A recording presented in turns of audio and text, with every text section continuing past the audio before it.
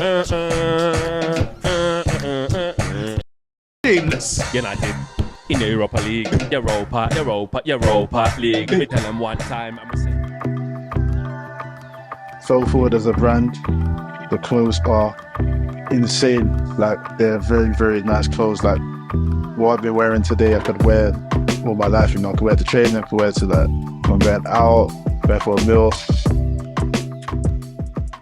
What's going on, guys? Welcome back to United View. Hope everyone is doing very well. Welcome back to Match View Live. Yes, we're back with another match. It's the Europa League, which means the Europa League theme song, the Flex and KG special. It never gets old. I mean, that's probably not true. It probably does get a little bit old. Hopefully, we don't have to hear it that much more often. You know, not this season, but I mean in seasons moving forward, of course. Remember when that Europa League theme song first came out and we said, well, it's going to be fun for 1 year. Then we're never going to go back to it again. Got to go back to it again, which is unfortunate to say the least. But here we are. We're back with another game. It's Manchester United versus now. This is the question. I'm already going to be relying on the chat this evening. I hope that you can help with this one. How are we going to pronounce the name this evening? What is the correct pronunciation of our opponents? I've seen people saying Paok, which to me sounds like one of those like Paok. You know that. We had Said the other day going Paok, which is that right? Is that right? I mean, I think he got laughed at the time, but is that right? If someone could put it phonetically in the chat, it would be very much appreciated. I mean, by the time the coverage starts and the game starts, we'll find out, won't we? But yeah, if someone could say that, I mean, probably it would be more professional if I figured out before I went live, but that's where we are here at United View, indeed. So be sure to smash a like on the like button. Be sure to subscribe, bottom right-hand corner. There are plenty of other games going on in Europe at the moment, such as Galatasaray versus Spurs at the moment, and Spurs are already losing by 1-0. We'll keep you up to date with when that's going on. Manchester United, in terms of us, when we kick off, it's going to be an 8 p.m. kickoff at Old Trafford. It's going to be Ruud van Nistelrooy's penultimate game as interim head coach, of course. The final game as interim head coach will come at the weekend against Leicester. Then we have an international break. Then it's a new era under Ruben Amorim. And lots of people excited about that, of course, after Tuesday. But this is one of those ones this evening where people are like, right, you know, got to pick up points. We haven't won a game in the Europa League yet this season. We've won once in Europe in a calendar year. I saw a stat, and it's probably it'll be scrolling at the bottom of the screen on the ticker. And I believe it's that Manchester United never in their history have gone 4 games without winning in Europe. So, you know, hopefully we're not making more negative history this evening when it comes to the Europa League. That would not be good. As I mentioned, the kickoff's at 8 p.m. Team news will be coming out in about 40 minutes' time. And just after team news out, we'll be joined by one KG, that comedian, Mr. That Comedian, will be joining us. And you'll be treated, what a treat, to a KO match view for the Europa League this evening. So be sure to get involved in the chat. Be sure to get your predictions, Jim. Be sure to get your prediction, not only for the scoreline, but also the team news and everything else indeed. Right. Manish, I think, is doing, the Lord's work here and has said, Paok. I've heard that. So I think I've heard people say Paok. I'm confident with Paok. Are we all confident with Paok? Is that unanimous? Is that we good with that? I think Paok's probably the way to say it. We're going to go with Paok. Let's go with it. Yeah, Paok. So yes, big up Manish. First super chat of the evening from Bonehurt says, some people are attention-seeking prats, as if the players don't have coaches. If you know, you know. I ain't naming him. Glory, glory, Man United. Yeah, well, no comment. Yeah, no comment. That's what I'll go with. Marky, is it Markarian says, I've always heard it pronounced Paok. I think Paok. I think we'll go with Paok this evening. Trevor's in the chat says, good evening, Owen. I'm thinking United 4-1. Stacey says, hopefully a United win with the fingers crossed. Yellow and Green Scarf says, we'll take a 2-0. I will just take a win. I'll be honest with you, if in terms of, am I expecting like this big, it's weird, these kind of games, isn't it? It's weird, these kind of games, because you think to yourself, are we going to get this, I don't know, this, Paok, no disrespect to them, we go, oh, United should be beating them at home. It's Europa League. It's a very Europa League game, isn't it? You know, it's a very Europa League game. And sometimes you think, oh, they're going to be very straightforward. We'll win like 3-0 or 4-0. But it doesn't always really work like that. I expect United to win. Given how we've been playing, obviously, we're under Ten Hag and then into the sort of rude mini era that we're at right now, we know that there's not a lot of, there's not like a huge amount of difference. We're not playing scintillating, amazing football or anything like that, are we? Or it's 1-1. Spurs have scored. Galatasaray 1, Spurs 1. It's not really like that. So it's probably going to be, once again, one of those games where it's Europa League, atmospheres, it's midweek Thursday. Everyone's very much looking forward now, aren't they? Very much looking forward to Amorim starting next week. And it's kind of getting through just getting through these games, if that makes sense. And also trying to sort of set the table as best as you can for the incoming head coach, isn't it? It's kind of that too. So, I think United win. But in terms of a game, I don't know if it's going to be massively scintillating or anything like that. But there we are. V with the super chat talking about the stuff that's happening on social media. It's one of those ones. Ridwan says undefeated. Yes, I saw it. You would see in the sidebar on the graphic that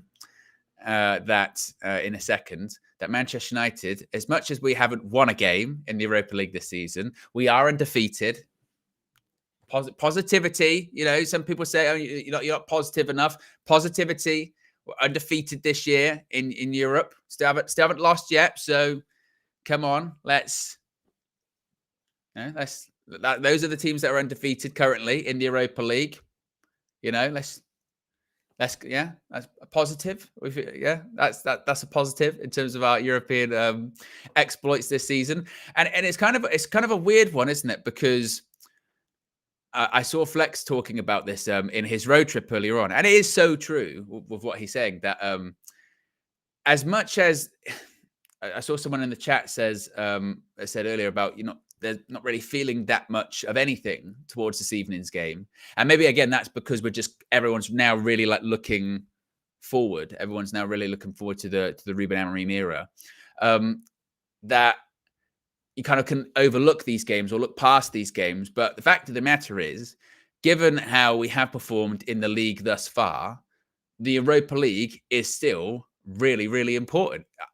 Arguably, and I know it's very early in the season to say it, but given how we started, it is our best chance of securing Champions League football next season. Therefore, it's still a competition we have to take very seriously.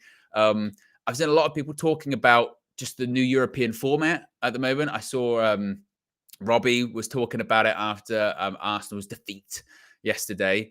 And it kind of, I suppose, encapsulates, all of the European competitions now. A lot of people not liking the big league, people not liking the giant league phase. This would be our, fourth game into it, halfway through. How is everybody feeling about it?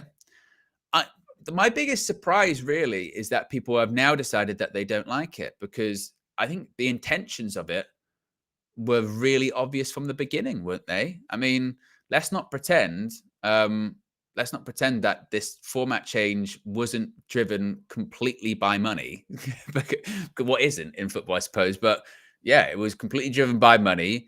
It was meant to be so.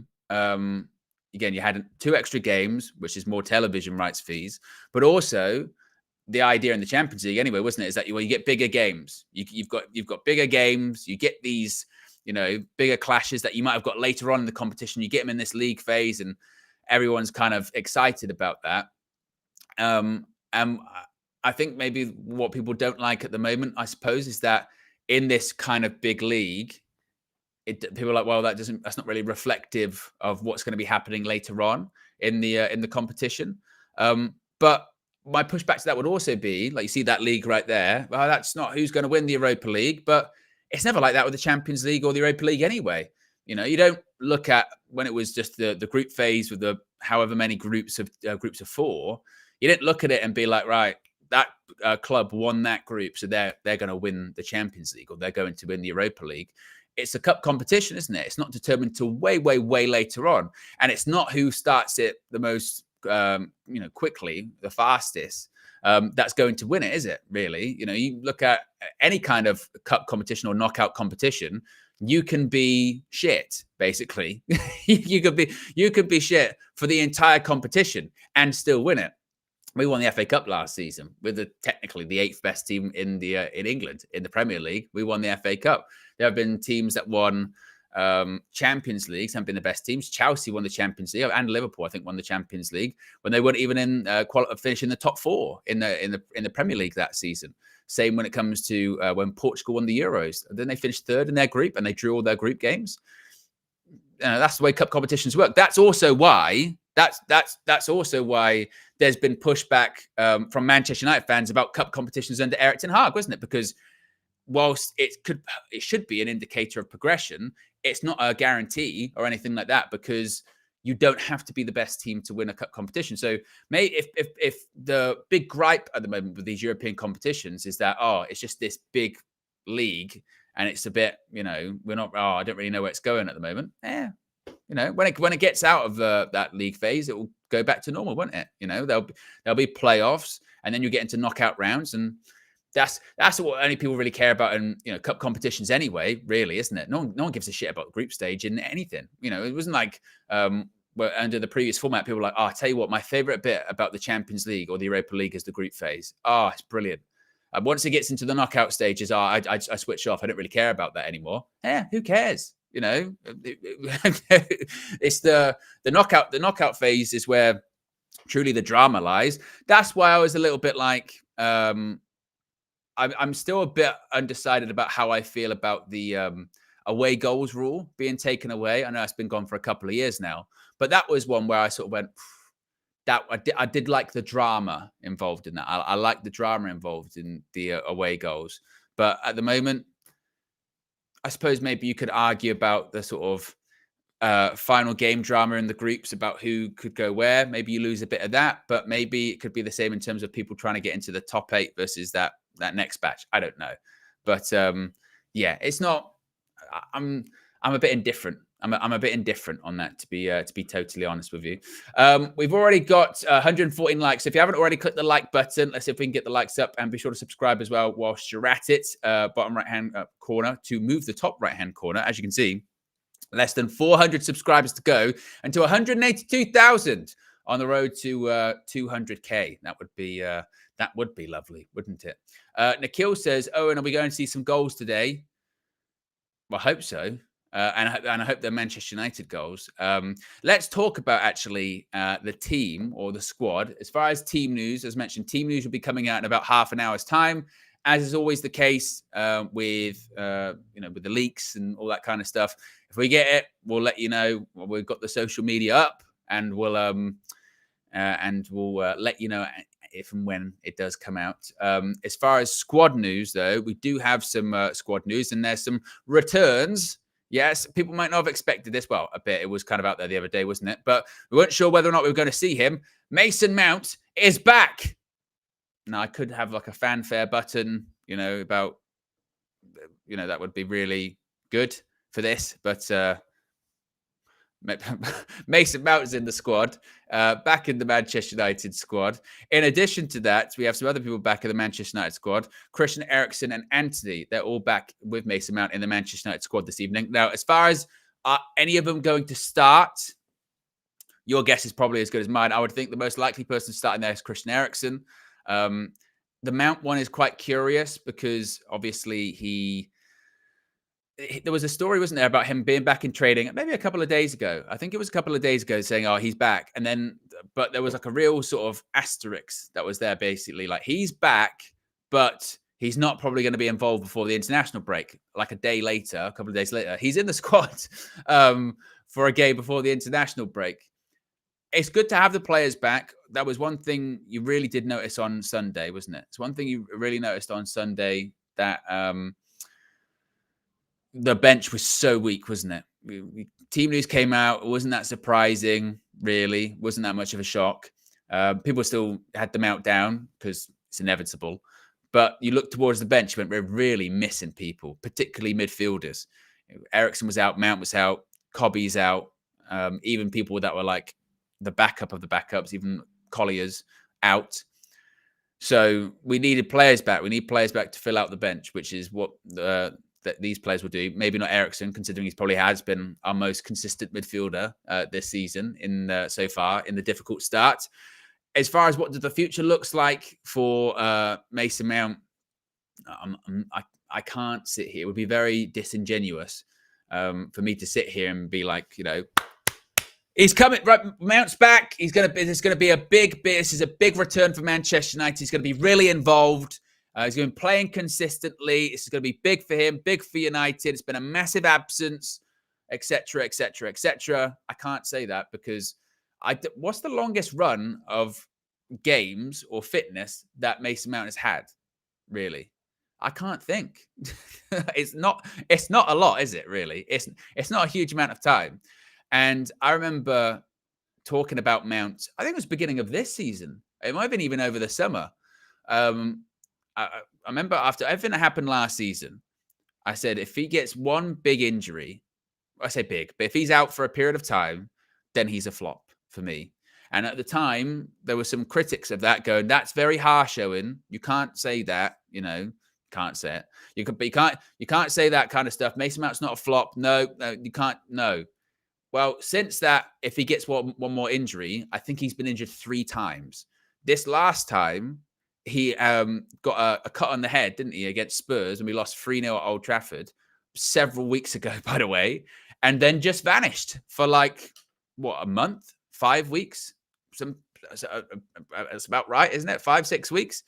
I mean, it's never really heard all that much. So I can't sit here, like I said, and be like, this is really important that he's back, because we've never seen him back for a long period of time. And it's the Luke Shaw territory, isn't it? It's the Luke Shaw territory of, unfortunately, and it's not like you're wishing it on him, because you don't want to wish an injury on anyone. And I don't think, does it on purpose or anything like that. But it's just one of those ones where I think as a fan, you go, okay, then basically, when's he going to get hurt again? When's he going to get injured? Because they're all different kinds of injuries. They're largely muscular injuries, whether it's a calf or it's a thigh or it's a hamstring or it's this, it's that. 2-1. Victor Osimhen scores against Spurs. One of the favorites. One of the favorites for this competition. Osimhen scores. I think they just had a goal ruled out for offside previously. He's just scored again. 2-1. But going back to the Mason Mount thing, it was funny because whenever Erik ten Hag was asked about Mason Mount, he was asked about his tenure thus far, I suppose. And he would go, "Oh, we don't really know because he's always been injured." And you sort of the pushback to that is, well, Eric, that's not really the sort of update you think it is. The fact that he's constantly getting injured is a massive, massive problem. So he's back tonight. He's obviously not going to be featured with England over the international break, but it's just a case of, really, again, when's he going to get hurt again, unfortunately. As far as Eriksen, now that is one where it's like Eriksen being back is important. He has played very well for us this season. He's been very consistent.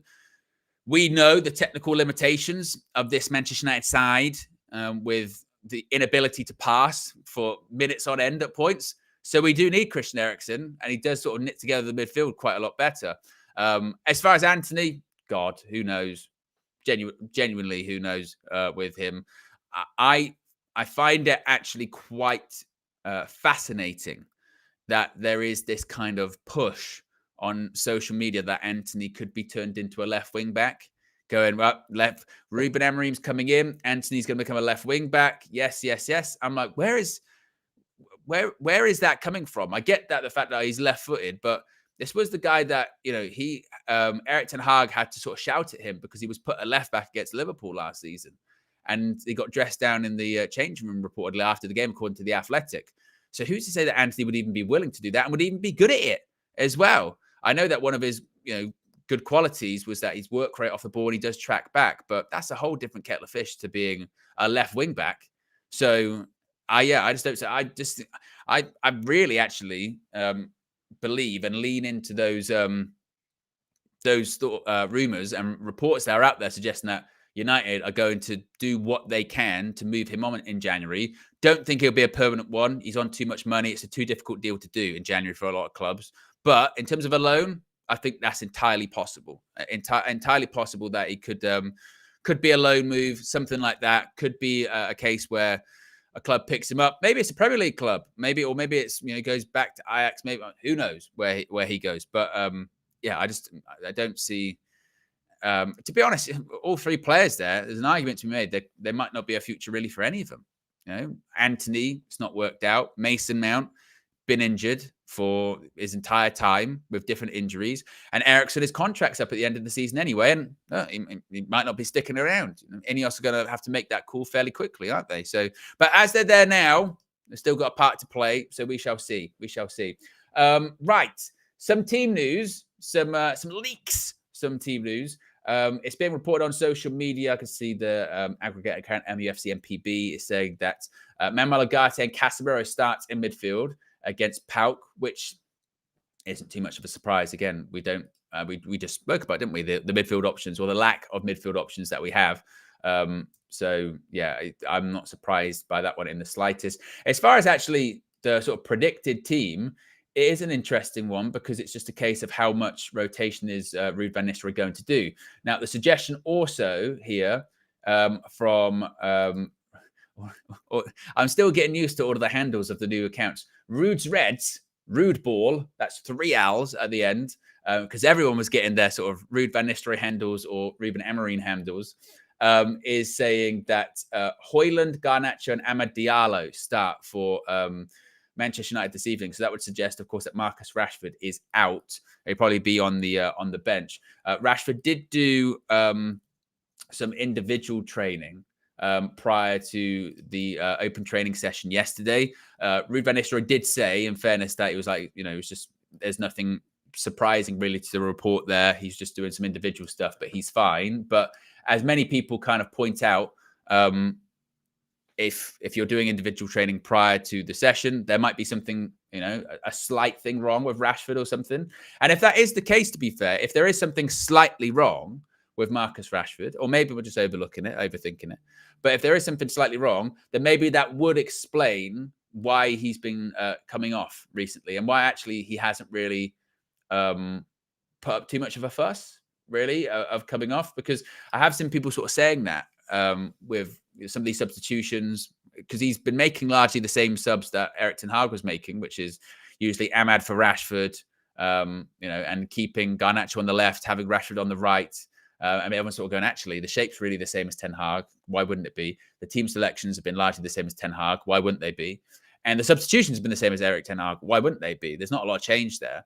And if Rashford does have a little bit of a knock, we'll be interested to see what Ruud van Nistelrooy does say later on. Maybe that would explain it. But the suggestion is, at the moment, that we'll have a midfield of Ugarte, Casemiro, a front three of Amad, Garnacho, and Højlund. You'd be stunned, wouldn't you, if Bruno Fernandes didn't start for Manchester United this evening. And then as far as a back four, can't see much change from Dalot, De Ligt, Martinez, Mazraoui. So let's see if let's see. I can see the Muppeteers are saying that there's 3 changes from Sunday. So what would those changes be? Amad would be one.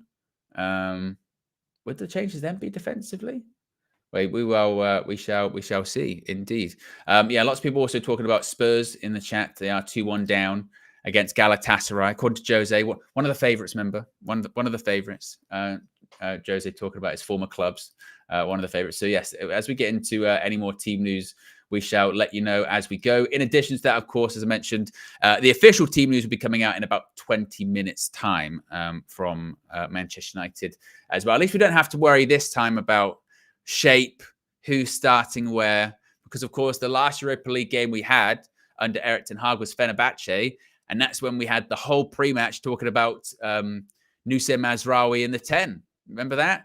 That feels like a lifetime ago already, doesn't it? Going, going to be in the 10. No, he's not going to be in the 10. It's going to be 5 at the back. It's not going to be 5 at the back. It's going to be this. It's going to be that. That does feel like a lifetime ago, doesn't it? But that's not what we have to worry about this evening. But we'll wait and see again if we get any confirmation on anything else. Now, people were also talking quite a lot about Leny Yoro over the last 24 hours. And the reason why people have been talking about Leny Yoro is because he's back in training. Yes, the next step for the Manchester United signing over the summer regarding Leny Yoro was his return to full training yesterday-ish. ish. It wasn't complete full training, it must be said. But it was actually a bit surprising because it kind of came about out of nowhere. It does line up with the sort of timeline that was set quite a while ago, wasn't it? But we saw him out on the grass 2 or 3 weeks ago, perhaps 2 or 3 weeks ago. It was around that kind of period of time, wasn't it? That Leny Yoro was back out on the grass, but this was individual training, and it was very much, but he's not totally, ready yet. And 3-1, Osimhen scored again. Spurs crumbling in Turkey against Galatasaray, 3-1. Hey, Spurs. Going to Galatasaray, it's difficult, don't we know it? Very, very challenging. At least we went, was it 2-0 up and blew it? Was that 2-0 or was that 1-0 up? I forget. I know he scored first because Garnacho scored, then he shushed the crowd and everyone went, don't do that. But 3-1, peak Spurs, isn't it? Typical. And that, you know what, that goes back to what we were talking about before, isn't it? That goes back to when you talk about, so they beat City in the Carabao Cup, didn't they? And they're back then. And to be fair, they got a very good victory over Villa at the weekend, came back.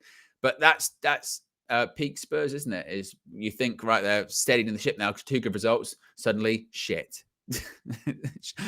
Go fall to shit in Europe straight away. But going back, yes, Leny Yoro, he's back in training yesterday as part of his rehabilitation from his foot injury. Ruud van Nistelrooy gave a quote on Leny Yoro as well yesterday saying, quote, "It's a big moment for him. First time he's back in team training. Obviously, we're going to get him back partially over the coming weeks and look to get him on board as soon as possible." They did the whole thing where they welcome players back to Leny Yoro yesterday. Didn't do the full session, though. Simon Peach said that Leny Yoro didn't complete the full training session with Manchester United yesterday, but he's edging closer to a return. Obviously, he's not in the squad today. I don't think he's not going to be on the bench or anything like that. It's still a bit of a way to go. But it had been reported, hadn't it, when he hurt his foot back in the summer.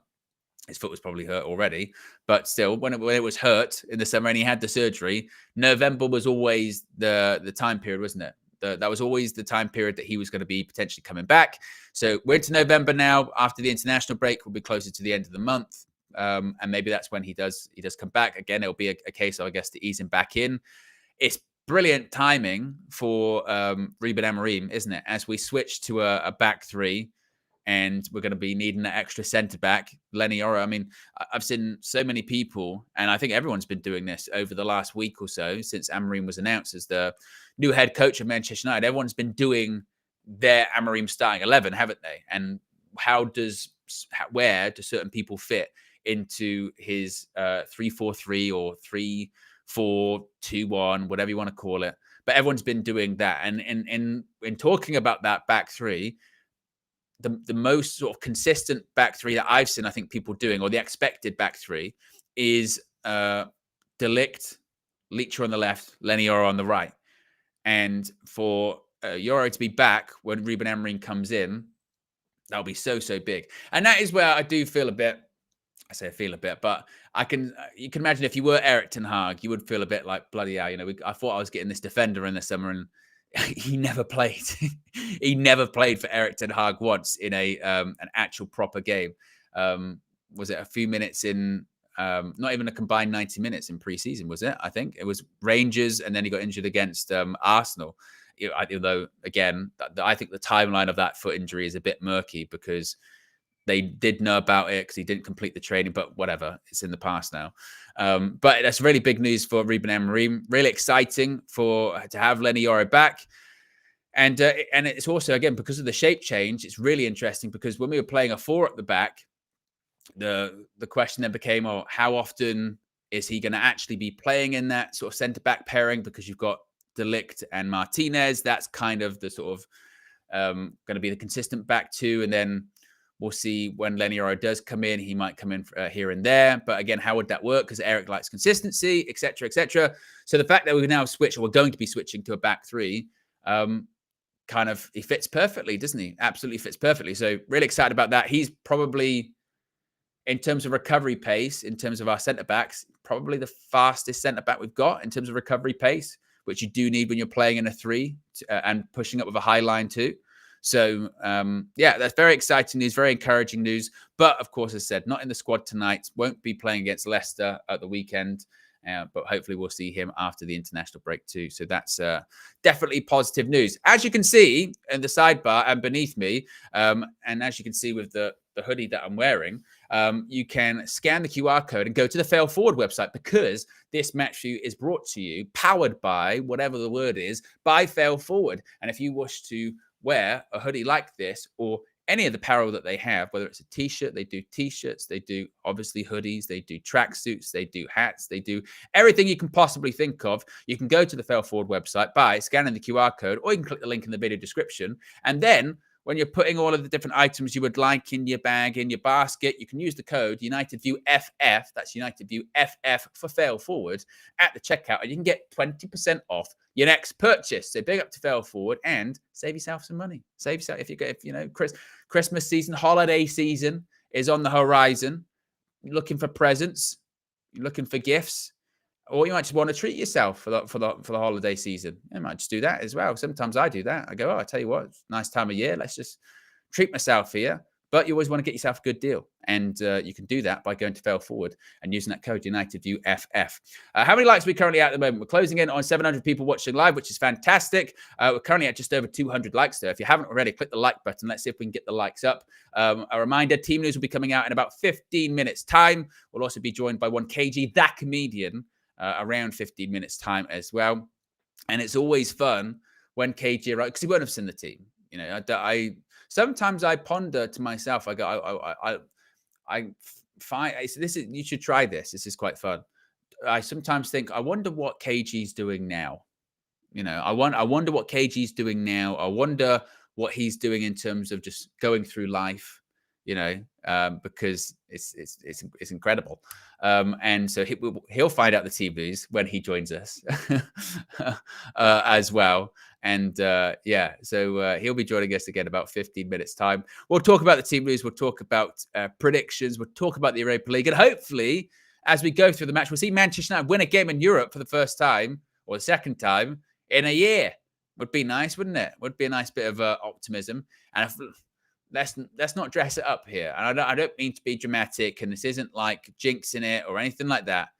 If we can't beat Paok at home in the Europa League, then I think we maybe need to kind of, you know, we kind of need to get away from this guarantee. We'll win the Europa League this season. That's what will happen. Well, you got to be able to beat a Paok at home to kind of beat maybe the sort of bigger teams that will be left in the competition later on. Perhaps you do have to eventually, you know, actually get points. Even in this new league phase, you have to win games. So yeah. So we got to win this evening. Got to get some points, as Flex said in his road trip as well.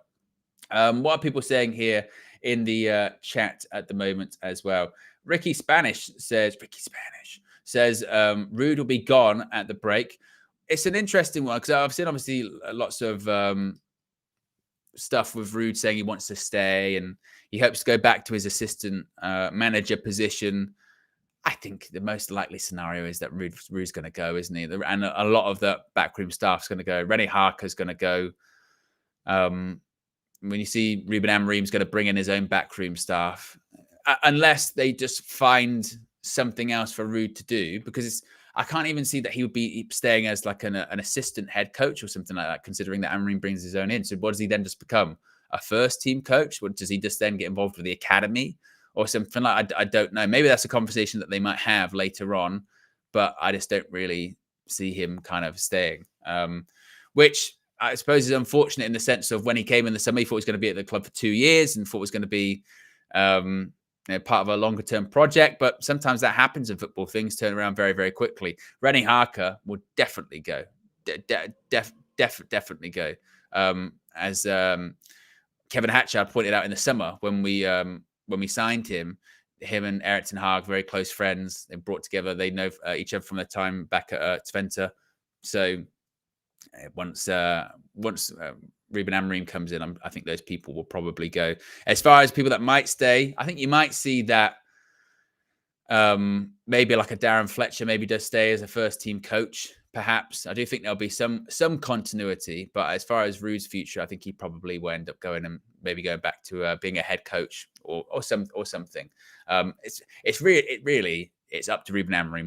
What does he want? And after Tuesday was such a wild day and such a wild game, because obviously we did the match view. It was a Flex and KG match view, and everyone was watching that game, I think, purely just to kind of see what shape will Ruben Amorim play. What's the shape that he'll do? No one was expecting 4-1. I think probably less were people weren't really expecting a win. Nobody was expecting 4-1. Nobody. And I did actually really like Amorim's reaction after the game when he was asked, naturally, as you can expect by a lot of the journalists, what does this mean for Man United? What can Manchester United fans take away from this game? And he was like, nothing. It's unrelated. It's got nothing to do with Man United, you know? I was head coach of Sporting today. We beat Man City 4-1. They got some element of luck, but they played very well. They had a team that was very committed to the system. And the word commitment is something you do not associate with Manchester United players, and belief and resilience. So as far as what does that mean for the Man United team, nothing. And he's right to set, he's not tempering expectations there. I think he's just being very realistic when it comes to it.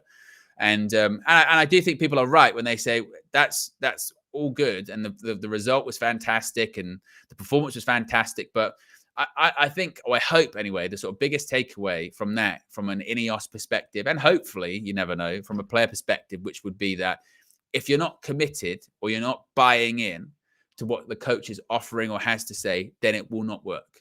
What you saw on Tuesday is, again, total commitment, total buy-in, and that's the only way that it can work. And I think naturally, I think people are right to have skepticism about, okay, then how would that work at Man United, considering the players don't really try, you know, and don't really do commitment or anything like that. So, yeah, as far as what does that mean for United, not that much. Actually, I think probably one of the things that I did really take away from it, though, it was his handling of the media before and after. I thought his handling of the media in the build-up to the game, you know, when he's getting those stupid questions from Gary Cottrell and whatever, he handled it very well. And then afterwards, he got another question from Gary Cottrell again, and he handled that very well too. He was joking around. He's got, I think, a really, really positive personality. I do think the media are going to like him. And I know that people go, it shouldn't be about that in football. It shouldn't be a popularity contest, or it shouldn't be about if journalists like you or the media likes you. Unfortunately, it just is what it is with nowadays with that, is that football's way more than just what happens on the pitch, isn't it? And it's way more than just tactics. You do have to have aura, and you do have to have that ability to have that kind of rapport with people, and you have to have a thing where you're likable. And also when it comes across to players too, doesn't it? That if the media and the journalists like you, and you've got that kind of personality, then I'm sure that rubs off on the players too. So that's probably one of the things that actually I was impressed the most by on Tuesday. It wasn't necessarily just the result and the performance, was actually his handling of the media and his handling of those questions and his ability to be quite likable. So I think that's quite encouraging. But again, completely different scenario when he's actually at Manchester United. The journalists are probably nice now because they're trying to find out stuff about him. A couple of negative results, they'll be on him, or they'd already be trying to sort of, I'm sure it's actually already in the drafts. I'm sure it's already there for negative stories about Ruben Amorim, or about, you know, how his methods are too challenging or taxing or something like that. So, because it's inevitable, isn't it? That's just what happens. Team news will be coming out in about 5 minutes time, by the way. As it indeed comes out, we shall let you know. What we do know at the moment, well, according to the leaks anyway, that we're going to have Ugarte and Casemiro in midfield. It looks like Ahmad is going to be starting on the right, Alejandro Garnacho on the left, Rasmus Højlund up front. As far as other parts of the team, we don't know just yet who's going to be starting where, if there's going to be any more changes, maybe defensively, something like that. Of course, once it comes out, we will let you know too. What are people saying here in the chat at the moment as well? Lots of people talking about, obviously, the game this evening, predictions. As just Josh Media Graphics Guru Visual Ninja, I can get faster when I say it, says, hit the like button, peeps. Yes, and it's the age of Josh Quarius. Joshmus, the timeline of how he operates is very, very odd. If you know, you know. I would recommend to go actually follow Josh on Instagram, which is just Josh Media. And around this time of year, those stories on Instagram, the dots get very, very small. And you can live his life through the lens of his camera. So yeah, go give him a follow. And to be fair, SLD's right there. We do actually need to get rid of the HDL emoji. That's kind of over, isn't it? So yeah, Josh will get onto that. We'll get rid of that pretty soon.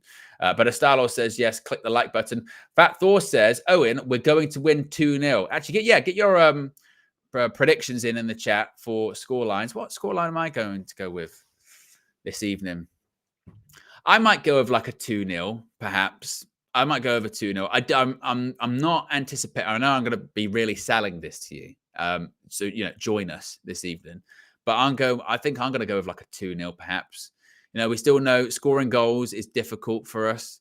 Well, it's difficult in the Premier League. In cup competitions, maybe not so much. We did score 5 against Leicester. We did score 7 against Barnsley. But I mean, ridiculously inferior opposition in the sort of least important cup competition.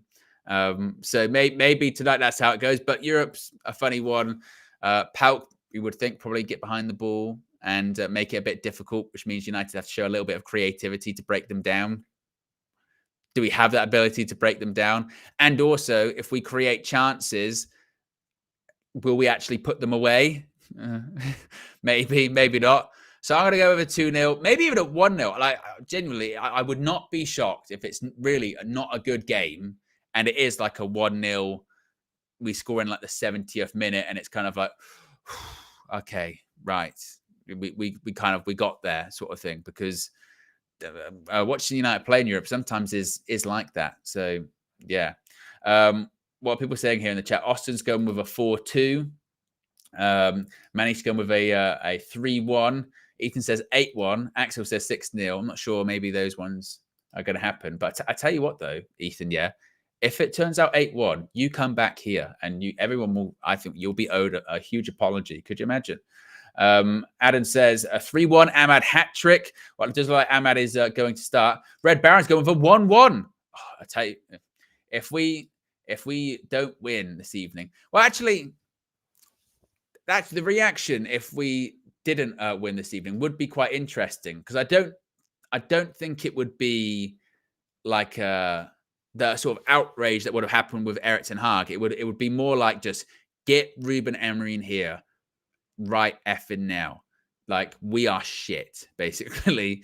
We are shit. These players shit. And could you imagine in the space of a few days, Ruben Amorim's Sporting goes from beating Manchester City 4-1 to watching his future club, Manchester United, not beat Paok in the Europa League. And you go, yeah, he's got a big job ahead of you, mate. So, yeah, but I don't think that's going to be the case. I'm going with either 2-0 or a 1-0. I'm going with multiple predictions on this, but because I could see a game where it's like, what team was it in the Europa League a couple of seasons ago? Remember that when their goalkeeper came? Who was it? Someone will know in the chat. Was it Ammonia? When they came to Old Trafford, and honestly, their keeper had like one of the best performances you've seen at Old Trafford, and it was like, we ain't scoring. Like, we really ain't scoring. And who else? But I think it was McTominay scored late on and we won 1-0, spared our blushes. But it could be something like that. That would not shock me either, where it's like, oh, Manchester United just can't score. Or we just can't, we're not very good at scoring. Or we can't score goals. I could see one of those this evening too. So that's why I'm going with a 2-0 or a 1-0 is what I'm going with. As we wait for the team news to come out. Should be coming out any second, hopefully. And we'll see, indeed, who is playing where for Manchester United. And we shall see which team, which side Ruud van Nistelrooy has picked. Let's hopefully we will see it. Right. It's just come out there. We can see who Manchester United are going to be playing at Old Trafford. We've got, let's have a look with the whatchamacallit and the thingy. We've got Andre Onana in goal. We've got Victor Lindelof playing. Let's just figure out who's playing where. Bloody hell. So it looks like we've got Lindelof and Johnny Evans as the centre back pairings, perhaps. Mazraoui and Dalot as the fullbacks. Casemiro, Ugarte. Then we've got Bruno Fernandes in the 10. Then we've got Ahmad, we've got Garnacho, and we've got Rasmus Højlund. So that does line up with what some of the leaks were saying. I suppose the surprising parts there are the parts about the centre-back pairings, right? So let's fix this, then we can get this up on the screen for everyone. So we've got Lindelof is probably the right centre-back. I mean, Victor Lindelof and Johnny Evans as the centre backs. How are we feeling about that? My goodness. So Lindelof, Evans as the centre back pairing. Johnny Evans. It's still wild, isn't it, that it's 2024 and Johnny Evans actually plays quite regularly for Man United at this point, and not even necessarily just because of injuries, because he's actually one of our better centre backs. Ugarte and Casemiro in midfield. Bruno Fernandes in the 10, and then we know the wingers. Let's just confirm the bench for Manchester United as well.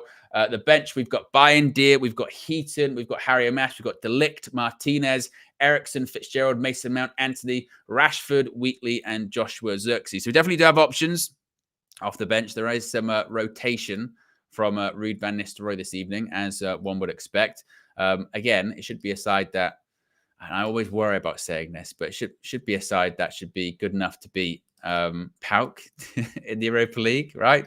This team would definitely beat Paok in the Europa League, right? Yes, that would definitely happen. Manchester United will have no problems. It definitely won't be, as I mentioned, a 1-0.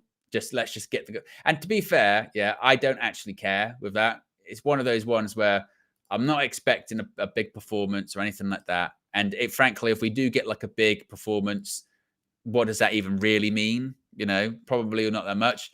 At this stage, it's just literally about Ruud van Nistelrooy going, can you just pick up some wins? Can you just pick up some wins? Can you just sort of set the table for Ruben Amorim as best as you can? Can you pick up some points in the Europa League competition, because we haven't actually won a game yet in it? We've won once in Europe in the last calendar year. I think I just saw a stat saying it's been 380 days since Manchester United last won a game in Europe. So yes, can we just do that? Let's just get out of the game get out of Old Trafford with a victory today, and then we can just sort of move on to the weekend. And once we move on to the weekend, get out of that, and then we can just focus then on Ruben Amorim and actually focus on the new era at Manchester United, or era, whoever wants to call it what. So that's the Manchester United starting 11. We can get that up on the screen for you very, very shortly. We will also be joined very shortly by one KG, that comedian. As I see him getting ready and focused, he's getting set to join us. So it's all going off. It's all going off. I'll just add KG, the comedian, in there with the thingy and the what you call it. Not that, because that's me. I've put myself in twice. I can see him in the face. I wonder which kind of holiday Christmas advert he'll confuse today. That would be quite fun to find out what happened there. with KG. Why can't I add him in? Try again. There you go. He's in. Mr. the Comedian. I'm good. How are you? And can't complain. Can't complain. Tired. A little bit tired. Long day. But it's all good. I'm blessed. How are you? I'm good. The Manchester United team news has just come out in the last couple of seconds. Some changes from the weekend. We've got Andre Onana in goal. Well, we've got Andre Onana in goal. Defensively, we've got some changes at centre-back. Dalot and Mazraoui, still the full-backs, but our centre-back pairing this evening is Victor Lindelof and Johnny Evans. Oh, wow. Yeah. Wow. Midfield, we've got Ugarte, Casemiro, Bruno Fernandes starts in the 10. Ahmad is starting on the right-hand side. Alejandro Garnacho on the left. That's good. And Rasmus Højlund through the middle. As far as the bench, there's quite a few people back for United this evening on the bench, actually. We've got Bayern Deer, we've got Heaton, we've got Harry Amash, De Ligt, Martinez, Eriksen, Fitzgerald, Mason Mount. Keepers on the bench? Antony, Rashford, Wheatley, and Zirkzee. You can get loads of people on the bench. Wait, so we got on the bench, we got Heaton, Bayern Deer. Yeah. 2 goalkeepers on the bench. Oh, interesting. And then we got Mason Mount's back, right? Yeah, Mason Mount's back. Yeah, Mason Mount. Antony's back. Christian Eriksen's back too. So we got. I thought I saw Matt. I saw. It's not bad. It's not bad. Where's Rashi? Rashford's also on the bench as well. Okay, cool. All right. Wicked. Oh, that's not bad. You know, like it. I like what I'm seeing. Antony, that's good to see. Antony's back. He gets a little moment before there's a lot of talks about him, you know, me leaving in Jan. You know, I don't know if the rules are going to change or the plans are going to change with the new manager coming in. Does he let the manager have a look at everyone before they make their decision? Not manager, the new coach. Does he get a chance to have a look?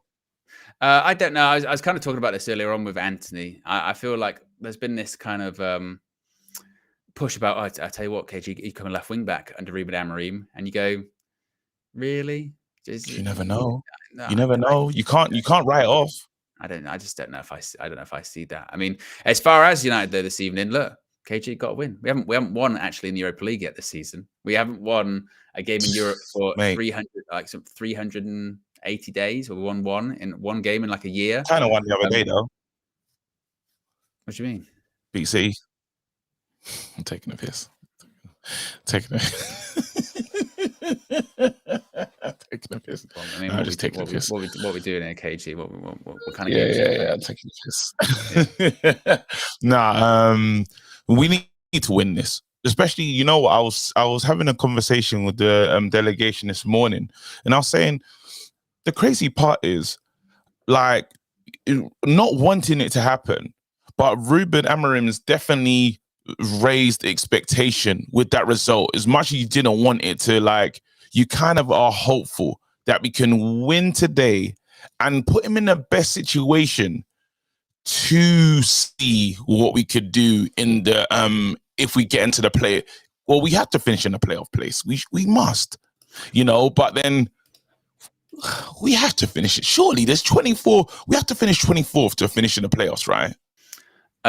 Yeah, I think it's something like that. I would also say, KG, your connection is kind of mad, so you might have to refresh.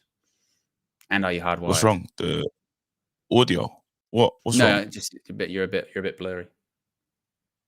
Okay, I'll just come out and come back in again. Yeah. Give me a sec. It's the comedian. It's good to get these technical issues out earlier on, yeah?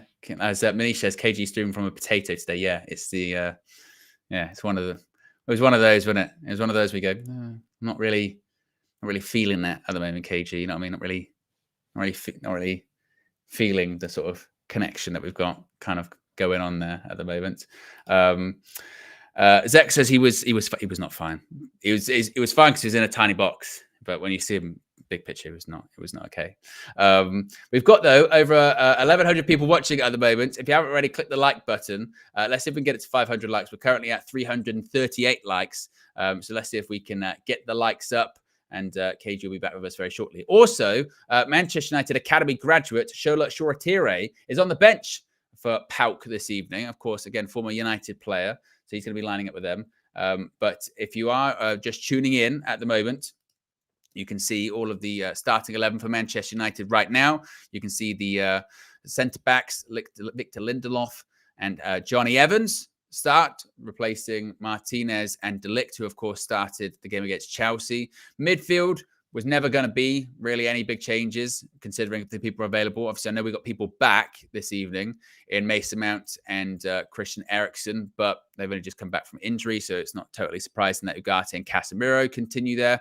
And then on the wings, we have Marcus Rashford on the bench. We have Ahmad starting on the right-hand side. If Ahmad hadn't started this evening, that is when you get into the territory, isn't it? You get into the territory of, well, he's just never going to start then, is he? This is not, you know, he's if he can't start against Paok in the Europa League and he can't be rotated to start against Paok in the Europa League, then it's just not going to happen for him, is it? So him starting tonight is a good one. And look, hopefully it can lead to more chances. We don't really know what I said going on with Rashford. He did have the individual training before joining in with the full group yesterday, but Ruud van Nistelrooy did say that there was no sort of big sort of surprise there, but it makes you wonder about why would you be doing individual training if not? So we'll see if he is carrying something. Once again, if he is carrying something, then you would definitely just go, all right then. Ahmad should definitely start at the weekend against Leicester, perhaps. So we'll see. We'll see how he plays this evening. Bruno Fernandes. Bruno's an interesting one at the moment, isn't it? Bruno's a very interesting one at the moment because I know they're sort of saying, well, he started scoring some goals recently, so maybe kind of Bruno's getting back to his best. But actually, watching the games that he has scored the goals, I mean, look at the Leicester one in the Carabao Cup. As we've seen many a time, you're not going to get too carried away with a performance in the Carabao Cup. And then as far as the penalty at the weekend, look, we said coming out of that game at Old Trafford on Sunday, the biggest takeaway, wasn't it, was, oh my God, going forward, our attacking players are terrible at the moment. Now, don't say that that's just what they are in general, but like the creativity or the composure or all that kind of stuff just was so non-existent. And Bruno was involved in that. Bruno absolutely was. He was doing, Bruno stuff, which is bad as he maybe was playing. He'd have a couple of flicks here. And I think one for Xerxes in the second half, didn't he? A little flick around the corner. You go, that's good. Scores the penalty, but still it's like, I don't know. Just it's still not great. It's still not great from Bruno. Hopefully though, this evening he can get back on the score sheet and maybe that leads to something. And then Rasmus Højlund up front, which is another one where people are talking about his ability, his ceiling, wrestling with people. Now that discussion was going on for quite a lot, wasn't it? Most people, I switched channel by the way to get ready for this United game, and people are saying that Spurs losing even more. Is it? Oh, still 3-1. Yeah, it was 3-1 in the first half, wasn't it? Victor Osimhen scoring a bunch of goals against Spurs. Well, Spurs, isn't it? That's what it is. That's Spurs. Wonder what people are saying in the chat about this starting 11. We've got Ridwan saying Tottenham make Galatasaray look like Barcelona. D says, Owen, can you put a late bid to take ownership of KG's Pro Clubs team? We the fans are tired of the lack of direction. Is it getting that bad? Is that what it is? Is it getting that bad at the moment with the Pro Clubs? I haven't been keeping up. I know at one point there was sort of a civil war going on with the Pro Clubs, but I haven't heard the latest update when it comes to all that. We can ask KG though as he comes back in about what the situation was that one. Apparently the fans of the Pro Clubs aren't happy. KG. Yeah. Am I in? Am I in the show? Yeah, you're in. Much better. Quality. Yeah. Brilliant. I restarted the whole computer. I just started again. Bro, yeah, so basically you signed Saeed yesterday. Saeed left the Big Six, joined us. I heard about that. Yeah, you were saying about that. Yeah. Yes. Scored a lot of goals, man. Saeed played up front, scored a lot of goals, but then it just, we had some bad games yesterday. Hold on.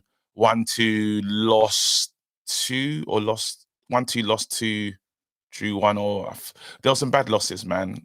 I was pissed off. I just kind of had a rage quit yesterday as well. Didn't say bye to anyone. Really? Pro Clubs is a drama in itself. It's literally a big drama. Like it's massive, But yeah, what can we do?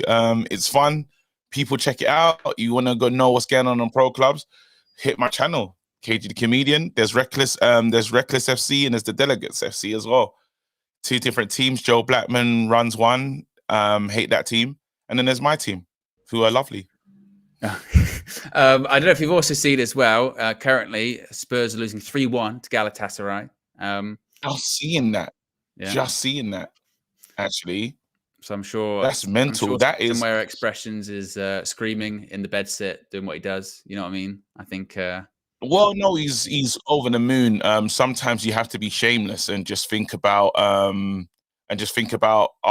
Like the Arsenal. Well, you just latch on capitulation to what the ops are doing. You know what I mean? If the ops aren't doing great, then sometimes in a week like this, where you have to enjoy it. He's kind of hit me up to try and tell me that because we've got Best of Enemies tomorrow. That look, let's stay focused no matter what happens in either of our games. He said that before his game kicked off, which is very cheeky of him. But did he say that? Did he say that? I mean, that is proper defending yourself, isn't it? Making sure he goes, listen. He goes, KG, let's stay focused no matter what happens in our games. This is before a ball was kicked in his game.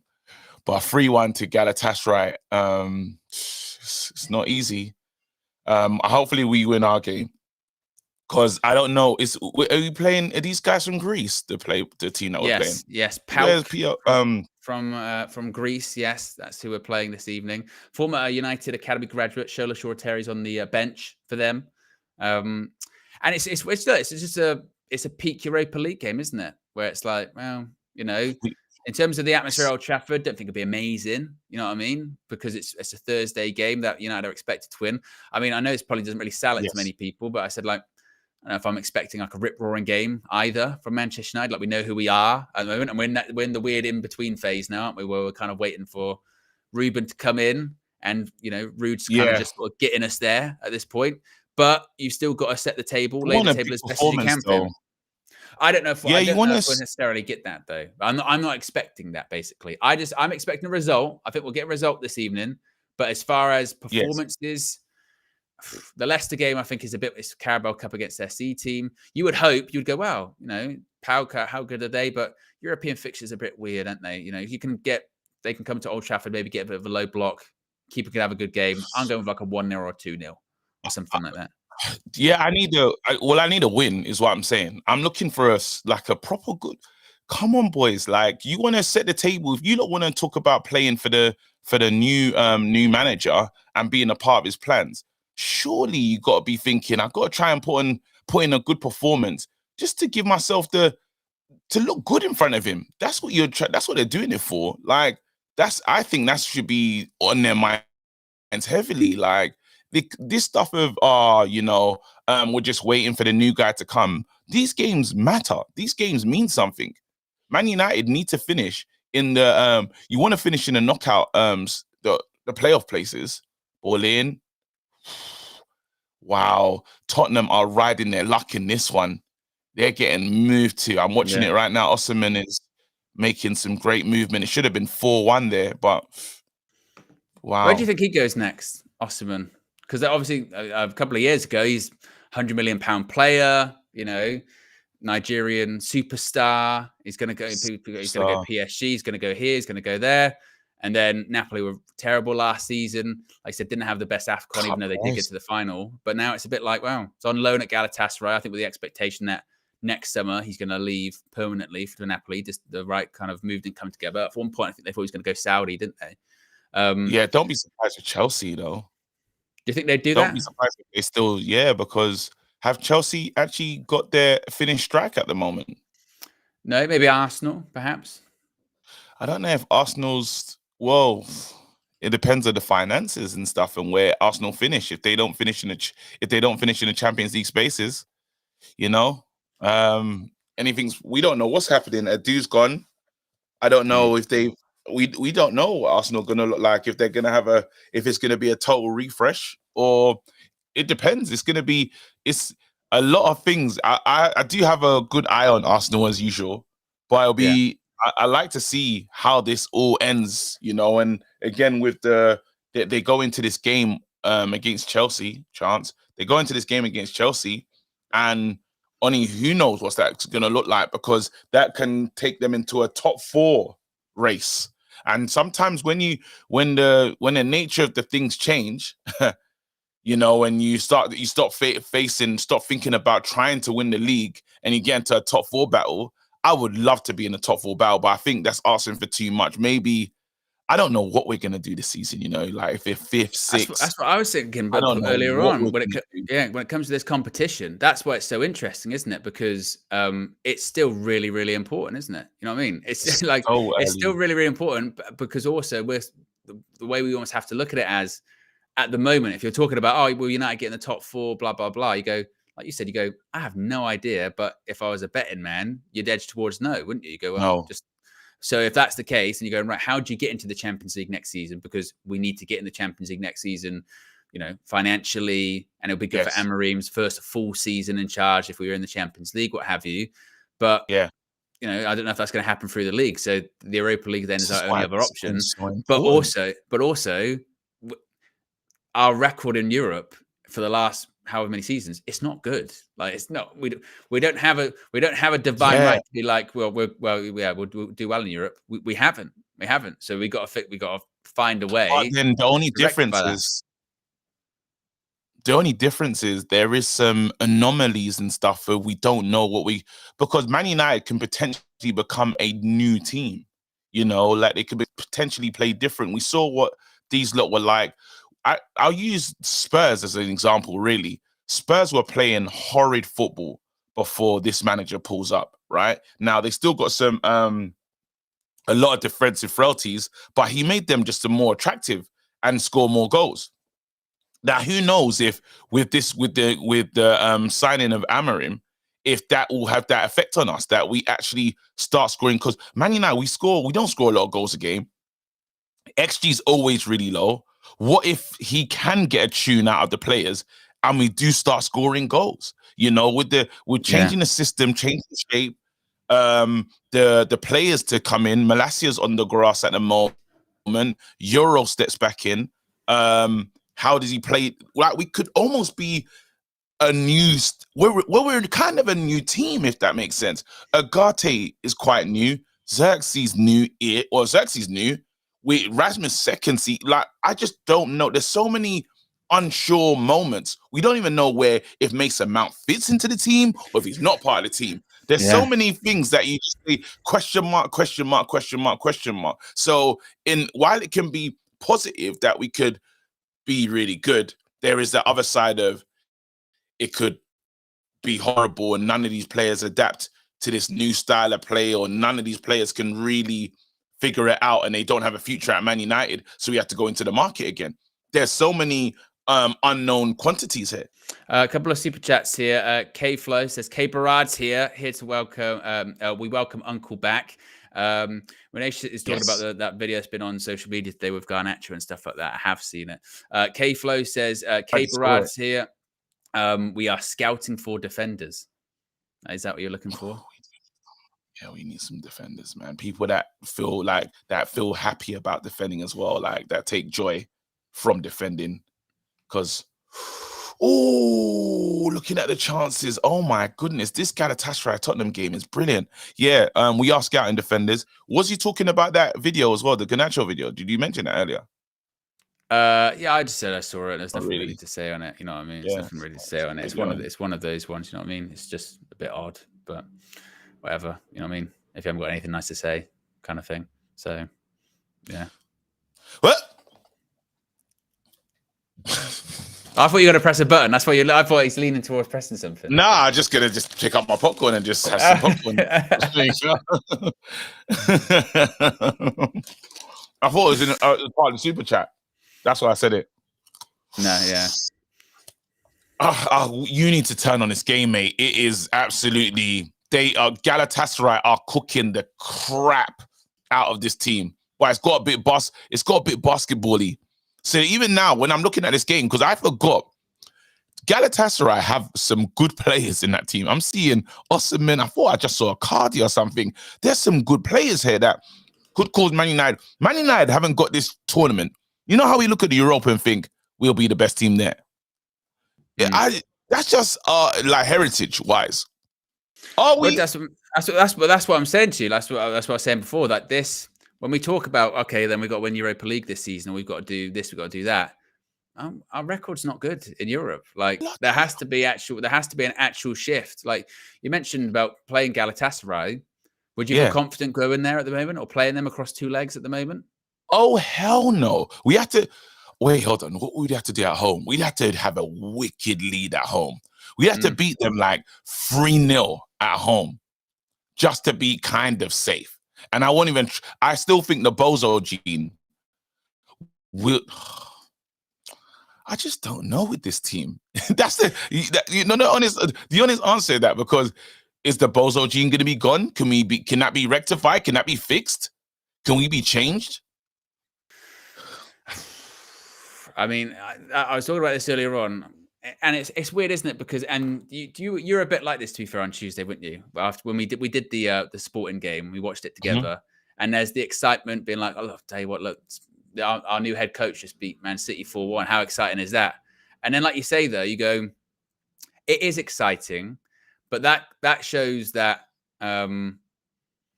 if that shows that it can work if everyone's committed. If everyone's committed, if everyone's bought in, if everyone's trying, right, then that can work. But also then you go, that's great, but you come to Manchester United, that's not really a prerequisite. Like, a big if. It's such a big if, right? It's a massive if. Yeah, exactly. So you don't, because you don't want to be like a complete, or you're fun at parties whereby it won't happen at Man United. We were talking about that the other day, weren't we? When Amorim got hired, and it's like you'll be here in 3 years' time, and he's going to fail. And you go like you said, you don't know that. So to say like, oh, that's never going to work at United. Basically, that would never work. They would never be able to do that. We don't know. Maybe he does have something that the other managers didn't. He does have that like charisma, that thing that maybe because he does have the backing of Ineos, maybe that's also a bit different. He's an Ineos hire too, so those things you do have to consider. But I think it's natural still for there to be still quite a lot of skepticism, to be like, we'll see, basically, you know what I mean? Yeah, because we'll you don't want to be the poo in the pool, innit? That's the thing. Exactly. You don't want to be that, right? But then one thing for sure is we know weird things happen at this club. The club that we love, we know we're the weirdest club, and players come here, all sorts of things happen here that don't make any sense. Like they just forget how to play football, or they just become somebody else. Or let's use Malacia, for example. Malacia didn't have any serious injury issues. Comes to Man United, pretty much misses a season, mate. Like, literally just like, see you later, Malacia. We're not going to see you anymore. And that's what we've pretty much been through at Old Trafford here, where players come in. Sanchez is another player. Nobody would expect him to turn into that. Donny van der Beek, what? All these players there's some things that you're left scratching your head saying, how the hell did that happen? What went wrong? Like, and there's so many of those examples of what the hell's going on. I don't even think Mason Mount expected his time at Man United to go as bad as it's gone.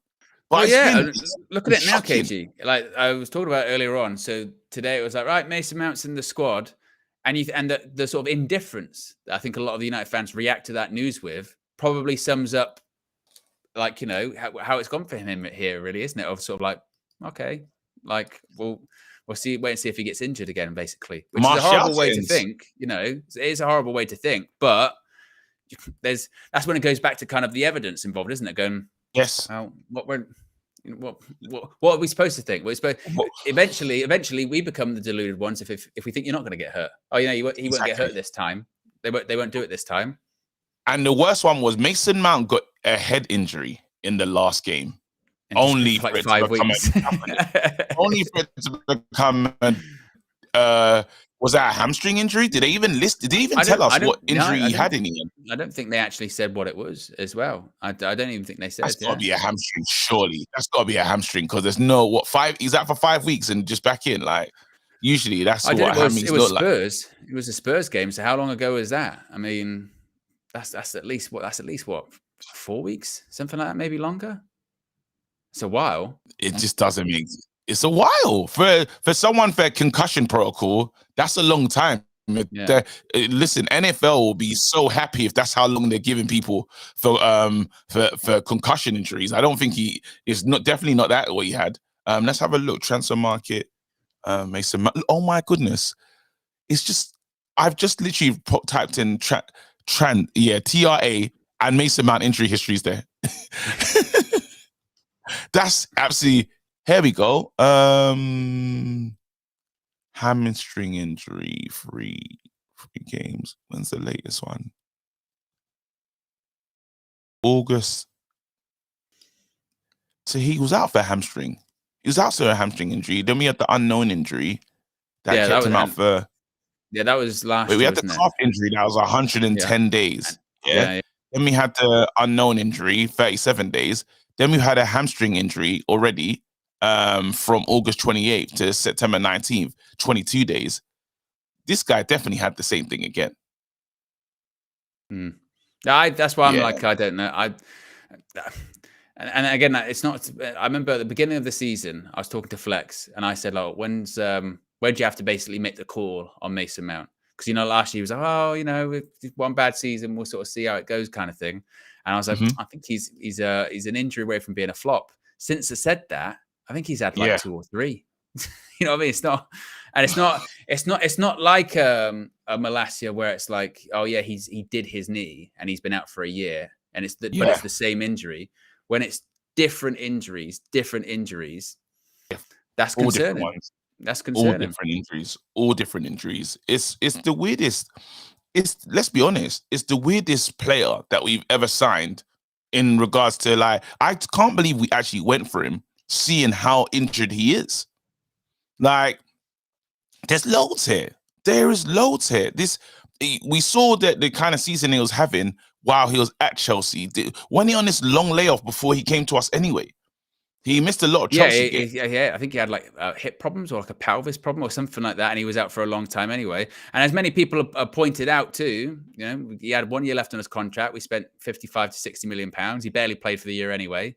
And as deals go, it's a horror show. It's a horror show of a deal. Absolutely. It's probably one some of our, like, he's definitely in the bracket of flop.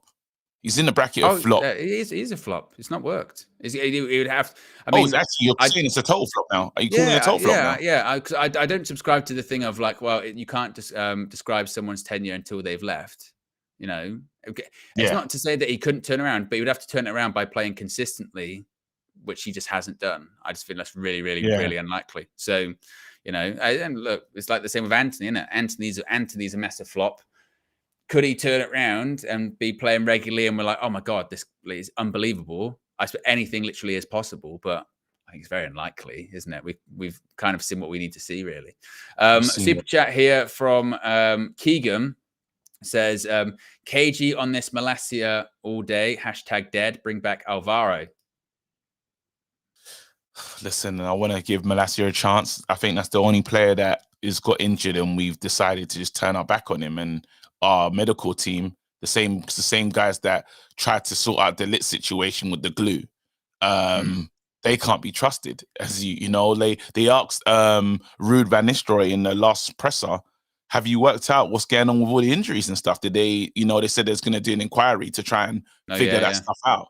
And he goes, no, we haven't. And I was like, well, thanks a lot, guys. Don't know who was managing that inquiry, but then that's Man United, right? We're saying we're going to explore why our players are getting these level of injuries and why it's so long for them to come back. And nothing's been sorted out. It's the same. So you can see why there was a setback for Malacia. He looked good before he got injured. He's had a moment. It's one injury. And once he gets back in, I think he deserves a chance. I think he deserves a chance for sure before we just throw him away. Like, I don't think you see what you've got. You see what you've got. I mean, look, it might be a case if he comes back and he's just not ever what he was, and if he's not, then like you said, then you move him on. And you just, to be honest, I think at this stage of Malacia, it is just a case of you just hope he gets back and starts playing regular football, and he can kind of get over it. Because when you've been out for that long, you don't want to have like an Owen Hargreaves situation where you come back, but you never really come back kind of situation. And that's possible. It's entirely possible. We've got over 1,200 people watching at the moment, less than 20 likes exactly to get to 500. So if you haven't already, click the like button. Be sure to subscribe as well, as you can see in the top right-hand corner. We are less than 400 away from 182,000. Kickoff is in about 40 minutes time at Old Trafford. A reminder, it depends how you look at it, KG, because we have not won in the Europa League yet this season, but we've also not lost in the Europa League yet this season. We're one of the few unbeaten sides. So depends. So shameless. Depends how you kind of. We've been a disgrace. We've been a disgrace in this competition. Disgrace. Yeah, we've been a absolute disgrace. Disgraceful. Absolutely disgraceful. Yeah, the only way to describe how we've been. Like, we should be flying high. We should be so high on this table.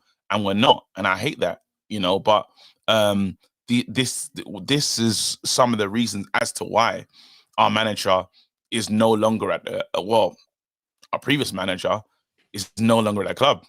Last Man United manager, because we're going to have head coaches from now, which is crazy. Yeah. Last Man United manager, because we've gone in a new direction. But this is one of the main reasons. There was the game against Porto that Jose Mourinho had a hand in how badly it's ended, I'll never forget that game. I'll never forget it. I'll never forget that game, to be honest. Like, and there's so many different ones where it's like, come on, boys, are you gonna just? Are you? And obviously the players, because we spent so much time talking about the manager's part. Now it's like it will be a good time to really look at some of these players, even before change, because we're still in this little middle area. But we can now really focus on these players and say, which one of you guys look like you have the ability to step up? And that today's game should be able to give us some type of indication. Who's got the mentality? Will it? Because I don't know. That's why I'm feeling quite indifferent about it at the moment, because I don't know how much. I don't think we get really anything out of this in terms of like the future about this player is going to work under Ruben Amorim. We're in the stage at the moment where we're just getting through games now. Ruud van Nistelrooy is just there to steady the ship, get results, because they're winnable games. So obviously Paok tonight, Leicester at the weekend, winnable games. And look, if we win tonight, win at the weekend, then you would say for Ruud, that's been 3 wins and a draw. You go, that's actually compared to this season, we'll take that. And that wouldn't have been a guarantee, would it? That would have not been a guarantee, a couple of weeks ago. I mean, he would have done his job. So that's great. But in terms of like, okay, what does this mean? Or what players are going to be involved in Amorim's system, or which players are showing that they want to impress? Yeah, I don't know if we're necessarily going to be seeing that. I think we're just what we like. It was a bit like at the weekend, the Chelsea game. That Chelsea game was a horrid game of football. Let's be honest. Yeah, it was not a great watch. 2 poor sides. United kind of being a bit United this season. Can't really score or take chances. Like you said, Bozo, Gene. 20 minutes are all right, then 20 minutes are really, really bad. As far as tonight, well, it's a European game against a side that you would expect to beat at home in the Europa League. Probably would get behind the ball, sit back, and it's about United. Can they break them down? And we're not very good at scoring, which probably says to me that's kind of like a 1-0, 2-0 kind of. It might be a bit of a struggle, but we'll probably get there. And that's sometimes what those sort of early Europa League games are kind of like, aren't they? So as far as, is Ruben Amorim going to see something tonight out of any of those players? He's like, yes, right, they're going to be involved. I don't know. But I don't think you can just turn form on. So they need to find some form. Like some of these players, like the front players, there was no connection and chemistry going forward. In that Chelsea game, it was really difficult to watch because we actually just couldn't attack. There was nothing infuriating, wasn't it? It was an infuriating game. You can just switch. I don't think you just switch that and are able to do it in his first game for us. Against is it Ipswich? Is his first game? His first game. His first game rather is Europa League. It's I think is it Bodo Glimt in the Europa League, and then I think maybe. I don't think he just gets. I don't think these players can just switch it on. That's why this game today is important, and even the weekend as well. Like our players play as if they don't know each other, and that can't be the case. When he steps in, we're still in our Bodo Glimt. Ipswich, then there you go. That can't be the case. We have to, and as you were saying earlier, when talking about the top 4 and stuff and Champions League spaces and doing well enough so that you can qualify for some level of European competition. This is the best. I'm just looking at the chance. This is some of the best chance. This is the best opportunity. That's what I mean, and that's why that's the conflict, or that's the oxymoron, isn't it? It's like we're going, actually, because of where we are in the league, because of how we're playing, because of our team, top 4, it's a bit of an ask actually for us this season. We've realised it's a bit of an ask. It's not impossible. It's early in the season, and if Ruben Amorim can get us playing and we do get a new manager bounce and he settles in really well, it's still really, really early, so anything's possible with that. But if right now you said, what's your best chance of qualifying for Champions League? You would go, right, Europa League. And also, it's not as a strong competition as it was previously. Champions League teams don't drop down.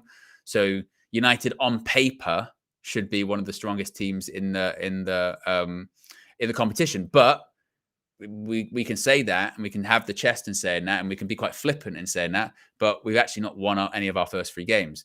Now, fortunately, it's a cup competition, so that doesn't really matter, because with cup competitions, you can be a bad side for the majority of it and still win it. We saw that last season, like the FA Cup. You can be the 8th best team in the Premier League. Well, and that's it. We still got the FA Cup as well. We still got the chance of it. But that won't do anything for us. That won't do anything for us Champions League wise next season, will it? That's. I'm just talking about Europe. I'm just talking about Europe Pro. Are you really? Are you already going just get into Europe next season? Not even necessarily Champions League. Whoa, I just don't know what to go for, mate. If I'm being honest with you, like I do not know what to go for. I don't know how good or how bad we are. There's this thing. Actually, I wanted to talk to you about this. Ruud van Nistelrooy. What do you think should happen for him? What would you like to see happen for him? The thing is, I am of the mindset, and this isn't even just because this is what I think is going to happen, but I think it actually might be best for him to leave. And the reason I say that is just because I just don't.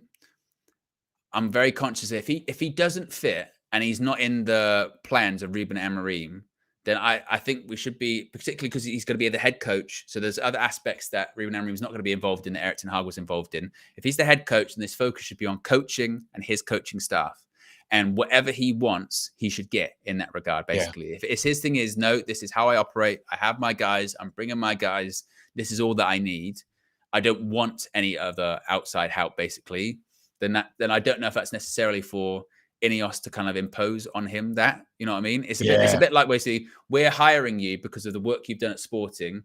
You want to bring your team that you've got at Sporting from the coaching point of view. And then would it be really wise of Ineos to then say, oh no, actually you've got to work with this. You've got to work with that.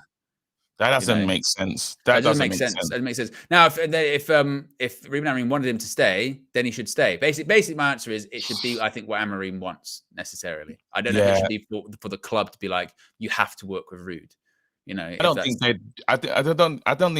they would do that. I don't think Ineos would make such a silly type decision, especially like it's taking them like to get him out of that club, and they can see what he can offer as well. They're probably even more excited off the result that he just got as well. Like it's really hard to temper your excitement for a result like that. So you say, you know what, we should just trust him and give him the keys. So I can imagine they'll do whatever they'll do whatever he wants. I'm just nervous that, you know, when you have someone else that was part of the old regime, as much as he loves the club, and he sounds correct. I love everything he said so far when he's like, you know what, I'll do whatever it takes. I don't like wherever they want me. I'm just happy. I want to be a part of this. And it feels like he would like to learn from Amorim as well. You know, I just hope, man, because Ruud's a nice guy. What we've learned in this short time is Ruud is a nice guy. The players have connected with him as well, and I can see what quality he can bring. But then also, again, it's not about being nice, is it? You know what I mean? If it's not about, you know, if the basis we're keeping Ruud on is that, oh, he's a club legend and he's nice, and you go, all right, but does the new head coach want him? Are we just having him on the team then for the sake of having him on the team? Then that's not really the route we need to be going down, is it? I think. Fat Thor with a super chat says, sending love needs no reason. Love you, bros. Big up. Thank you, Fat Thor. I appreciate that. I appreciate the super chat as well. If you are just joining us, the team news for Manchester United is on the screen at the moment. Andre Onana in goal. We've got a back four of Dalot and Lindelof and Johnny Evans are our centre-backs this evening, with Mazraoui, we would assume, continuing at left-back after a really impressive performance there at the weekend, actually, locking up Madueke, and he's probably our best player on the pitch, actually, Mazraoui. Midfield, also the same, Ugarte and Casemiro. Last year, don't really have many other options in terms of full fit options, but we do have some people back on the bench this evening. Bruno Fernandes in the 10. Amad Diallo comes in on the right-hand side, replacing Marcus Rashford. Alejandro Garnacho stays on the left-hand side. Rasmus Højlund through the middle. In terms of the substitute bench, we've got Bayern, Heaton, Amas, De Ligt, Martinez, Christian Eriksen back from injury. Fitzgerald, Mason Mount back from injury. Antony back from injury. Marcus Rashford also on the bench. Did come off at the weekend. It's been substituted recently. Yesterday in the open training was very interesting because he did some individual training and then joined in with the rest of the squad. Maybe some suggestion that there might be an underlying injury or something. Marcus Rashford. No, they said he did it. He did extra training. But apparently. I was going to say, Ruud van Nistelrooy then was asked, and he said basically there's no amazing news there or anything like that. So, you know, who knows, basically. Ethan Wheatley is also on the bench, as well as Joshua Zirkzee. Can we talk, actually, KG, about Alejandro Garnacho? Because obviously, look, a lot of people have been talking about Garnacho anyway, but particularly after the weekend, I saw post saying that was one of the worst performances they'd seen from a Manchester United winger. And then you get into the territory of, but he's a young guy still, and he's still developing. Where do you sit on all that? Some of the criticism of Garnacho, has it gone too far? Is that just is that really just the internet nowadays? I suppose, right? It's always too extreme. It's tough, man, because you have obviously moments. Obviously, today he's walking into Old Trafford, and he's in the that's literally in the sign my autograph area, where the kids go. Yeah. And then after you're not expecting that, but then the sentiment is true. You should pass. You should play, do better. But he knows that. He's fully aware. I don't think that's the first time he's ever heard that from anyone, how to be a professional footballer. The one of his biggest issues is his biggest issue is his decision making, which is a bit shocking at times. But then that's what comes with being a young player. You want him to be brave. You want him to play his football without thinking about the outside noises or outside, and you just want him to play football with a excitement and not with the weight of the club on his shoulders. And sadly, that's what's happened at Man United, where we're putting incredible weight on players that shouldn't really have to carry that. But then again, that's because the team has struggled so much. Imagine Garnacho in our pump time, probably get 20, 30 minutes here and there and force his way into the situation. Now, who's going to create if it's not him?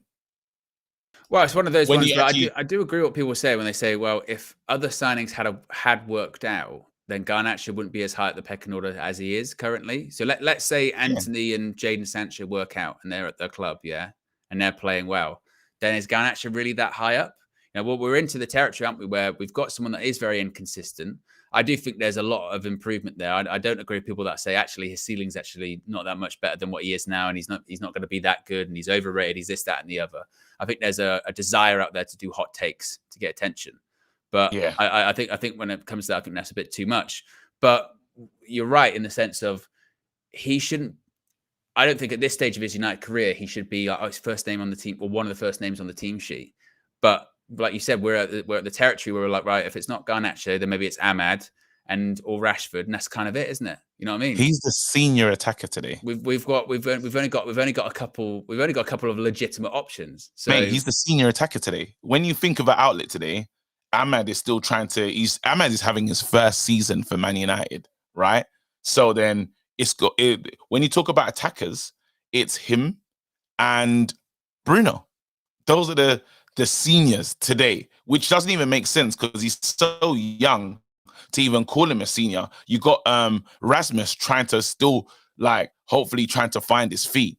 But this is what we're relying on when it comes down to it. And that's the damning indictment on Man United. The fact that we look to our bench and if he doesn't create, who is going to do it for us? And these young players are going to go through these moments of dips. Like he has a really bad game, and then today he could be up for it. He could be well up for it and do brilliant. But that's what a young player's career looks like. And we used to always hear Fergie say stuff like that. Young players, they struggle with consistency. They'll be up, they'll be down, but we just got to stay with them, And I don't know, man. I don't know if he's already kind of, some players are kind of disliked already. I don't know how he's viewed by everyone, right? I don't know how Man United fans feel about him, if they got this kind of, underlying issue with him. I don't know, because some players just are not liked, and it doesn't matter what they can do. Everyone's made up their minds on him. Obviously, he's one of those players that can really annoy the rival fan as well. He's in that boat. It's kind of like how, how Bruno's talented, but rivals just hate him. They think he's an idiot. And I don't know if Garnacho has some of that as well. Is he a liked player just in football in general? I think it also as well. I think it's maybe it doesn't help him, and it's almost the good thing, but it's also the bad thing. The good thing I think for him is that he does get in positions and he does get chances. You know what I mean? Because if he didn't, that would be more concerning. If he was completely ineffectual, did nothing, then that would be massively concerning. With him, the frustrating thing is that he does get in good positions. He does get in good position and he does have chances, but he doesn't take them. He can be really wasteful. So I think that's maybe also where the frustration comes from, because then naturally people start going, well, if so-and-so was in that position, then they would score. Or if so-and-so was got that kind of opportunity, they would score and we would win that game, which isn't necessarily the case. You know, we've seen players play on the left-hand side for United over the last however many years, whether it is Rashford or whether it's Sancho, whether it's whoever, and go through the game and do not all that much, you know?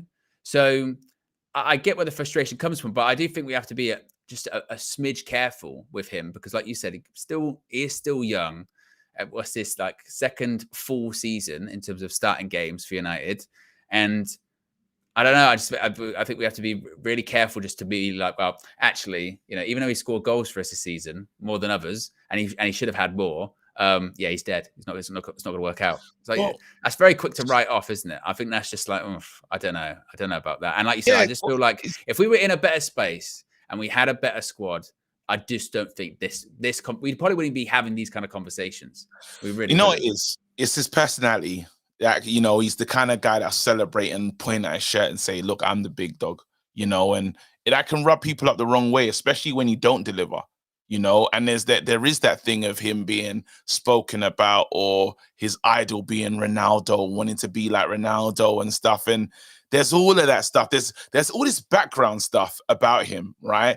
He's kind of social media savvy, his brother. There's a lot going on there, you know. So then he doesn't become your just normal average player. There's still a lot more to him as a player, the other stuff that you probably don't get from a lot of other youngsters.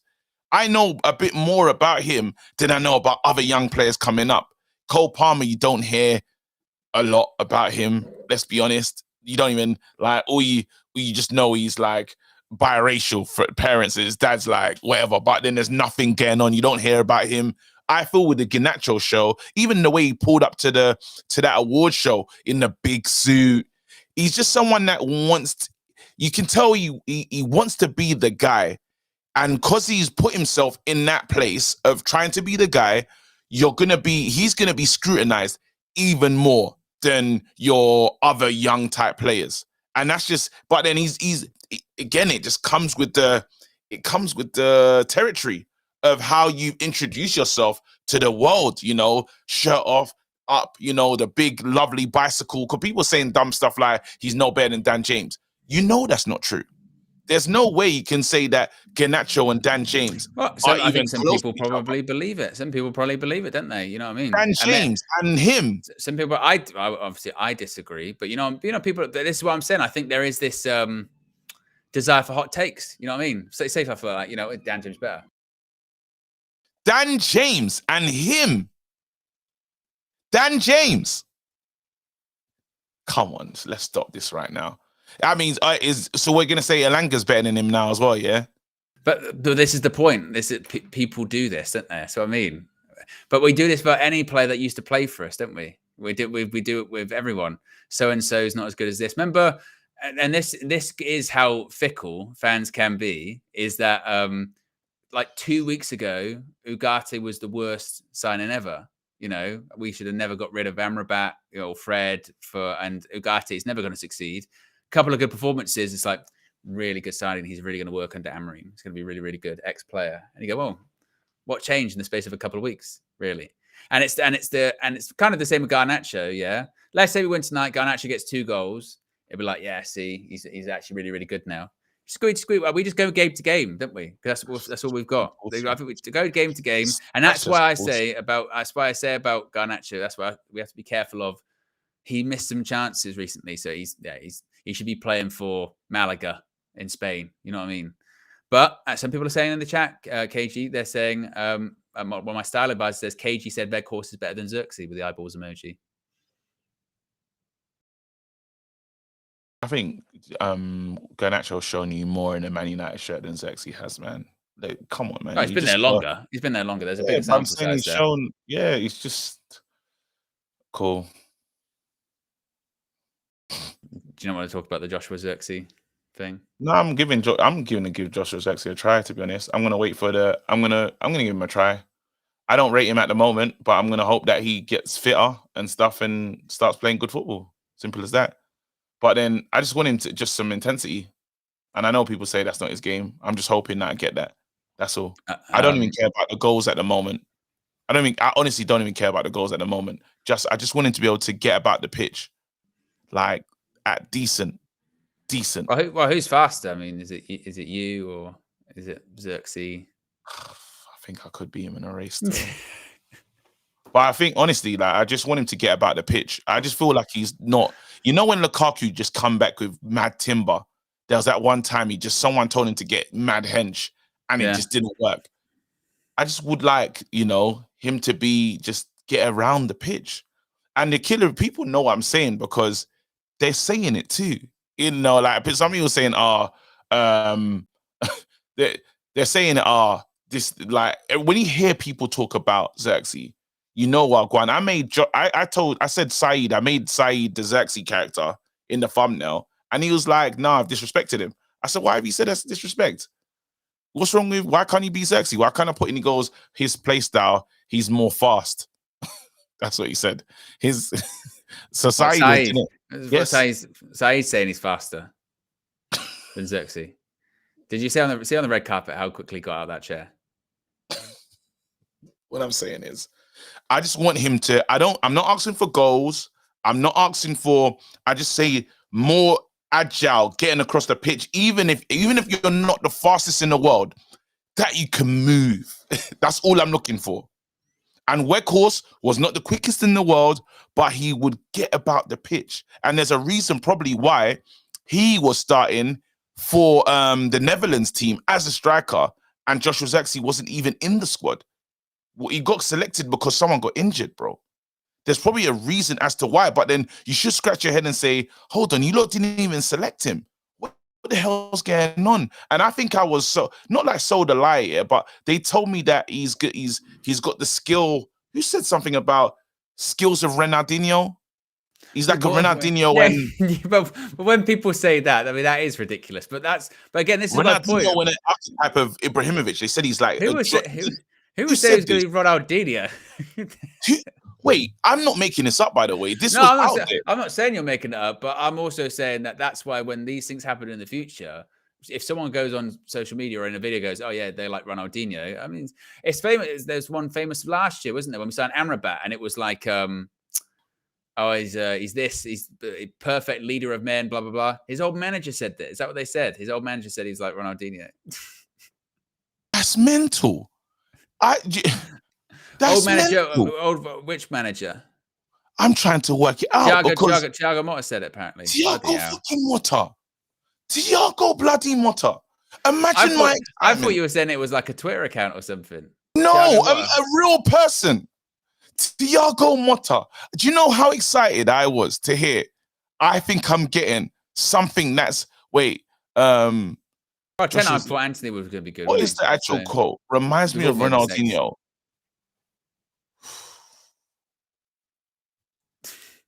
Wait, hold on. Here it is. Xerxes, Ronaldinho-esque style fits. Oh, wait, let's get the actual quote because it is ridiculous. Oh, where is it? And I think I read this and I got really excited.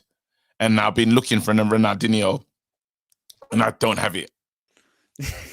Well, I mean, is that maybe where it comes? Did you read that before we signed him as well? Or yes. Just as we signed him? I did read it before we signed him. Did that kind of paint your view of him beforehand as well? It definitely gave me an expectation. And fucking Motta saying it. It's not no bum. Like, it's a real guy. Like, he's played in the game.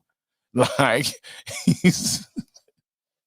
I think he said a mixture as well, like of, it's disgusting work. They meant Ronaldinho during his playing career as well. It wasn't post playing career. I don't know, man. I got my expectations up, man. And I think, like, when you hear Ronaldinho. Do you know what's mad is that he actually, before he went to Barcelona, it was like, he's going to go Man United or Barcelona. Could you imagine Ronaldinho went to Man United? Oh, it would have been fantastic, man. That would have been. It would have been, absolutely. But then we wouldn't have Ronaldo. I don't think we would have CR7. No, probably, maybe not. And then do you know what it is as well? Because we stole him. Do you know what it was?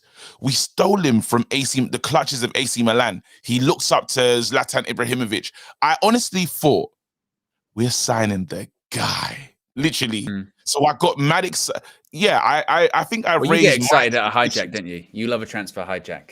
Of course you do. You think, oh, what? Someone is a hijack? So you're telling me his old manager saying he's like Ronaldinho. AC Milan are desperate to have him.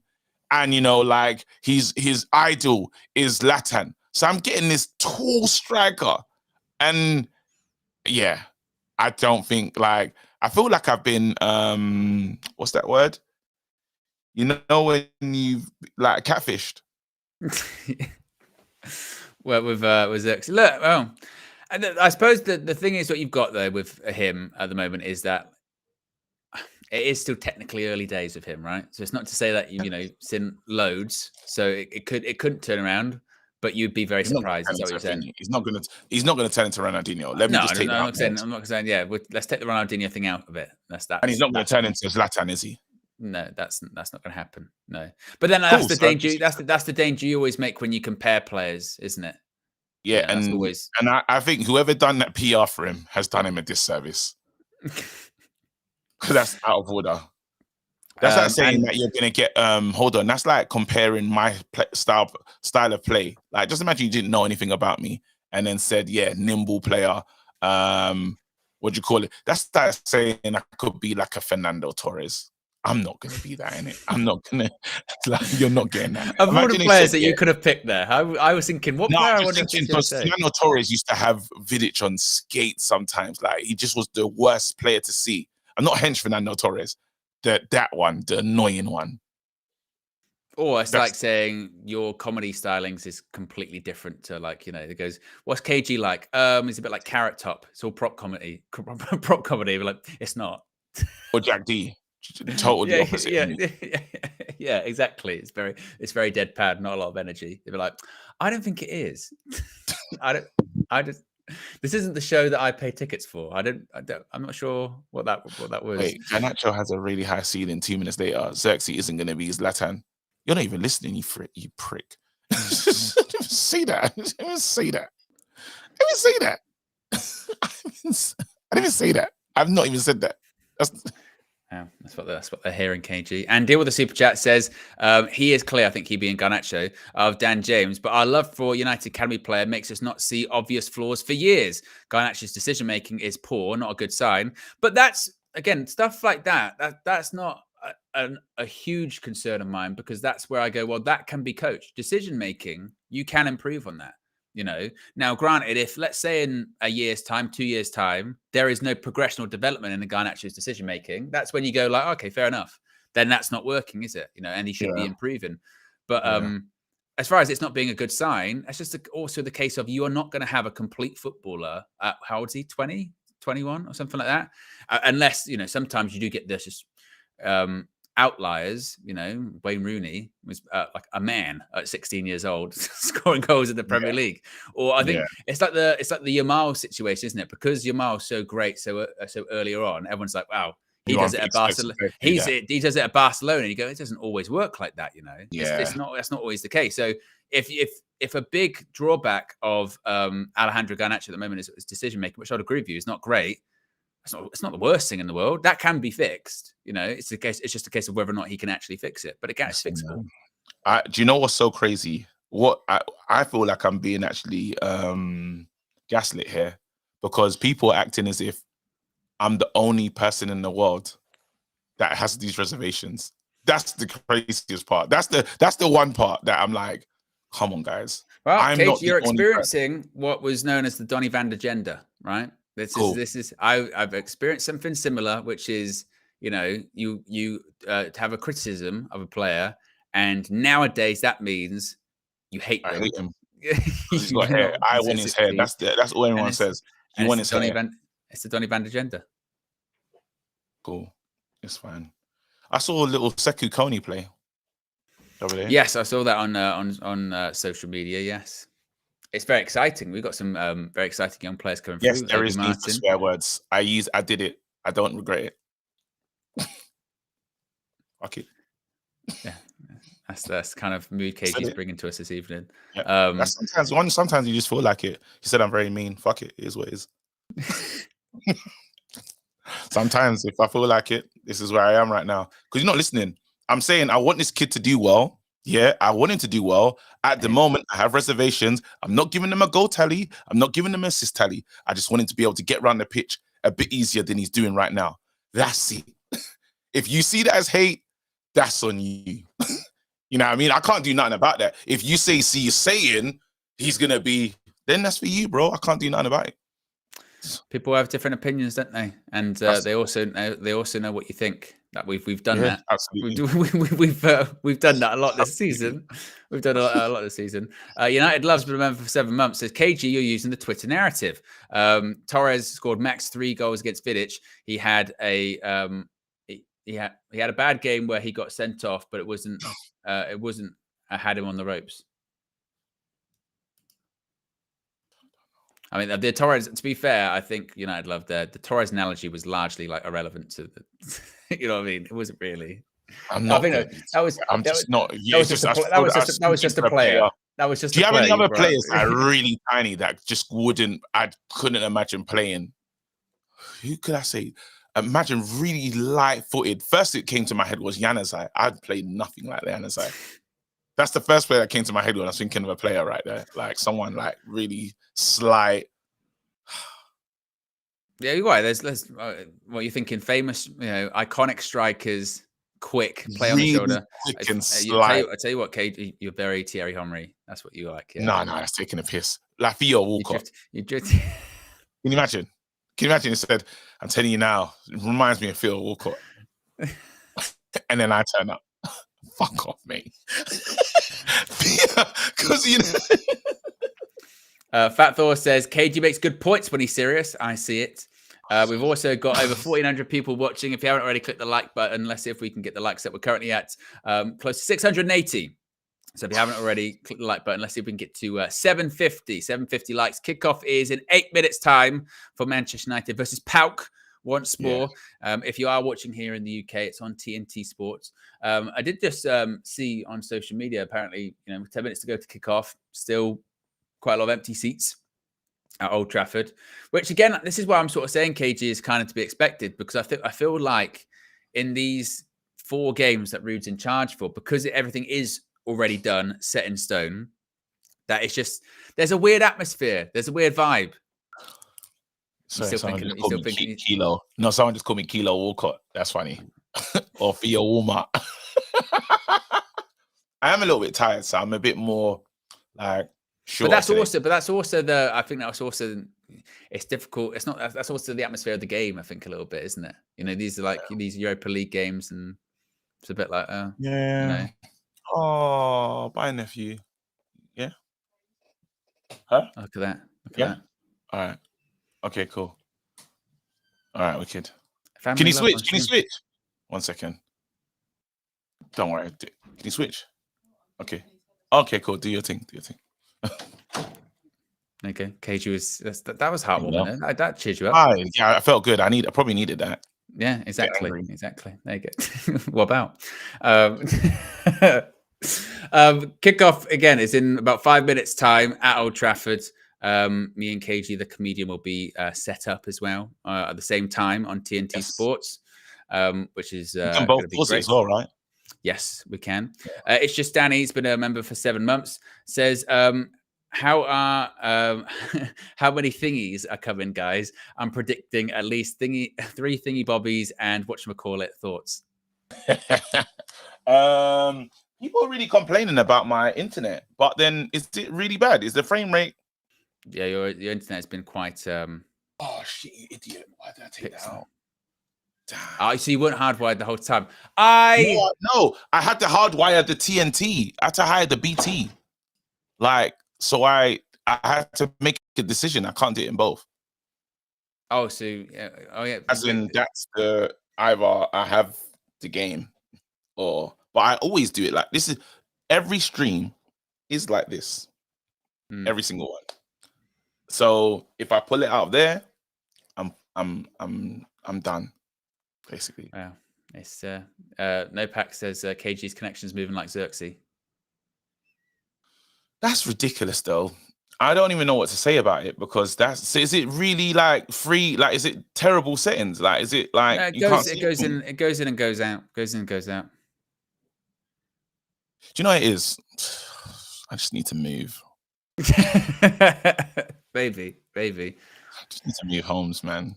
Or you have it like I have. Well, you don't do Virgin Media anymore. I've got a very love-hate relationship with Virgin Media. This is bullshit, though. I've got this ultra that I'm not gonna, because when you do a speed test, it ruins it takes it down, right? Yeah. See, what you won't get like a really reflective. To be fair though, or it might be if you did a speed test, it might be really, really down, and you might be like, oh, that does make sense. And then if I do that, let me do a speed test. Actually, Josh was just calling me speed test. Oh, I hate it, man. Speed test. I bet you it's something stupid. Yeah. Look at this. 37 point. Hold on. Megabytes download. There you go. 33 point something. There you go. 32 point. That's it. 32.2. And then upload speed is 17.3. What the hell's that then? Mm-hmm. Internet should be able to handle multiple. That's what I'm saying. Video at the same time. 32, 17.3. It's not great though. That's not great numbers for streaming. They're not. No, like for instance, if I did mine now, if I did a speed test, mine's it's still going up. 431. Uploads. I don't think I've ever been in that. I've never been in that. Yeah. They've never had that in my area. They've never had that. And my upload's like 50. I've never had that on a greatest day, even on the Virgin. That's taking a piss. Oh, it depends what package you have, though. I've got the most expensive one. I've got the ultra one. They even gave me your most expensive one's like 30. I pay more than £30. No. Your most expensive one is 30 download. Mate, I've got BT, the super, the ultimate thingy package thing. I bought it. I just said, listen, give me the best internet you got.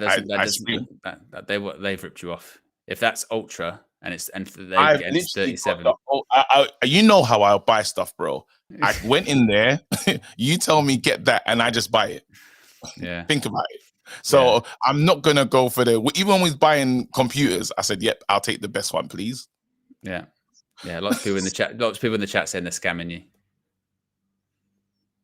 I'm gonna give them a call later. Because imagine if that's ultra, I'd like to see like what beneath that is. It must be literally like carrier pigeon or something. This is taking the piss. I don't want to start beefing BT, but now I'm getting pissed off. Yeah. I think this is Josh in the chat says, "Did you get it from an Irishman in the parking lot?" Yeah, it's kind of that kind of. This is ultra, mate. All right, cool. Well, players are out of the pitch. But it doesn't even say very fast today. Usually it says your internet is very fast. It's not even saying that. It just says fast. So there are problems. All right, cool. I don't want to have this mood. It's funny now because I can tell KG's in one of those moods anyway, and now the internet's not working very well, and that's only making him worse. So we are going to have a very salty Kevin Gary. Yeah. We won't have KG in this stream. We're going to get. No. Yeah, Mr. Gary's here this evening for us. I'm just getting mad.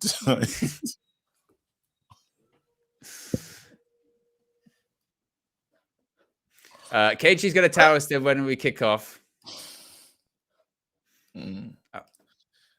I am going to Grumpy G. Yeah. I was fucking pissed off right now. Yeah, it's one of those he looks good though. I'm so happy Ineos haven't put us in a situation where we have to decide if we love him or not. You know that? You know, like how we could have been saying maybe interim. The players look like they like him. I'm happy they've taken everything away from us. They're saying Karen Gary. Yeah. Karen Gary. It's Karen.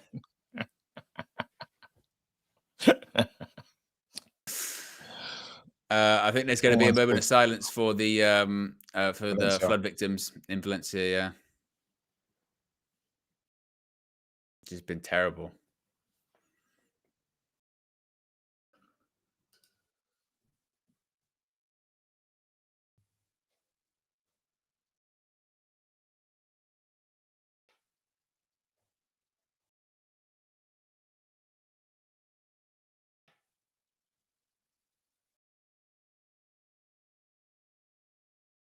There you go. All right. Let's have a good game. Let's have a good game. Let's get a win, KG. Let's get a win. Oh, customary huddle. That does nothing for us at the moment. But yeah, hopefully it builds a connection and they feel like they know each other. That's what I want. I tell you what, I think you need, KG. I think you need to build Legos. I think it had a very calming influence on you in the last game. I'm not going to do it today. I want to concentrate. This is our proper job. Like, this is the proper stuff. Yeah, got to be involved.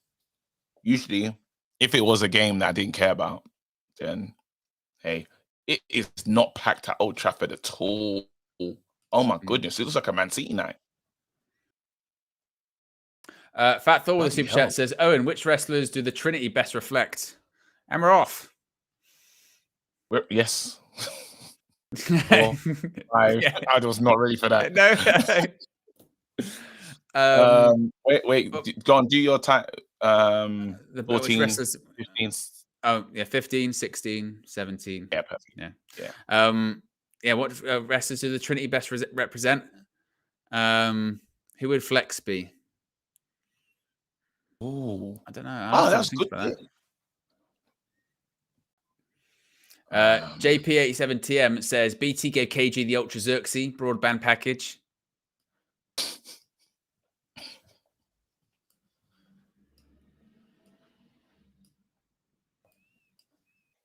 My favorite thing is when you do speak to 37. It says 37, so it should be fine. It's like they said Ultra. That's Ultra.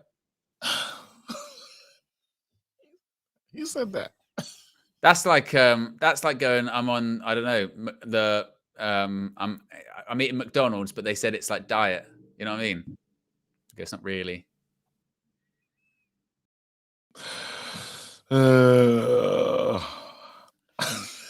And to be honest, I'm still laughing at Karen Gary. So that's Even Josh is laughing at that. Many things. Oh man, I'm gonna start watching Christmas movies earlier because I feel like you have to rush them because like you don't think of the timing now, right? Like you really have 1 week to watch Christmas movies, right? I'm gonna start now, basically. Free kick foul on Garnacho. Nathan says KG equals dead Wi-Fi. Joe Blackman equals shit Mike. LOL. Disrespect, but hey, what do you think about starting to watch Christmas movies now, though? You think it's too early? No, I mean, people can watch them whenever they want. There's some films that that's gonna be play on. Garnacho. Okay. Oh, heavy touch. Oh, heavy. Not the start. Not the start. Pass it. Yeah, how early is too early to watch Christmas movies? Well, there's some movies out there that aren't necessarily you consider Christmas movies that you can watch at any time, can't you? Yeah, like Die Hard. I sometimes Die Hard. just put People on always, just people always do that, don't they? About whether Die Hard's a Christmas movie or not. There you go. Arms folded, Apple Watch on. I need Ugarte to have a really good game today because he came under a lot of scrutiny in the last one. There is Ugarte, speaking of which. René Fernandes. I'd like an early goal just to settle down, enjoy this game, get through. Yeah. Fat Thor says I'm Dirty Dom. That's a disgrace. That's out of order. That's well out of order. That's bang out of order. That's a good question. No Pack says, have you ever done a Christmas film or a Christmas project?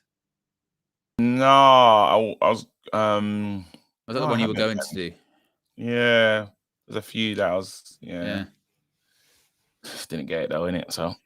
But there Oh, must remember be... that one when I walked out? The one when I That's walked what I out mean. of it? It's mean you were gonna do one. Yeah, disgusting. I walked off set. Can you imagine? I walked off set. I called my agent. I said, I'm leaving. I'm getting out of here. Trying to get me to write and not. They tried. It was like, oh, please, can you make some amendments? Because you lot just, this terrible. Yes, that was really bad. Good pass by Dallo. Bruno Fernandes. I tell you what, might be in cage. Oh, that's close. Go watch the counter attack. That's poor pass from Paok. Okay. So I mean, it's going to be one of these games. What are you playing? What formation are you playing? Still with the 4-2-3-1/4-4-2, I think. All right. Come on, let's move this ball around. Paok. Decent kick though. Bruno's like, yeah, it goes. Well, it gets like it's like a 4-1-4-1 or 4-2-4 ish as well. Who knows?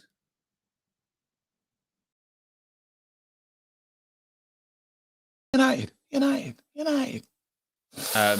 Josh says, Home Alone 1 and 2, Die Hard, The Snowman Must Be Done. Do you know what's crazy? Know this. KG Can't lie can sing to The you. Snowman, can't you? But I've never seen it. I just know the song. Oh, I tell you what, Paok in the box here. Cuts it back. Oh, no! Oh, no! He had a shot, and Onana dived really early. It hits Casemiro between the legs. It looks like it's going to go in. If these lot beat us today, you're taking the fucking piss. I can't manage that. I won't be able to manage that. I will not be able to manage that. I'm serious. I'm being honest. I've just decided these lot can't be us today. That's taking the piss. We've experienced Man United fans have experienced way too much. My prediction was 1 or 2-0, something like that. I don't think it's gonna be pretty. We just dare not lose. And also, you've never seen The Snowman. I know. I know it's ironic from me saying you've never seen something, but yeah, I feel like that's always Christmas Day. That's always on Channel 4. I think they show it every year, don't they? Yeah, but I just don't watch it. Like, Ain't there Snowman 2 as well? They've done loads of different versions of it as well. And also, I'm surprised you wouldn't have seen it because there was an advert. They did an Iron Brew advert for ages, didn't they? Yeah. Yeah. I just know the song for and I'm not gonna sing it. I think they're walking through the air in it. Yeah. But it wasn't him. I don't think he was the one that originally sung it or something. It was someone else. Who's the person that sang it? Who sung is it? I don't know. We don't know anything about that movie. Walking in the... All right. Walking in the... Yeah, no, because we just clearly don't know anything about it. Like, who sung it originally? Someone will know in the chat. Aled Jones did sing it, but I don't think he sung it originally. Does he die then? Does he melt or something? What happens to him? Snowman. Why can he fly? Because it's magic. It's Christmas. It's the magic of Christmas. But does he die then? What happens to him? Well, people might not have seen it, KG. You can ruin the Snowman, mate. It's the oldest movie of time, bro. It's the oldest movie, but you haven't seen it. Yeah, come on. Don't know. Oh, listen, Josh, chill out with spoilers. You're taking the piss now. And actually, to be fair, we need to have a conversation with Josh at some point because we realise that actually he's been cheating on all three of us by sending all of us memes. I didn't react to the last 3 videos he sent me on Instagram. Actually, one was really funny. We all thought we were special, but we weren't. Yeah. Yeah. Have you seen The Grinch? Yeah, of course. Yeah, good stuff. Have you seen Elf? Of course. Good. Christmas films have been not too bad. He does die. He melts. He dies. Seen that? Is there Nightmare like Before Christmas? Carrot? It's what's his face? Now I'm doing the whatchamacallit. Tim Burton, stop animation. Oh yeah. I haven't seen Polar Express. You haven't seen? Oh, I've seen that. No, man, I'm terrible. That's what I'm saying. I think I'm gonna definitely lock in this Christmas. Crash Illustration with the super chat says, you've heard of the Splash Brothers, but you haven't heard of the Halal Brothers. Big up the Reckless Delegates and Karen Gruff. United. Asna in the mud. Ball in. Oh, that's terrible from Ugarte there. Oh, it's a slip. Nice. Ugarte. Oh, I think I'm ahead of you. I'm at 9:05. 5, 6, 7, 8. Yeah. I think I'm just like a second ahead. Not gonna try and fix it because what's the point? Yeah. Oh, that's nice there. Well, I mean, Johnny. Yeah. So really embarrassingly, yeah. Yesterday, saw this player for the first time. Brilliant. It's so silly because I don't watch Syria. I saw this player, Barella. Bloody hell, mate. He's brilliant. But I was only finding out about him for the first time, so people must have thought this is a piss take. Someone said it's like I'm finding learning about fire for the first time like a caveman. He's really good. I was like, bloody hell, who's that? Bruno. Go on, Ahmad in the box. Goes past him. Oh. Take your profits. This is the home team in black and white. Wow. Watch out, Mazrai cuts it back. Oh. Ugarte has it. It was a bit of a opening 5 or 6 minutes. Paok had pretty much all the ball, which was a bit concerted. But that's Man United at the moment. That's why I'm saying, like, you know, earlier on you were like, oh, maybe get a performance. That's not going to happen. Oh, we're just going to do our thing. Yeah, that's what I mean. You until don't think Amorim we're comes trying in, to? that's what it's going to be. No, but at least in the Chelsea one was even worse than this. Long kicking from Onana. It's a myth. I'm telling you, KG, it's a myth. And people are right when it comes to Andre Onana. Yeah, he does take a lot of time on the ball, doesn't he? That's an agenda, Owen. He does. He takes a lot of time on the ball, and his long ball kicking is not great. Listen. Fat Thor says, in all seriousness, Owen is the wise man, top mind. I don't know about that. And I'm caught up with all the rest.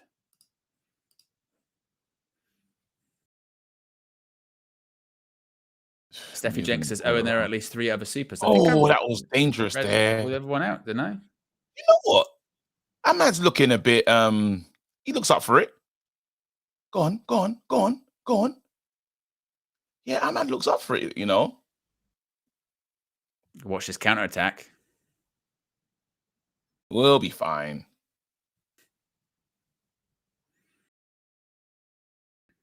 They're saying you got no agenda. The agenda. Owen. Oh yeah, always trying to get people's attention about Nana's kicking, and it's fine.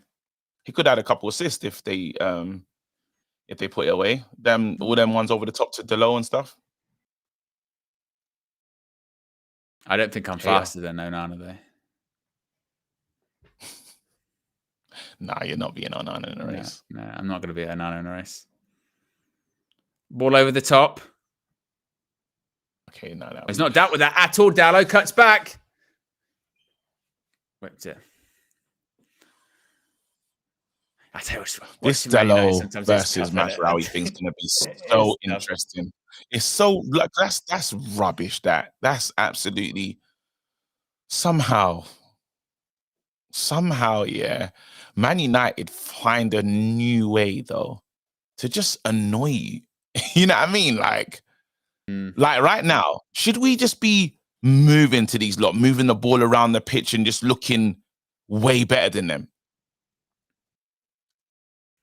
Am I right to have that expectation or no? Wait, no, I don't know. No, I don't think so, actually. I mean, on paper, yes. But with how we are, and again, this is what I'm saying about the Europa League earlier on. I said about the Europa League. Look at Ahmad. That's what you're supposed to be doing. Everyone's meant to be doing that, basically. Mazraoui. Casemiro back post. Oh, That is so annoying. They've made that dip. I still pisses me off that little The heel. wall. Look at him getting hurt. Like you said, it All starts in. with Ahmad Mazraoui. Is that handball? What's happened there? And they both go down the little hill, don't they, actually? Stupid. With our injury record, can't believe we have a hill like that. I'm doing short corners now because Bruno can't be the first man with any delivery. Oh, I can't lie to you, but Bukayo Saka's corners are absolutely fantastic. Yeah, he can't be the first man. You're right. Yeah, luckily United try and flicked it on there, but literally can't. Bruno, can we get someone else to do it? Is he the only one that can do corners? JP87TM said Vibes Cartel did the original Snowman song. The Manchucutioner says KG got dial-up internet last month, colour television last week, and discovered Borelli yesterday. What is next for our resident celebrity? We don't know, man. Anything's possible. Oh my Hey, God. he cannot take a corner. Can we take him off those, please? Can we take him off those? Surely we. He can barely get the ball off the ground. Surely there's got to be someone else. There's got to be someone else at this club, in this team, that's on the pitch right now that can do that. Yeah, it's mad. Like every time, short corner. I would prefer short. I would prefer a short corner. No, at least it might get into the box. Ugh.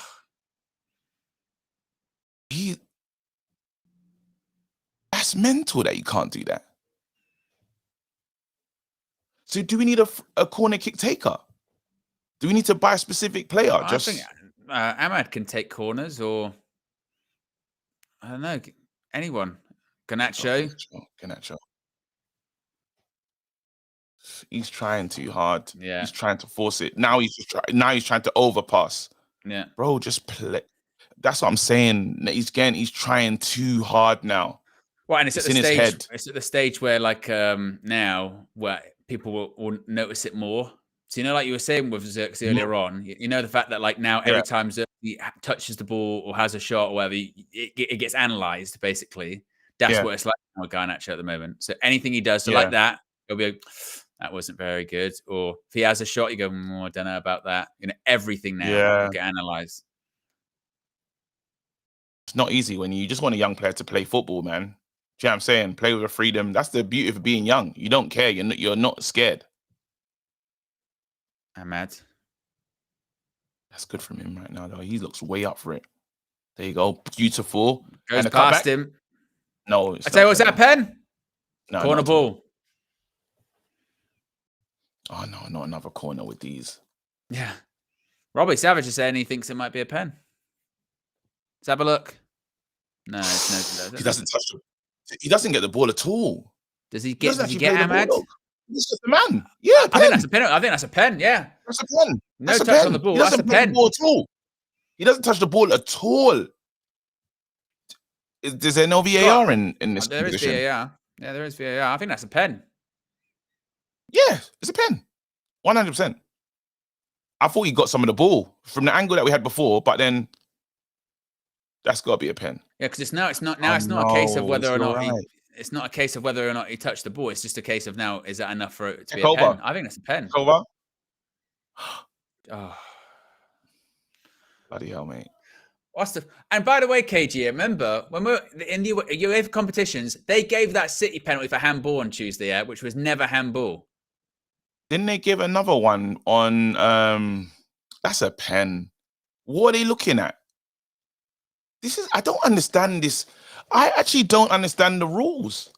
Bruno, please do a good delivery. Sure. Respected, because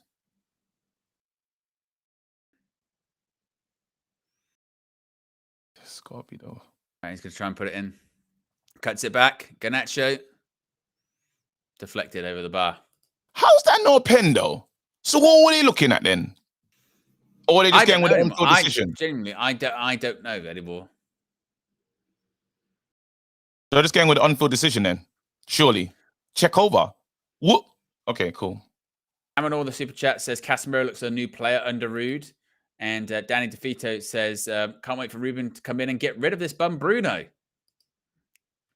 I don't know if he will. Was that a corner just now that we just take? Did we take corners?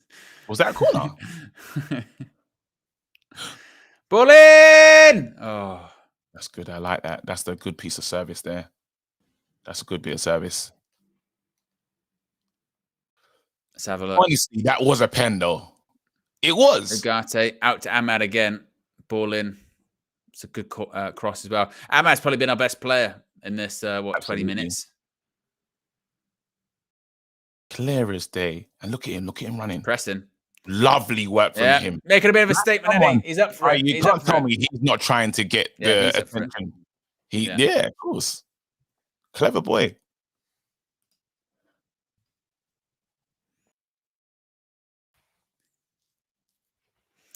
We are just under 800 likes, by the way, guys. We've got over 1,400 people watching.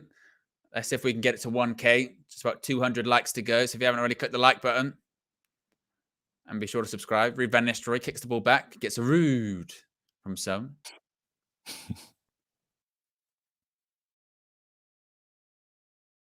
Okay. All right. Look after it. Good. Get out to Ahmad. You can have a goal. You can have a beat, KG. Oh, good feet. Oh, unlucky. I tell you what. He's. What are they giving? What are they giving a free kick for? What's happened? What's happened there? What foul? Oh, he's fouled him. He stepped on him. Yeah, that is how he stamped. Yeah, our game plan this evening, folks, is we've got Ahmad. That's literally, that is it. We've got Ahmad. He's trying, and he's got a bit of creativity. He's looking like he's well up for it, but again, he's one of those players that can play literally behind the striker in that in the Amorim system. Don't the flick on though. Don't you dare concede. Deal with that, Dallo. That's nice. That good pass. You can get that, Ahmad. Well done. Ugarte. Drilled. Good pass. Have a See, goal. you can do that. That's better pass. Be brave. M product, Garnacho. Overlap. Oh, I tell you what, this is. You know what I'm saying about now? Everything's hyper analyzed with him. So people will look at that. People will look at that and be like, "That's again 2 or 3 now in the game where it's been like M product final pass." And I'm telling you, he's in his head. He's in his head. The guy should just play football. Freedom. Play. Be.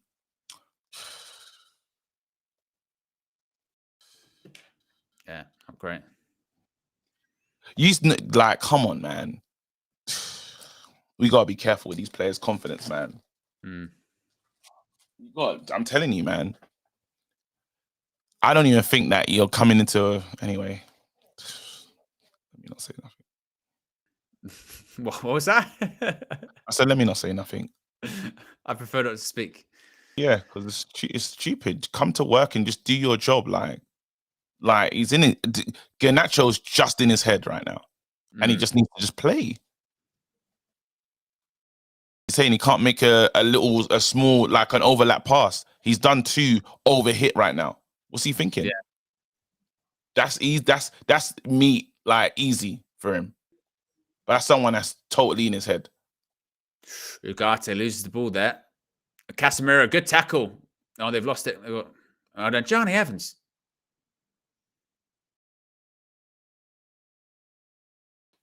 He needs a goal in this game, he does. Garnacho, KG, that's what he needs. Yeah. Absolutely. And now just settle him down.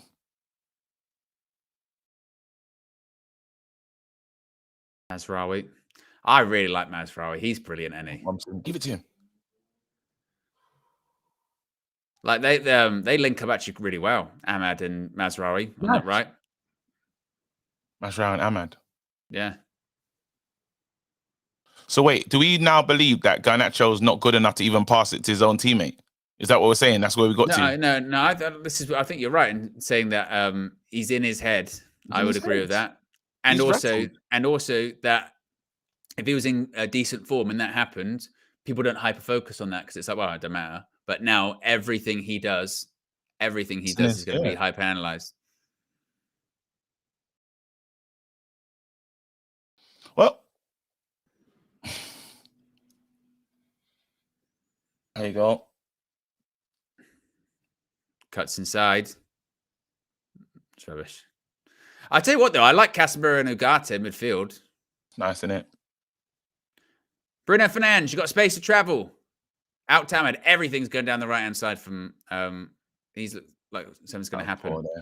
So that's what I mean. That's the difference. So if that was Garnacho now, they'd be like, oh, but because Amar's actually started the game quite brightly, it doesn't really matter. It's not going to be as over analyzed. You know what I mean?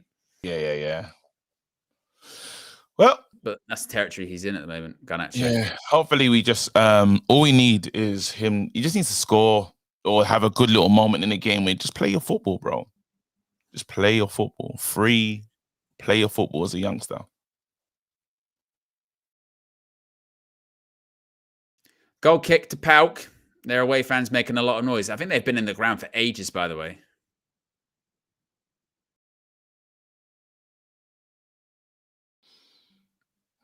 Casemiro hoofs it up the pitch.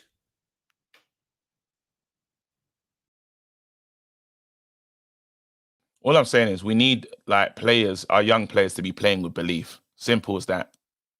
If anyone feels differently, you just got to look at yourself. We need them playing with some belief still. That's all. Or just playing like a youth player. That's the whole thing. The older ones think about every single touch, everything they're doing. The youth, the wonderful thing about being a kid is you just try stuff. Yeah. You don't want to be in your head thinking, should I try that move? What are they going to do? What they're going to say? You don't say that about sexy.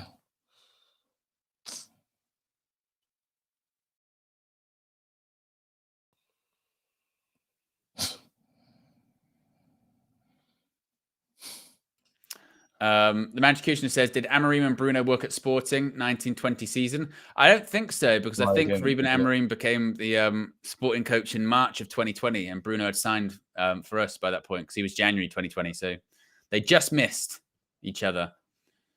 Fat Thor says, KG, what's Maz's right that others can learn from? What does Maz do right that others can learn from? I think he's just playing... What's Maz's? It says, what's Maz's right that others can learn from? Which I'm not sure what that means. I know. Don't know, because I don't know what he's actually saying.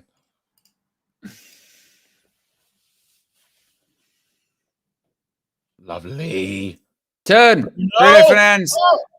Casemiro's gone down. He went down a bit. Referee says no.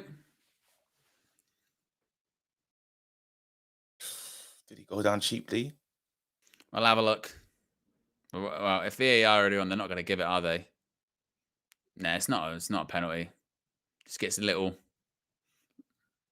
ease off the ball. Nothing. Pyramid Scheme says Kevin Garnacho is crazy. Yeah, that's my name now.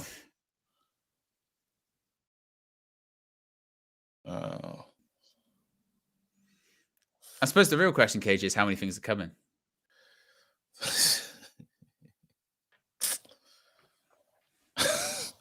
I'm in a proper mood today. So I just got to chill. We're in very, very much Karen territory. So that's good. Oh, Bruno, please. Watch out. Turns. Edge of the box. Oh, get up, you I don't think shit. it's foul. Looking for something after we didn't get a penalty. You think you're going to get that? Gotta be kidding. Oh, Fat Thor says yes. Like we don't care about the football. Fat Thor says yes. What is Mazraoui doing right? I think what's Mazraoui doing right? Yeah, he's being able to pass the ball, link up well, link up, just being an all-round good footballer, not worried in the slightest, just really just not constantly losing the ball. Just professional, incredibly professional. Like He does stuff that other Man United players have not been able to do. He's been the best of the new signings. This Paok again. Cuts inside.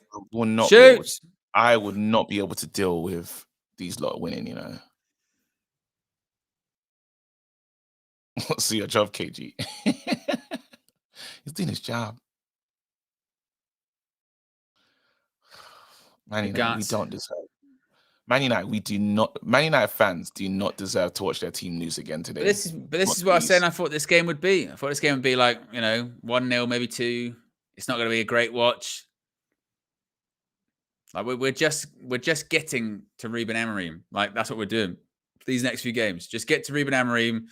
We just can't turn on the lights. Win the game. Like that, though. Like we just have to. We can't. That's what I mean. That's why when you said earlier on, I'm expecting to see like performance. Like no, that won't happen. Bruno Fernandes. Every single fucking time. Every Bruno.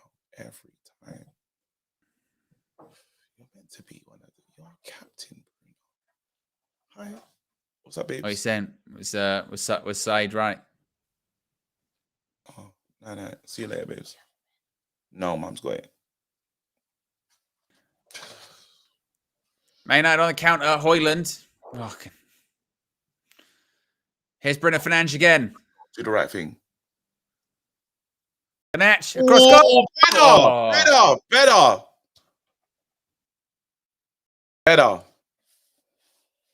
As soon as he gets an assist, the better. He's onside. It's a good pass. Good ball. Well. Good defender. It would have gone to Ahmad's good defending. Yeah. Good defending that. Corner ball. Can Bruno Fernandes beat the first man? 5 corners so far. None have gone into the box. It's a bit better. Another. It's gone out. Goal kick.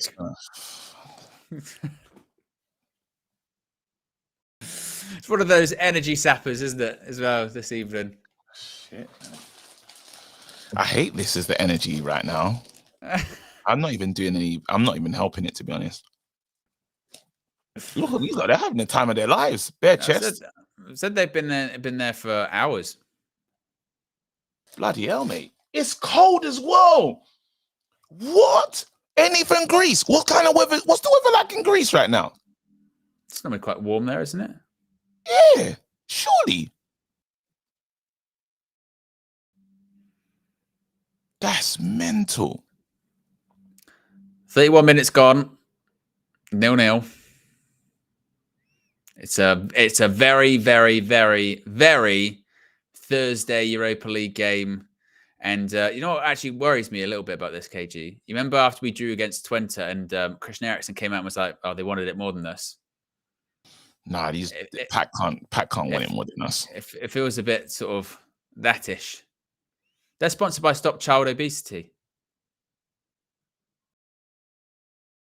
That's what it says on their shirt. They're optimized, isn't it? Yeah. Yeah.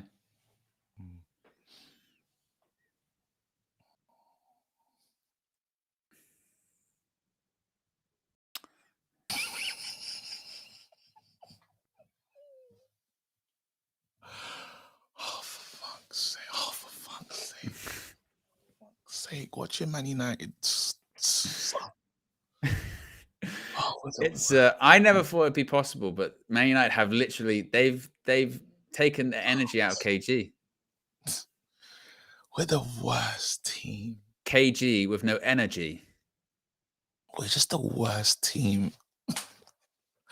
We're just so bad. Why are we? I bet you Chelsea are probably winning like something stupid.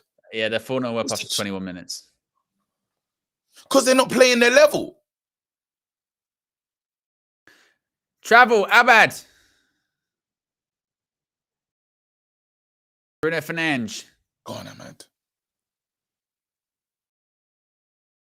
Bruno. I just love us to be superior. Like, you know, like proper, like these lot are not on your level.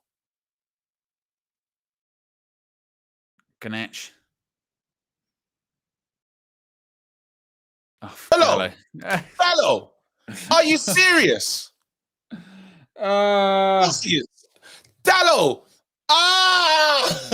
Dallo, man.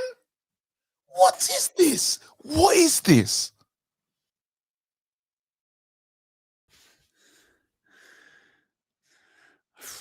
How does Dallo get away with that?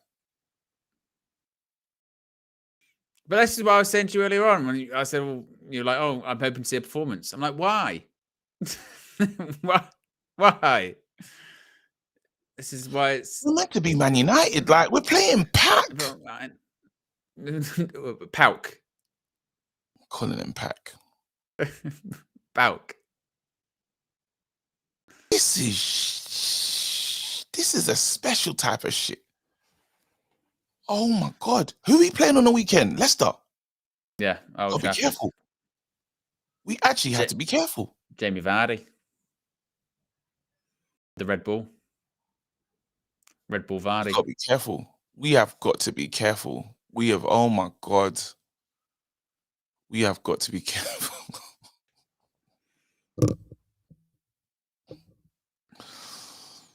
Oh, it's so bad. And look at Paok. They're just sort of, oh, good, gives the ball away. Right, Casemiro. Who did give that? it back. We'll give it back, Casemiro.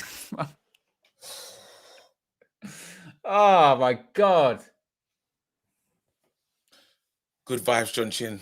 Even your vibes can get us through this one, mate.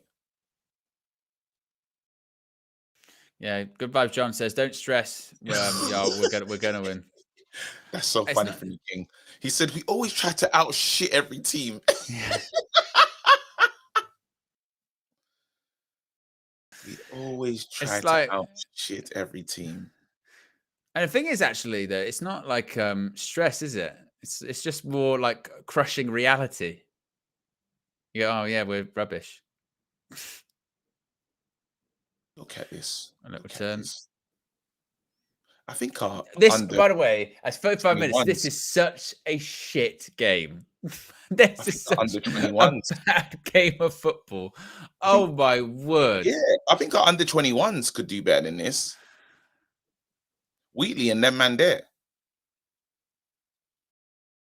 It's like, you know, sometimes you might be out for a walk and then you happen to walk past a football pitch and there's a team playing. You go, oh, let's watch this for 5 minutes. And then you just walk off. It's terrible. It's terrible. And you go, who's playing? Who are these? And you go, I don't know. You go, this is rubbish. And then you leave.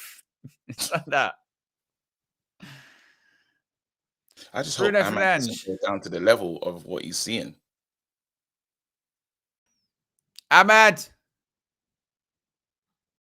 It would be getting crazy if Thingy did that, though.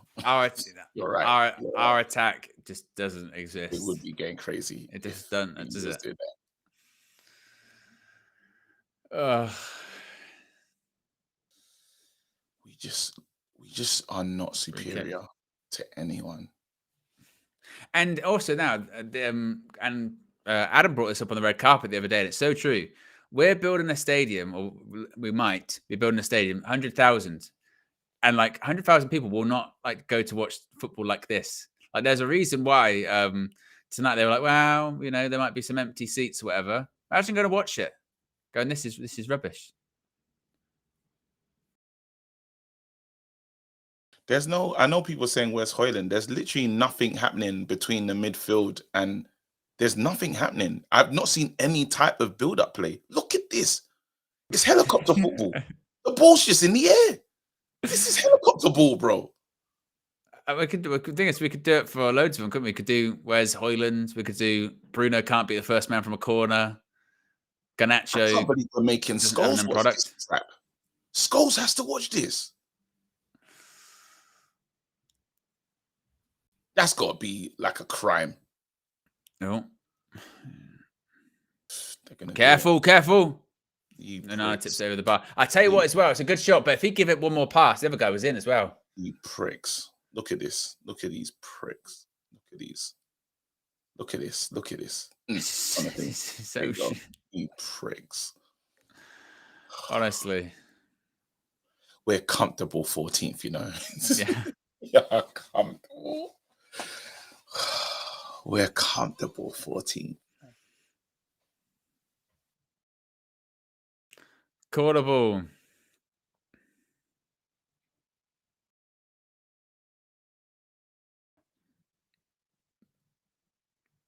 Watch. And I tell you what, the ball's just ricocheted around the box as well. Oh, don't worry, we've kicked it long, KG. Straight back to Paok. Have it back. We don't want it. We don't want it. We don't know how to play football, man. Oh. We honestly, I don't know what Amorim's gonna do at this club. Is Ahmad all right? Nathan with the super chat says, we're the worst team to watch in the Premier League and Europa.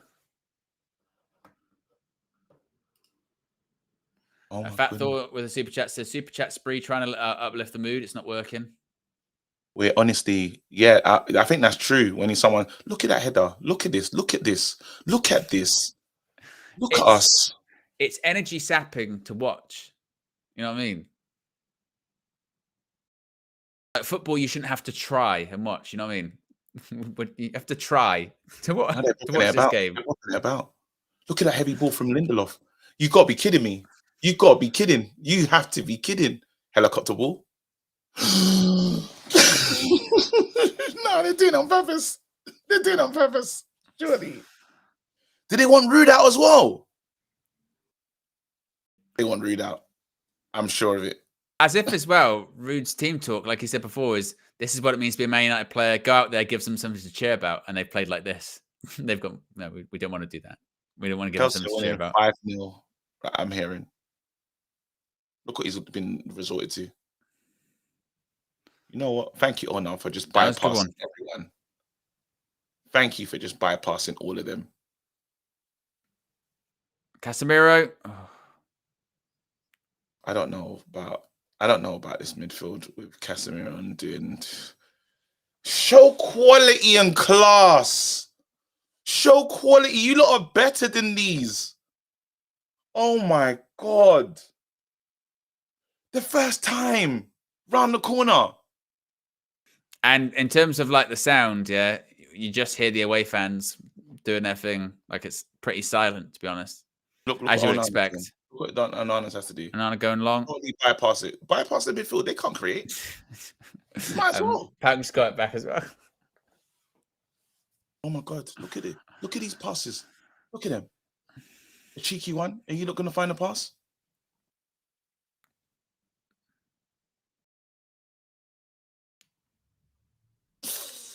So you're right. That's right.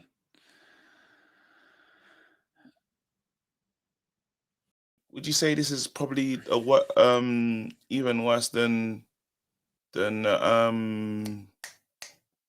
Chelsea game?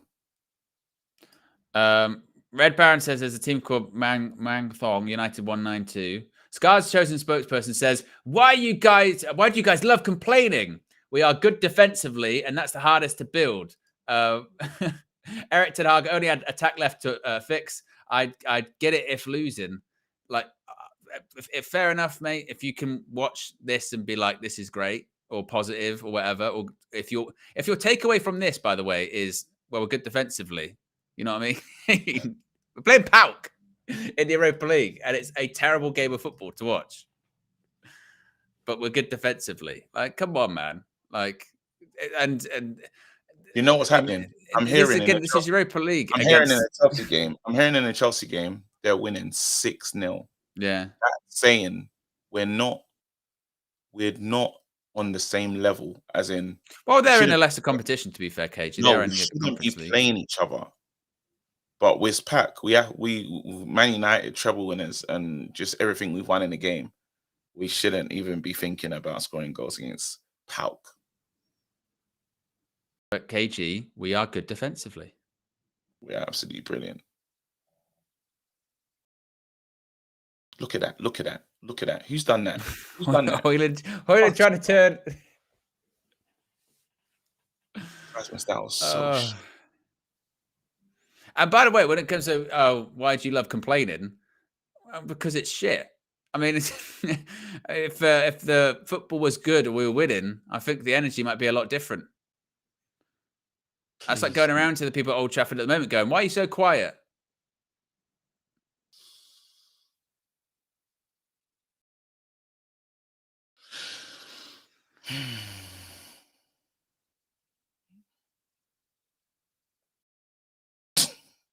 Paok on the counter.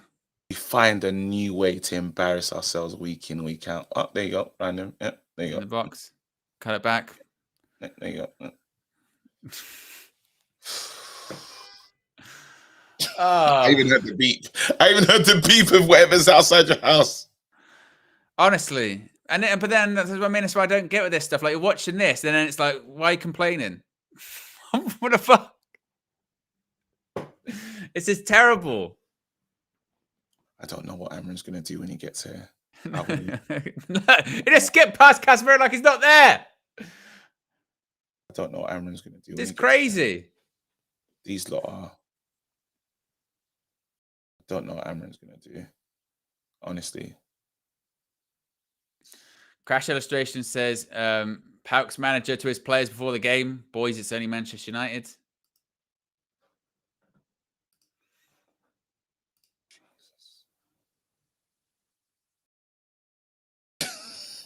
This is our football club.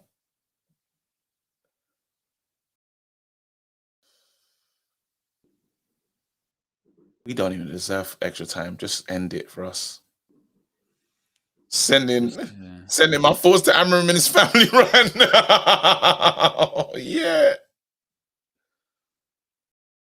You know what?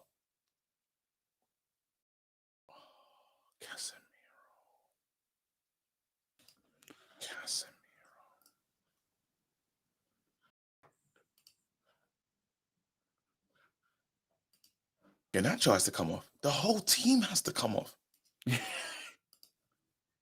How many changes can we make? Maybe he can stay. Keep Ahmad on. The whole team.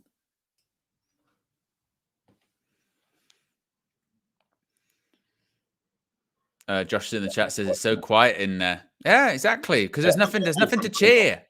Look at Bruno. Bruno. Mazraoui. Bruno Fernandes. Oh my God! And that's half time. Oh.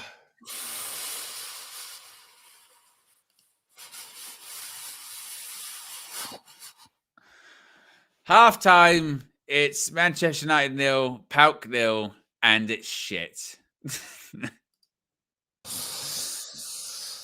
I might actually get out that Lego, you know.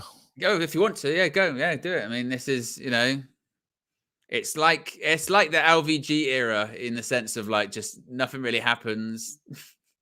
Pass it a bit, but we can't even pass it. We used to be able to do that in the LVG era. Oh, it's so bad. No, it's like, and also as well, again, you talk about the people at Old Trafford being quiet. The reason they're quiet is like it's energy sapping to watch that game or watch that football. It is energy sapping. Let's do some analysis. Go ahead, KT. Who do you think really lit up the place? Oh man, probably you pre-match talking about Fernando Torres. That was quite entertaining. Enjoyed that. Yeah, absolutely. Yeah. I can't believe that.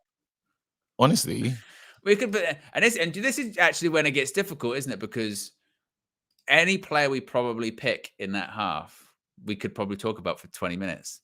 So we could do like Garnacho and go, yeah, it's more of the same. Final pass, giving the ball away a bunch of times, not good.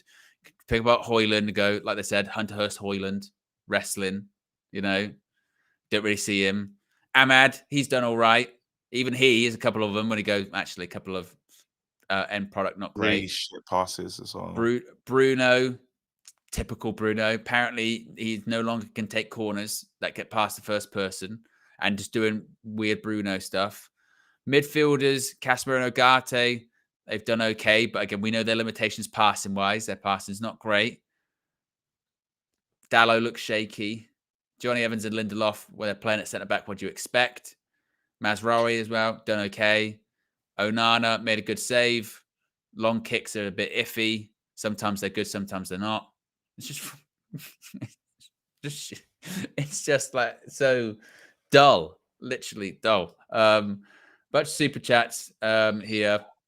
ATP says ATP just grab 11 of the away fans. They can't do any worse. I think it might be ATM. Red Baron says at least under LVG we pressed or passed rather a lot better. Don F says sack Ten Hag again. And Amanor the super chat says Liverpool scored 4 against Bayern and we're struggling against Paok. Yeah. KG, your analysis. It's a fantastic game, man. Seen scintillating football from Paok. They've definitely gone out there, some amazing one-touch football at times, creating little triangles and stuff. And it's been, acting's some better. decent approach, decent approach play. Had Onana really worried. And again, what do we expect? This is the mighty Paok. So, they've gone into this ground away from home, and they're definitely looking like a side that should be excited about second half because KG, why do you love complaining? Yeah, we're good defensively. Why do you like complaining? Again, I'm sorry because I forgot that these lot are fourth in. Is it 84th in the Greek league? Is that correct? I'll check for you now. I'll check for you. I'll check for you where they definitely. Fourth in the Greek league, so definitely playing a very dangerous side at the moment. They're second, Cage. Forget that they're second. So, oh my goodness. Yeah, so you've embarrassed yourself a little bit there. So. Definitely embarrassed myself. Yeah. This second, so the quality is clear. Yeah. And this is why we're going to struggle in certain games like this, and foolish for us because we are 13th and they are second in their league, which clearly says the gap in ability. So I just want the boys to hold on, and hopefully we can get something out of this game. At the end of the game, if we can just quickly get a touch or something. That's well, as things stand at the moment, we're 21st in the Europa League table. So if you think about it, we're doing really well. We're still technically going through KG in absolutely still unbeaten as well. We're still unbeaten. Still 7 points off top 4. Was it how many points did they say? Did everyone say it again? I forget, but but we're a few wins away from being back in the top of this competition. So it's fine. It's going good. So Mayo thinks, no, KG, we need to win. Angry face. That person thinks I'm serious. Yeah. When they say like sarcasm doesn't translate over like a text or something like that. Sarcasm apparently doesn't translate just by being sarcastic.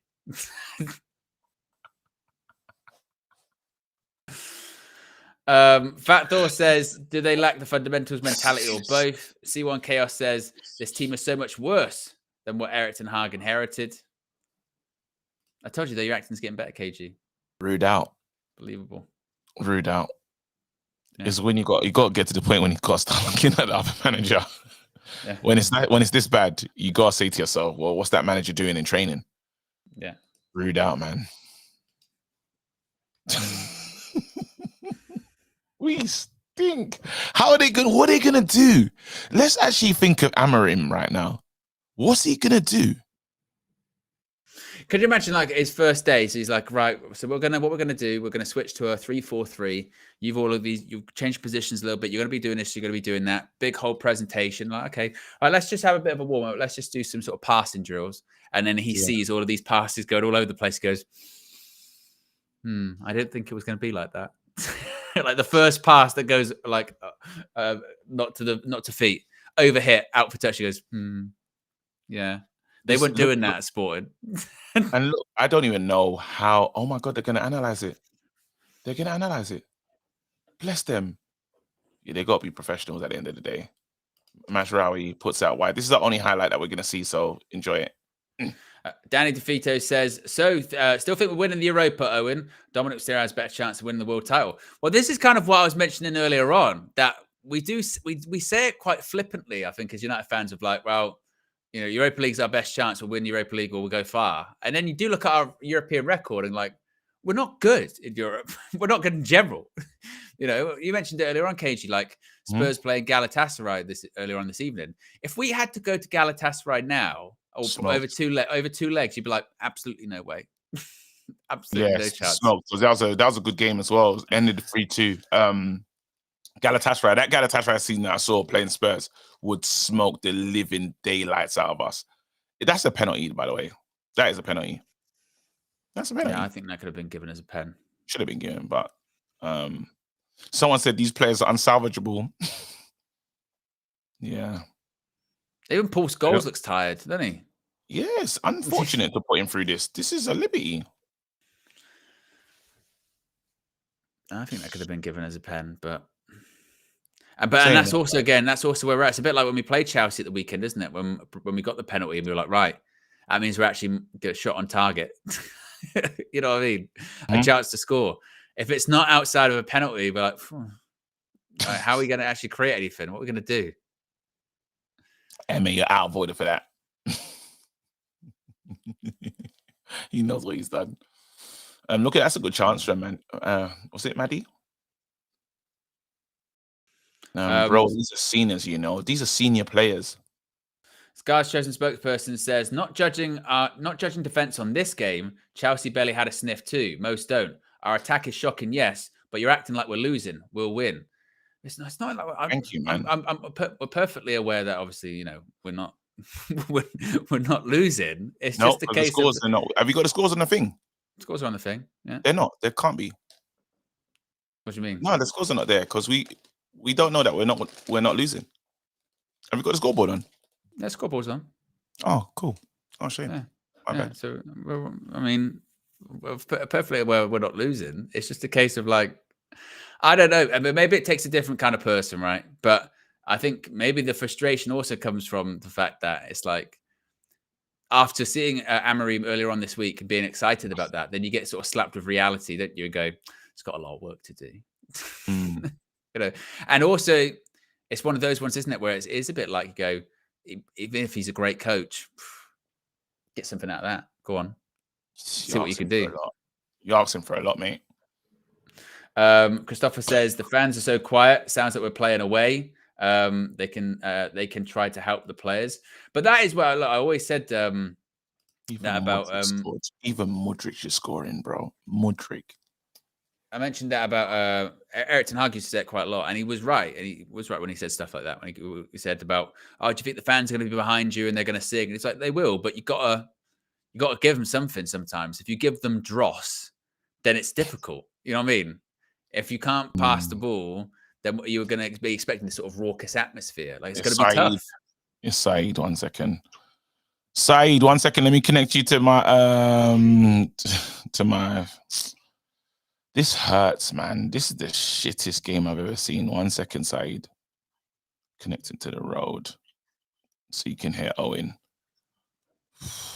Saeed's probably just calling me just because he just would like a friend to chat to. We'll just try and stay awake. Saeed? Yo, brother, I've got a couple of questions, yeah? Go ahead. So when I said to you, the number 9 role is very, very much a case of a graveyard shift, yeah? Yeah. I also said to you that, as much as you give Xerxes a lot of slander, I said Hoyland's got a lot of work to do. Yep. Yeah, we talk about first touch. Can you tell me where Rasmus Hoyland's first touch is? Is it anywhere? His hold-up play?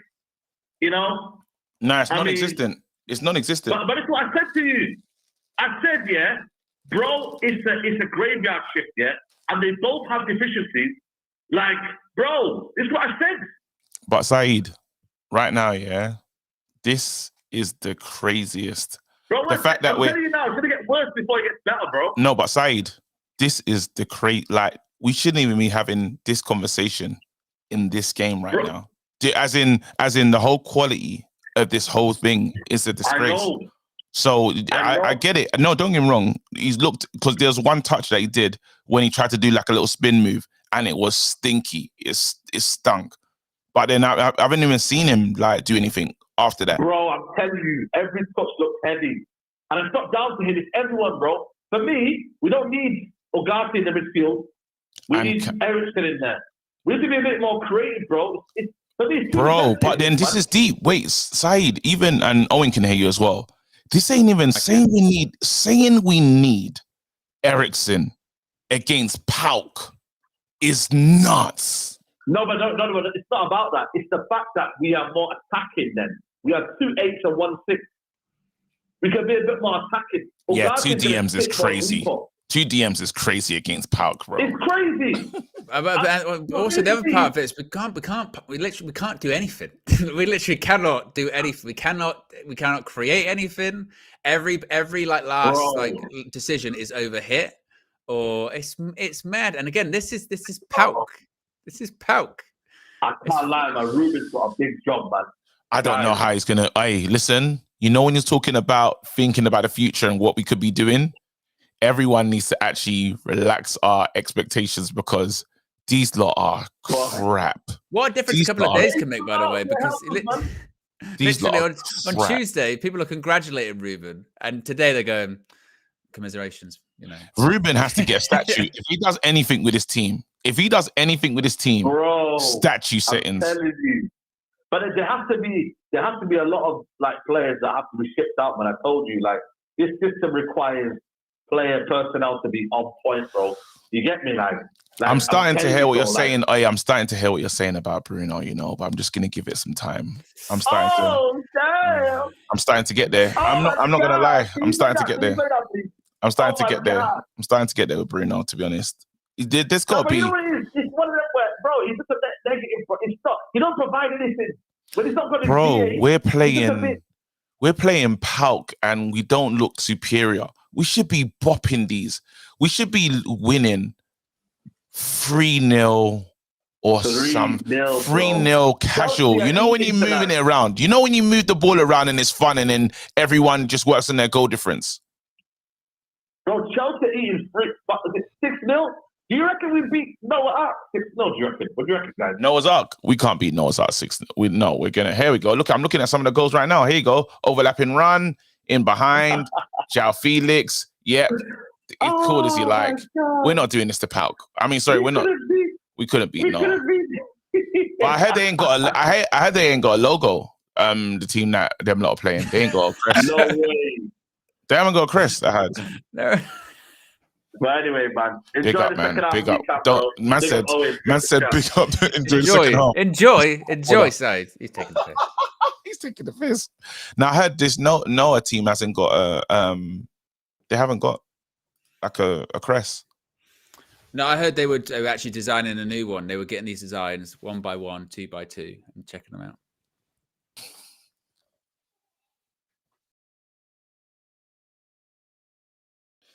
That's ridiculous what you just done there, but I loved it.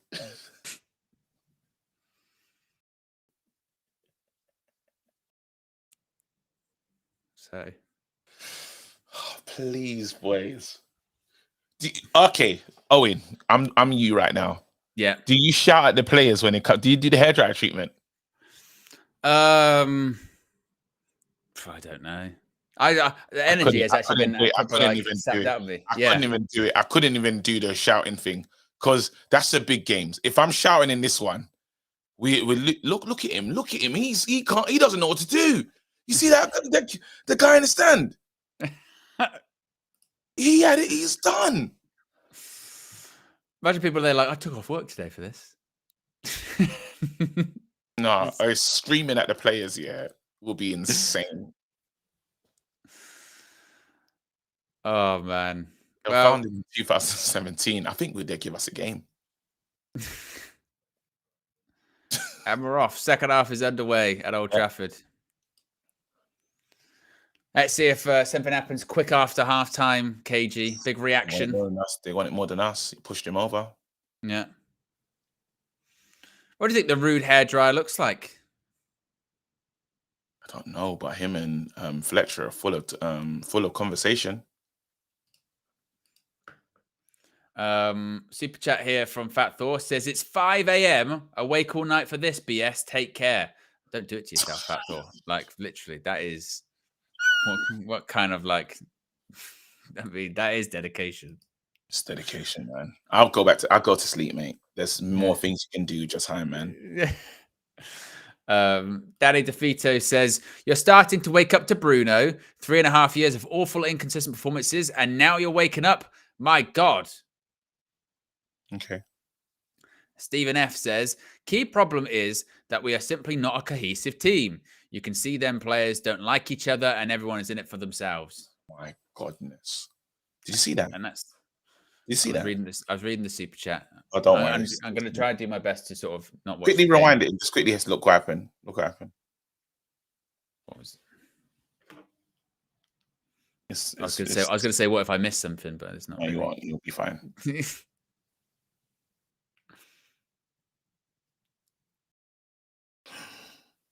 Oh, bloody it. Yeah, there you go. Nothing. The balls will run on, so you can forward it again. Yeah, it's fine. It's fine. It's nothing. You've got 2 DMs on. Mazraoui. Go on, Garnacho. Use the overlapping run. Use it. Use it. Perfect. Goal. Dallo. Thingy's pissed. Rasmus is Hoyland. pissed. Yeah. Rasmus is pissed. Rasmus is pissed. Look, just give it to the fucking striker. Let the striker shoot. Play for him. Oh, I didn't realize this, KJ. I don't know if you knew. A poll's been in the chat for a while. It says how many things are coming. The answers are yes, no, many things. Not Kevin Gary's internet. Excuse me, Karen Gary's internet. And 35% is saying not Karen Gary's internet, which I think is fine now. By the way, I think it's much better now. I actually voted for. So the kids must have been getting crazy with it. Still, there's maybe there's like a lot of people using it. That should be a goal.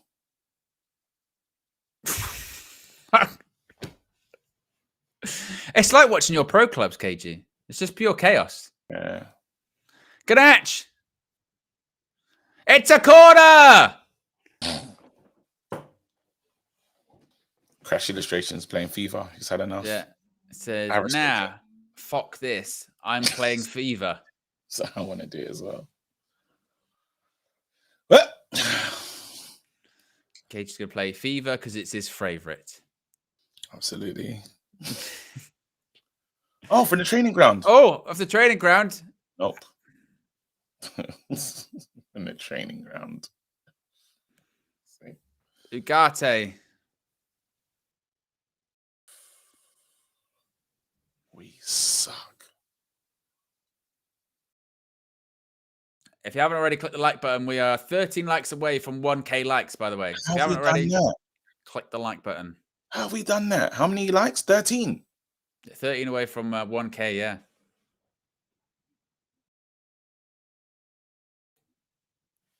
Are we? Please don't draw this game, Man United. Please, please. He's a fucking disgrace. Reverence, yeah, is a fucking disgrace. He's a fucking disgrace. Do you reckon that they do you reckon they've been space jammed? Well, they've just lost all powers. They can't pass. They can't do anything. He's a fucking disgrace. Look, they okay, not bad. Come on, team. Come on. Hello. Dallo ball over the top to Garnacho. Hello, help him. Bruno, anyone? He's gonna just Dallo. You know what's getting bad? They don't want the ball. Some of them don't want to. Ball in. Ahmad! It's in! Thank God! And if it was going to be anyone, it would be him. Ahmad Diallo makes it 1-0 to Manchester United. Good. Thank you. Oh, my God. Thank you, God.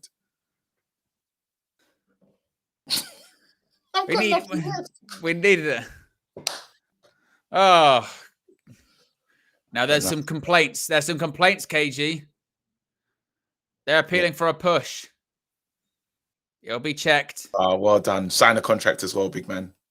He kisses the badge. Sign the contract. Let's have a look. Bruno. Good assist. He's onside. There's no push. It's not no push. It's a great header. It's a good goal. Look at that. That's a great header. Thank God. Thank you, Lord. And I tell you what, if VAR, if you even try and dare, then we won't be able to score again. So exactly. Oh, rude. Check's still ongoing. Now check's check longer than the over. penalty. Check's longer than the penalty, mate. Check over 1-0. Oh. Okay, that's better. Can you imagine if this is going to be our first win in Europe in a year? We said just take it. Just get through the game. 1-0. It's not going to be great. Whatever.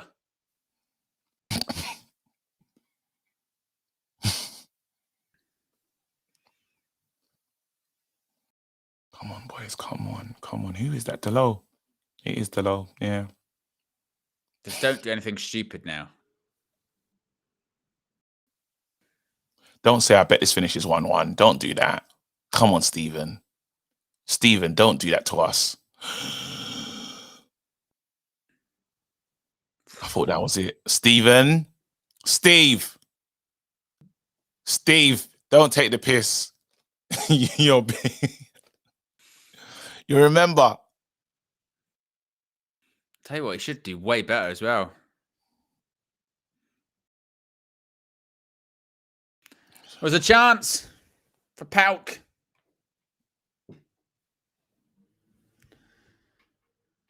Oh, who's that? What happened just now? We're winning. Ref.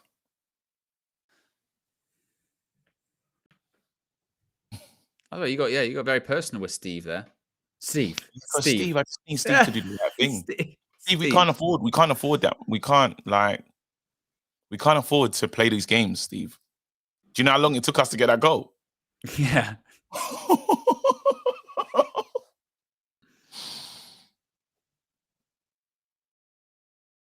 That took us forever. Oh, Jesus. Who is that? Is that Casemiro? You know what?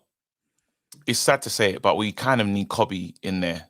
Like, just someone that knows how to pass better than what we're getting. Are you with me? I just wish, KG, things were, just totally different. Mm-hmm. I just wish we were just completely better. Mm-hmm.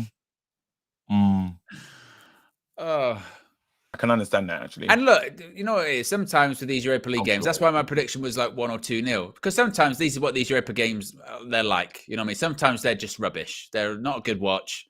Thursday, a bit dead. It's like, oh, whatever. But if you're in a good season, in a good moment, you just kind of, they're like, meh, whatever.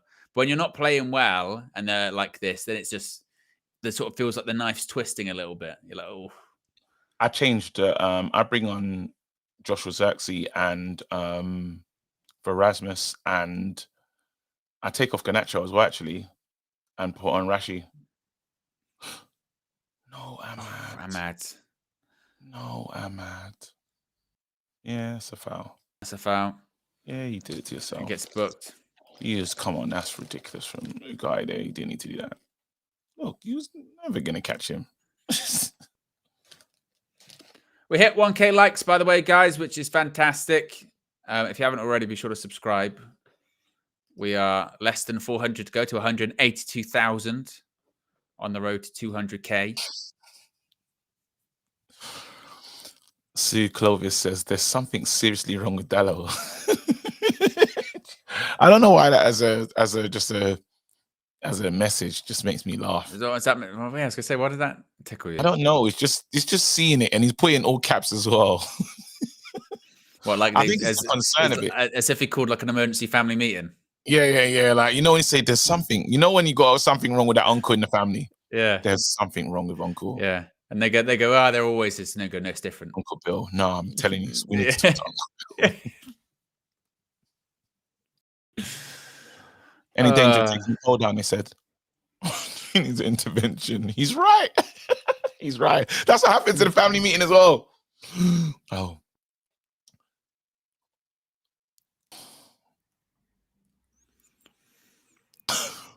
He's right. There is something wrong with him. As well as if it's a big sort of occasion and you just go, I'm just going to go get a drink from the kitchen. And you walk in, you go, there's something wrong with Dallo. There's something wrong. And then Dallo walks in, you go, you're right. Yeah, it's nice, isn't it? And he walks away. It's awkward silence while he's in there. Yeah. Rummaging around the kitchen. And then he leaves, then you turn back to the person and go, see that? See that? Yeah, that's exactly how it goes. Yeah. That's exactly how it goes. Yeah, go on, sexy. Go on. We can do no. Let's go. Use the Bruno Fernandes. Bruno, you got a player. Ugarte. You're gonna shoot. It's Dallo. Ahmad.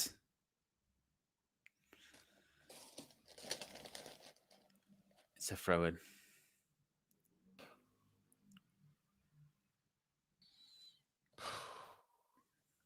Do you reckon we're saving our goals for the second half? What, of the season? Taking a piss. No, not of the game. No, this game.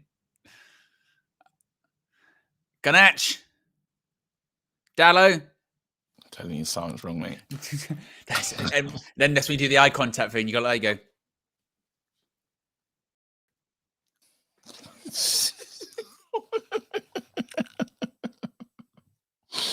What's crazy is he called for it. And they go, what do you mean something's wrong? He's kicking the ball everywhere. Oh, the bar. What's going on? Yeah, that one family member that just won't accept it. Yeah. They go, what do you mean? He's always been quirky. He's asked me if I'm watching the Weakest Link like 10 times in the space of a minute. It's not normal behavior. Oh, man. Oh, this is better. At least we scored, innit? Exactly. Now we are winning and we're aware of it. That's proper naughty what you've done there. Go on, Ahmad! Finish it! Oh. Could have been 2. Hey. Take your profit, says KG. What's 19 divided by 2? Ahmad.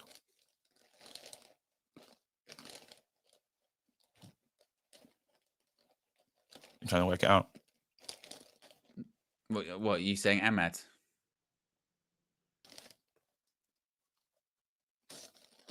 Jaxie. He's trying to do a Jaxie joke. Is that what it was? 1.5.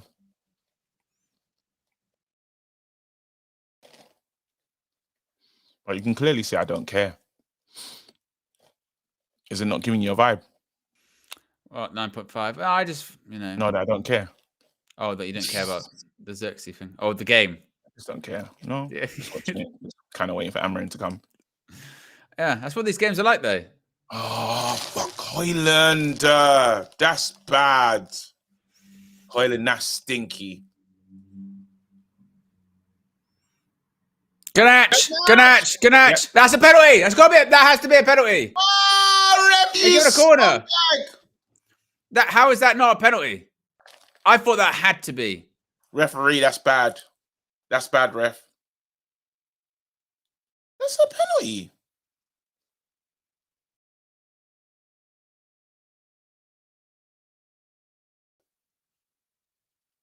He gets hit, but that's not the angle. Robbie Savage is trying to say that he kicked the defender. Okay, Bruno. Bruno! We just do stupid things. Was Bruno trying to score there? What was he trying to do? K-Flow says, KG, don't use snacks as your coping mechanism. Totally doing that right now. Because I haven't had dinner. I'm bored.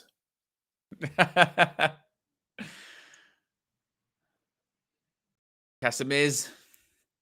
Bruno Fernandes. That's it. Okay. This is the shit I'm talking about. That's when no one's going to succeed. No one. And literally, by the way, he took a shot and there was just like a groan from Old Trafford. Look at Rasmus. I'm sorry. Fuck off. No. It did. Literally, the crowd went, oh. K-Flow says they're so bad. Man United are so bad. They let KG relapse on snacks. Because I miss Pringles the other day. Oh, I tell you what, I nearly died when you said that because it was so sincere, and that was like one of those ones where it's like you miss a person. I really miss Pringles. I was thinking when you said it initially, I thought, is Pringles like a nickname he has for a person? Then I now realized it was just the crisp. Oh.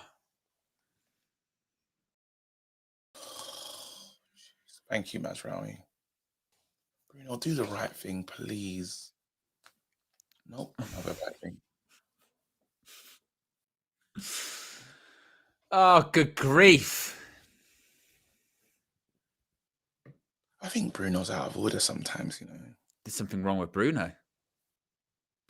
There's something wrong with Bruno.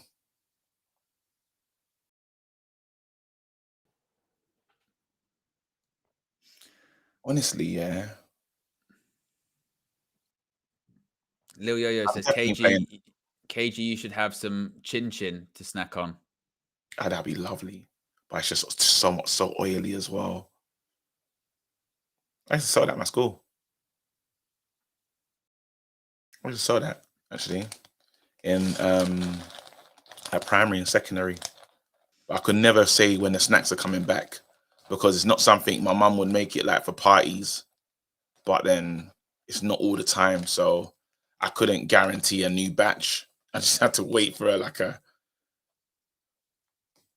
seasonal party, which sucked. It would have been a great business. But what I would say though, KG, you were saying that, and I really liked actually the story from your childhood. But what is chin chin? Oh, how can you describe chin chin? They're like little tiny cubed biscuits. They're savory, cooked in a lot of oil. How can you describe chin chin? I want to see if I've ever seen them before. It's lovely. Oh, seen no, that? I don't know. No, I don't think I have. Tiny little. Oh. It's a snack. Yeah. Yeah. Baked flour. There you go. I've never had them. Oh, it's good. Small, crunchy dumplings. Oh, no. Please don't let them score. Oh! Ah! I don't want to swear, yeah? I don't want to. But look at this. Look at this. Look at what we've done. Paok. Look at this. Here you go. All alone in the box. Guess what? We got great defense, though. It's fantastic. I literally pass in between Evans and Dallo, Look and they how should score. resolute we are. Our defense is good, though, KG. It's the best defense in the whole entire world.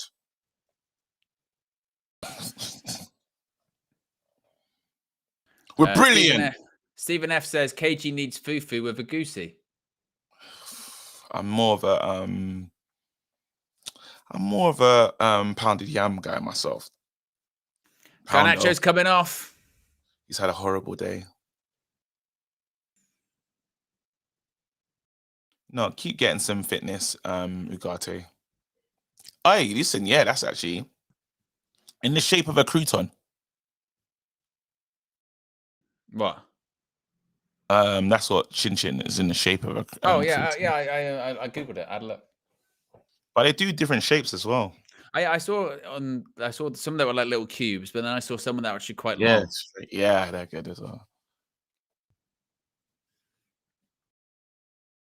Hans says we don't talk about Bruno. If you know, you know. I can't believe what I just saw. And I should be able to believe what I saw. Go on, give it Rashi. Ahmad. Step over. Cuts it back. Bruno can't do something like that. Pounded.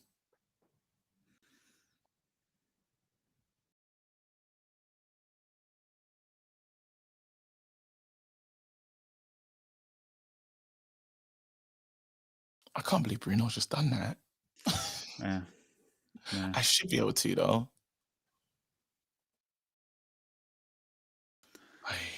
Prayers for Amorim. If he gets anything out of these, get him a statue. Get him one. If someone made you a statue of you, KG, where would you like it to be placed? That's a good one. At the beach, near the water. But a specific one? Yeah, any beach. Just a beach. As long as it's got sand. There's got to be a sand beach, not one of them shit. Good pass. I really hate the way we play football. What about you? Somewhere with. Fucking suck. Nice. We're the shittest team in the world. We're shit. We're so shit. We suck. We're fucking shit. We are the shittest. The fucking shittest.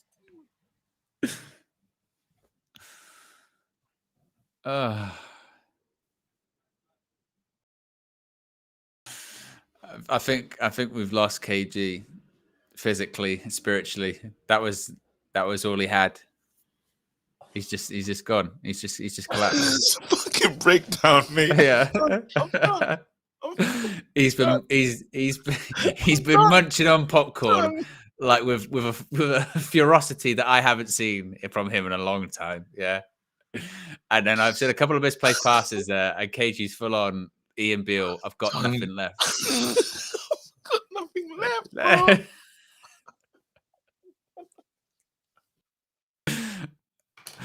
The popcorn's gone. That was his crutch.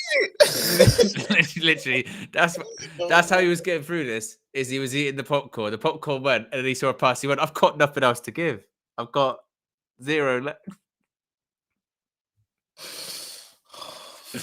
You know what's happening to us? I can't do this no more. I can't do this no more. I can't do this no more. I can't do this. I can't do this no more. I can't do this no more. I hope your wife overhears this, by the way. Yeah. I hope your wife overhears this. And she walks in and goes, "What? You went this fucking team?" I'm having a breakdown. Am I right? My team's killing me, books. I can't do this no more, babes. I can't, babes. I can't. Oh, babes, I need a drink. Babes, can I have a drink, please? Yeah. This is bullshit. I need it.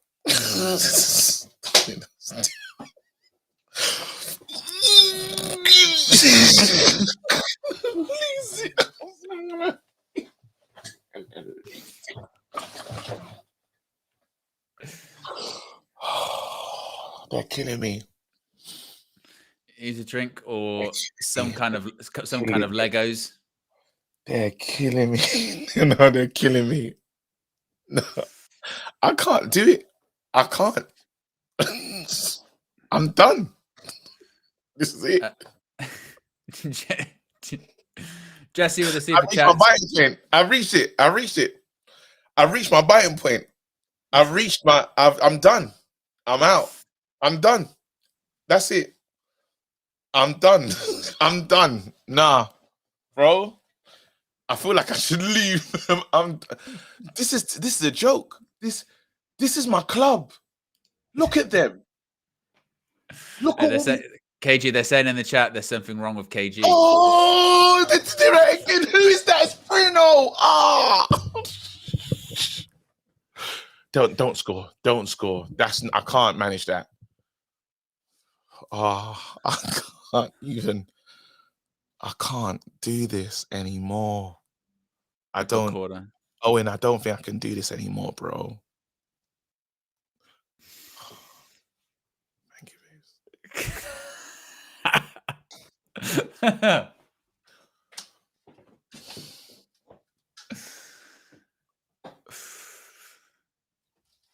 Corner to Paok. There's 20 minutes left of this. That's not right. Stephen F says KG's right though. We're so bad. We are. Others would say that. What took you so long, KG? I don't think no fan deserves this. Go on. No. I don't think any fan deserves this. KG, we're 1-0 up. I'm sorry. I'm back. Everything's fine.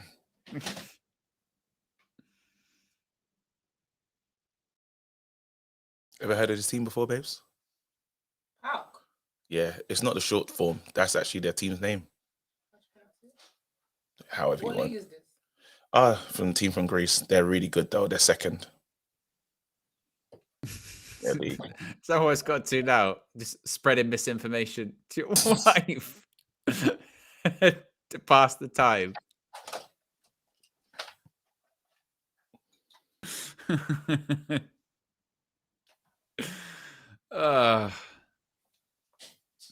I bet this is what you were like in school. We've got as well. all the players behind the ball.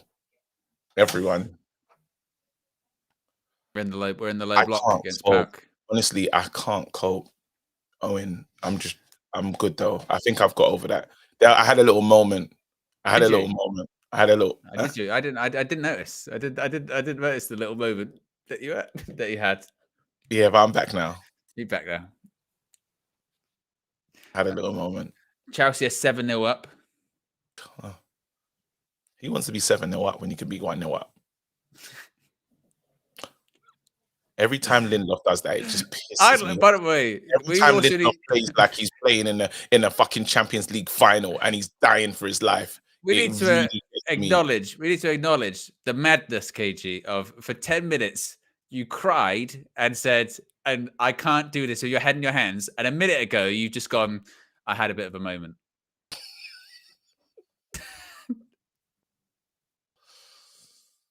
As if no one noticed. You didn't see it. Yeah.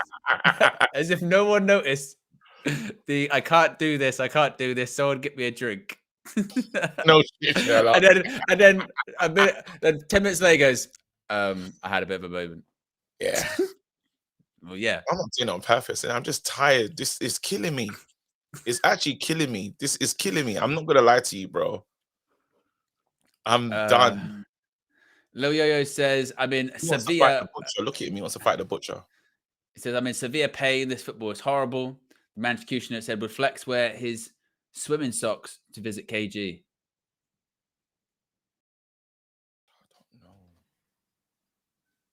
I think they should give me a try. Like, take it easy on me, chat.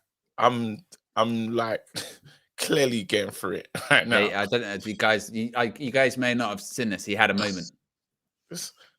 Just take it easy, man. The team, I'm hurting inside. My team is really, my team is killing me. Literally, helicopter ball. Oh no! I'm gonna turn it off. I'm gonna turn it off. Well, Rashford's down.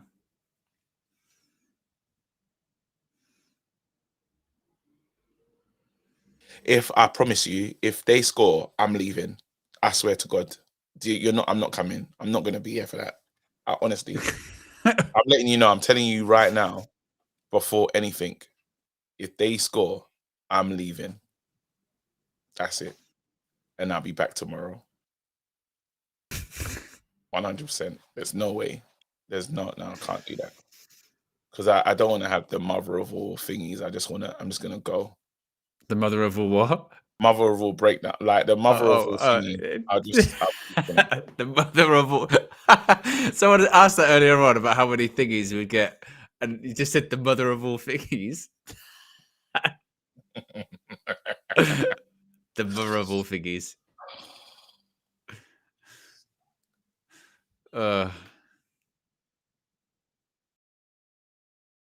I wish they had the AFCON ref. You know, the one that just ended the game because he wanted Ended to it go home. early.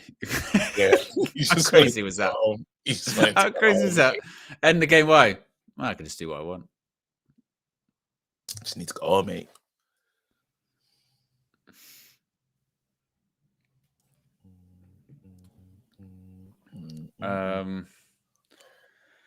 Super chat from Larry says this Hoyland performance, bring in Xerxes. At least he has great hair. Hans says KG on crash out watch. Absolutely. Oh, etc. Today's his birthday. Big up, man. Oh, happy birthday. I'm sure You don't deserve this. This is a liberty. Yeah, well, at least you're getting a win. I got like a board draw.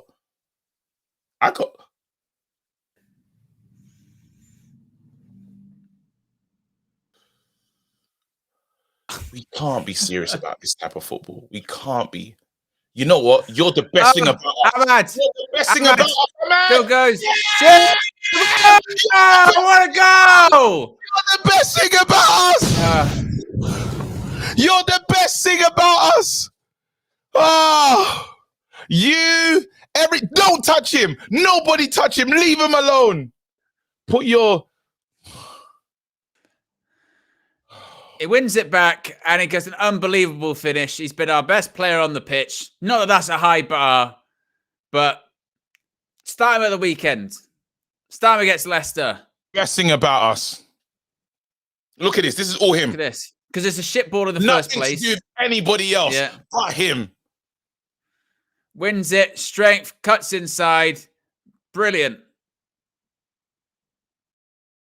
Like I said, KG, it's all him. It's not a good pass by someone or anything like that. Nothing to do with anybody but he wins it back. He cuts inside. He whips it into the bottom corner. He's not passing it to anyone else because he's like, you're all shit. What a goal. 2-0. Thank God. Best thing about us.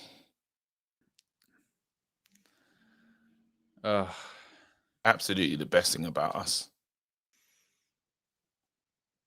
And you know what the people are doing? They was keeping giving these Chelsea scores to piss me off. Leave me alone. That's good though. I like that. I really enjoyed that.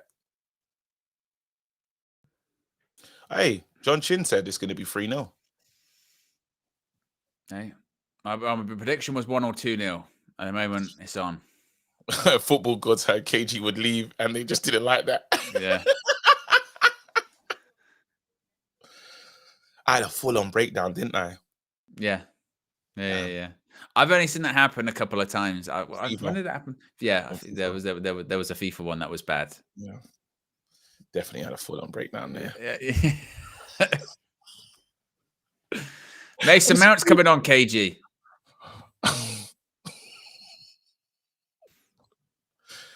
I'm just trying to recover, mate. I've just got back to normal, and you're talking about Mason Mount. Leave me alone, bro.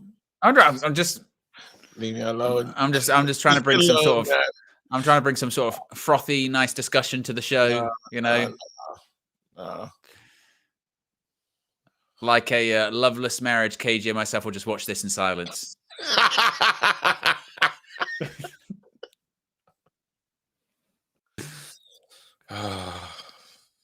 Towel with a contribution. Appreciate that. Wait, don't take off. They better not take off Amat. Are they going to take off Hoyland right now and put Rashi up front?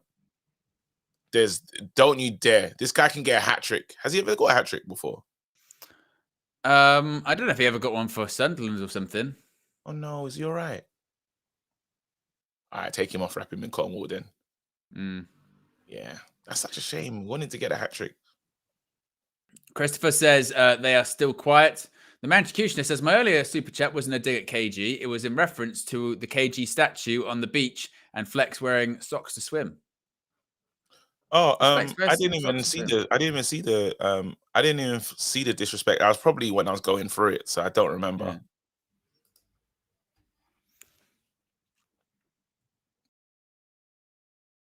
Mason, you've been a criminal as well, proper. We've got over 1,700 people watching at the moment, guys. We're nearly at 1,200 likes. If you haven't already, click the like button. Let's see if we can get it to 1,500. I'm the only one on Best of Enemies tomorrow with a win. Yeah. Speaking with big chest, you're going to be going in there.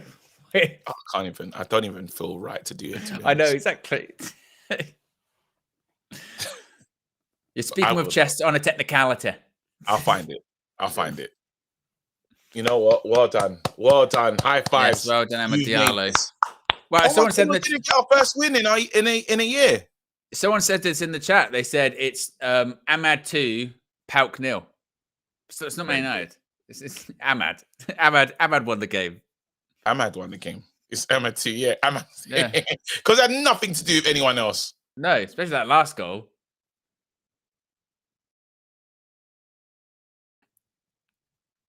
Danny DeVito with the super chat says, KG, you know, you haven't made it on YouTube until you have a proper meltdown. You've made it. There you go. I hate that my meltdown's just laughter and tears. Yeah. Can you imagine that's what my meltdown looks like? That's shit. Should be like proper crying. Greg Nobody says, does PSR allow for the sale of interim coaches? I'm asking for a friend. And as things stand at the moment, where would Manchester United be in the Europa League table? Have we qualified? We would be up to 15th, KG. The mighty heights of 15th. Gonna get a nosebleed, mate. Yeah. We've got a positive goal difference as well. No way. Yeah. Okay. Overlap. Use the overlap. Go on, Rasmus. Azraoui cuts it back. Oh.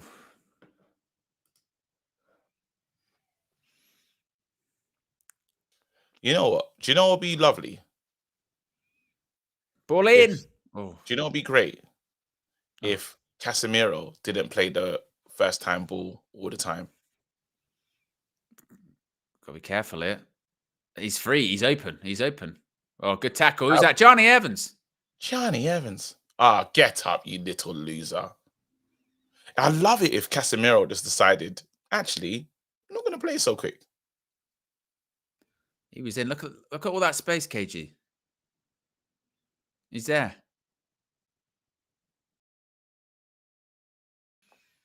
Someone asked me, what was it like, Drew? Whoa. Oh, Shola! Shola, Shora, Terry. Stop child Coming abuse. on. What's going on over there? I don't know. That's what I mean. It's pretty wild. This must be a serious thing for it to be on the football kits. I mean, Shola. imagine like Jamie Oliver. That's what he did. He proper in score. Who's gonna be? I don't know, some front of shirt. I don't know, for like Norwich when they're in the Premier League. It was Jamie Oliver school meals. Get rid of turkey Twizzlers. He proper ruined and I love them. Drama. I love them. And then even chocolate custard as well. Yeah. Oh man, we was having a great time at school. We were. I mean, terrible. Jam roly poly. Again, they were terrible for you, but I love turkey Twizzlers. I will die on that hill. Great time. Yeah. Jam roly poly. Everything. It was always a dessert with custard. Always with custard. What's the sprinkle one? The coconut sprinkle one? I didn't really like coconuts, but there was like the jam coconut one with the little sprinkles on it. I don't know. I didn't have that. You didn't have that? No. Every school. And also there was the other like dessert option was always like a Rice Krispie square. There's always a Rice Krispie square. Oh, yo, see, that's why I know I'm really old. Because they didn't have that in my school. Rice Krispie squares. Your school had money. Look at the budget. Yeah. Jam sponge pudding, I think it is. The cocoa sprinkles. Hey, that cake was the best. Yes. Josh knows. And if they said seconds, I was faster than Xerxes not beating me to that part. There's no chance. Seconds. Well, did you have to go up table by table as well? No, they shout seconds, and you could just run up and get into the queue. But I mean, like initially, did you have to go up table by table? And then if you were on one of those tables that went up late, you started to get a bit nervous, going, "I bet there's going to be stuff that's run out. I Oh, bet there's no. gonna be stuff that's run out. You could imagine the charm that I had with the dinner ladies. They were my friends. Yeah, I even got my dad to give one a lift. She always gives me extras. So she was walking. I saw her walking one day. I go, that's the dinner lady. That's Sandra. And again, you're saying to your dad, don't give her a lift out of kindness. You're thinking, I could get extra food out of this. Nah, Give her a Sandra. lift. Get her in there. Yeah. It's very kind of you. You go, all right, so I get seconds and thirds. Oh, she was always gonna hook me up. I didn't even need to do that, but yeah, she got in the Nissan Bluebird, and the Nigerians car of choice at the time.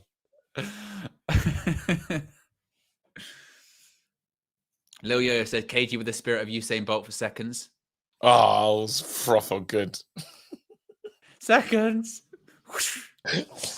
You know, like with the Flash before he runs, the lightning comes around. Yeah. I jumped into the Speed Force, bro. Really slow that. I'd always get there first. He's offside. Is he on? Oh, I carried on. Hoyland. Rasmus. Missed. No, it was offside. I thought so. Jumped into the. There you go.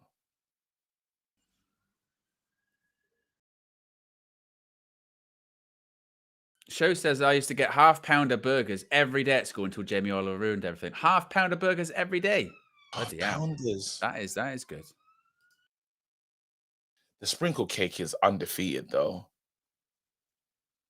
Oh, remember the ice cream one, the swirly one. Which one's that? It's like an ice cream cake.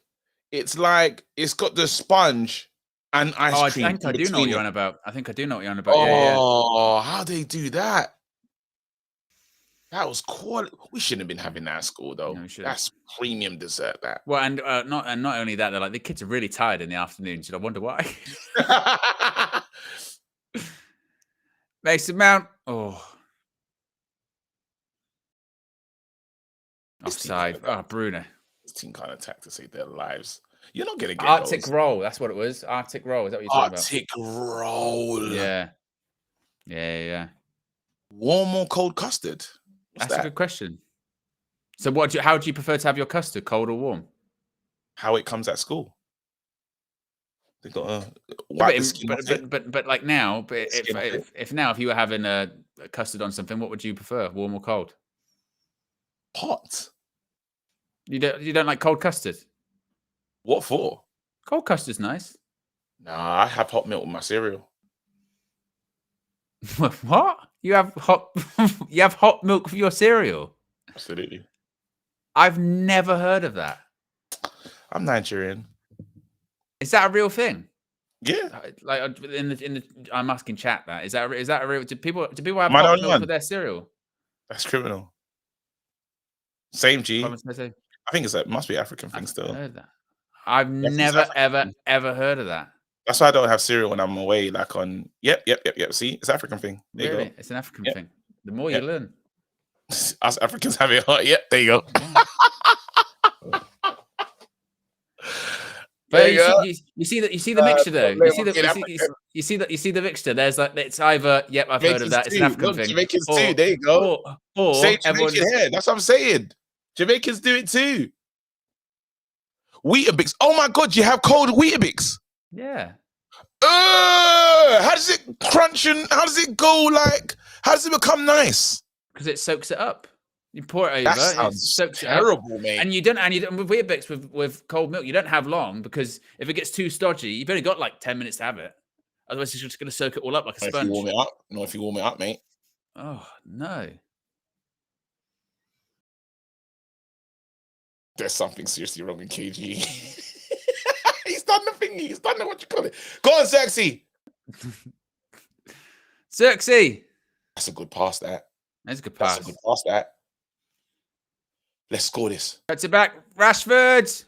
Oh. beautiful. That was the first little good football that we played. Now, KG, you're normal. I am normal. But do you know what's actually really interesting with this is it's either in there, it's like, yeah, I have that all the time, or it's like, I've never heard of that at all. That's awful. They should You try. know what I mean? It's You don't very know, interesting. you're going to unlock something. Cold Weetabix is crazy. But like, Cold I've- Weetabix I've- sounds like a crime, I've bro. never known any Indians, different. dude, come on, I've- my Indians. I've never known any different ever. Whose taste buds are going to respect? So when if you're I'm thinking of any cereal, cornflakes. If you had cornflakes and you poured Some the cereal people are in, not on it. Some people like. I don't think my wife's having hot milk cornflakes, but I am. oh, is it only specific cereal then you Some deal with? people, yeah. Some people, yeah. It's crazy. Still. And then you put it in the microwave. Put the hot milk in the microwave, and then yeah. Hold on 1 second. Let's just make sure see this ball out. I don't want to concede. I couldn't manage conceding. See, I tell you what, the cold Weetabix thing, by the way, yeah, Chat is going crazy. Cold it's Weetabix going crazy. sounds like disgusting. But like the reaction is like either people are like, I only have it warm, and people are like cold's crazy, and then the other reaction is, I've only had cold. What are you talking about? Warm Weetabix. This is very. They don't know what they're missing. It's like no one's ever had this conversation. Having warm Weetabix, yeah, it's like if your family can't afford cornmeal porridge, yeah. Have you had cornmeal porridge? I just had porridge. You haven't had cornmeal porridge? What's that? Jamaican thing, beautiful. No. Cornmeal porridge. But it's like no one's ever had this conversation, isn't it? Because no, the reaction either way is so different. It's so different and so you know what I mean? Yeah. No, definitely. I think we've definitely linked on like that. Something, yeah, exactly. It's been a cultural. What are you doing?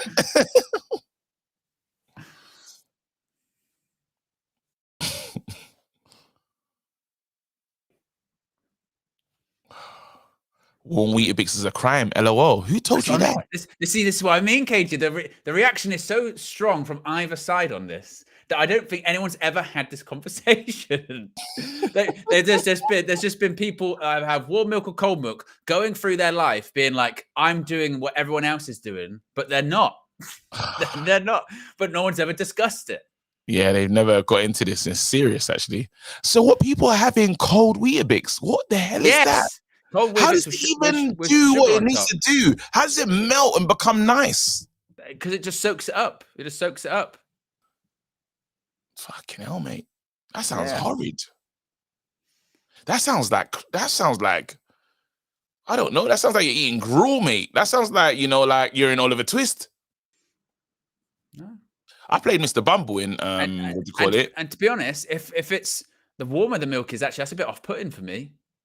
Oh, you don't even know. I would want the milk to be cold. Right out of the fridge. You're missing out. That's why I don't like going on trips to when you go to a hotel and they just have cold milk everywhere. I'm like, what the hell is this? And that's full time. Manchester United win in Europe, KG. We won!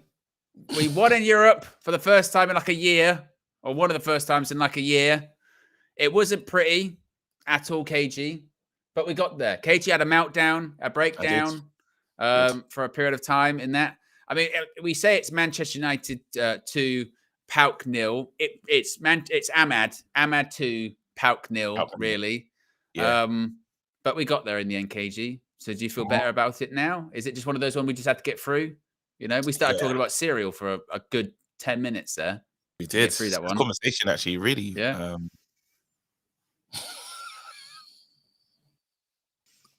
Comment section is killing me right now. Because again, the more interesting thing in that game has been the discussion about cereals. It's crazy. And milk. Yeah. And but there's a lot of opinions in that at the moment. A lot of opinions. Tomorrow, people, I dare you to try it. Try warm milk or hot milk, really. Weetabix. Something great happens. It's the greatest thing. And then if you add things to your Weetabix as well, banana or whatever you add, everyone does different things, right? Honey, Yeah. Like whatever your thing is, Lots right? of fruit, your blueberries, Yeah, strawberries. I'm telling you, it lifts it. Like it just goes. And as a big boy, as a biggie, as a big back, a former big back myself, yeah. Go listen to me, mate. You got to trust. This is when I'll be right. This is when I'll be like, this is my. This is where you know ball. This is where I know ball, mate. KG knows cereal. This is this is big back. This is my expertise. Super chat from Kevin says Mason is now a mountain, and Don F says Ruud van Nistelrooy pen paper sign here. I don't know about that. Yeah. Oh, my cereal is crazy. No. Okay, we do have to talk about the match. What are your thoughts coming out of it? Is that what you expected? No. I hated the game. Or is your brain gone? Is your brain just gone? No, I hate it. Honestly, I hate that game. I hated it. I'm glad it's over. I don't think we deserved that. I felt like that was a punishment. It was bad. It was honestly, that was a really bad game. And I'm not even exaggerating. Talking about the cereal and the milk and whatever, or the school meals, that was probably the most fun I had in like 4 hours. KG is great. He's great. You know who that is, right? Yeah, it's the Tony the Tiger. Cool. Do you know who? Do you remember that? Do you remember when it was animated? The actual thing for Kellogg's, the actual normal cornflakes. Do you remember what that was? The what's it? The mascot? No, it's like a big rooster. Oh yeah. Yeah. I don't remember it being animated or anything like that. It didn't. Yeah, they animated it. Yeah. And then do you know what I used to want when I was growing up a lot? You know those, but my mum wouldn't buy it for me. It was all the little tiny packets of cereal. Oh, the selection pack. Honey Puffs. Yeah, good. Yeah. Honey Puffs, are they Golden Puffs? Golden Puffs. Well, they'd have Frosties. They would have like the what's it called, Crunchy Nut Cheerio or something like that. They'd have all of them in there. And the problem is with the selection pack is the best ones go very quickly, and then you're just left in with like brown flakes. We was never gonna get that. Can we talk about the game, please? Okay. Okay. Well, before you do, KG, we got some super chats. Zlatan says, "I heat milk for cereal all the time. It's so good. People don't knock it. It's really good." Ravel says, 5 shots for Ahmad, 2 for Rasmus. Will they attack him like Garnacho, who's topping goals and assists this year? Happy for Ahmad, but the agenda against Garnacho is nasty. I suppose we might as well talk about Ahmad, though, KG. Focus on the positives, because there aren't many in terms of overall performance. But the positive is Ahmad. Is this a run for him? Do you think he plays at the weekend? There's no way he can't. Imagine he doesn't start now against Leicester. The only person that would do that to him is Eric Ten Hag, but he's not here anymore. So hopefully he starts. But then that means Garnacho gets dropped down to the bench and Rashford starts, surely. Because Rashford set out this one for rest, I can imagine. So Garnacho and that's good. That's fine. Garnacho will use this moment, come off the bench and do well. The killer is, I get it. Like, I understand. KG, look at Flex's tweet. I need to see. What did Flex say? Let's have a look at what Flex has said. Is it about cereal? Because I think that's all we're kind of really doing this evening. No, I don't think he's involved in that.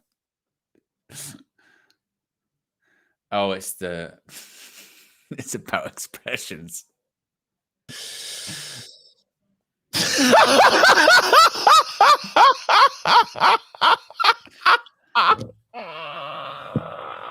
I'll get it on the screen for people. Where it?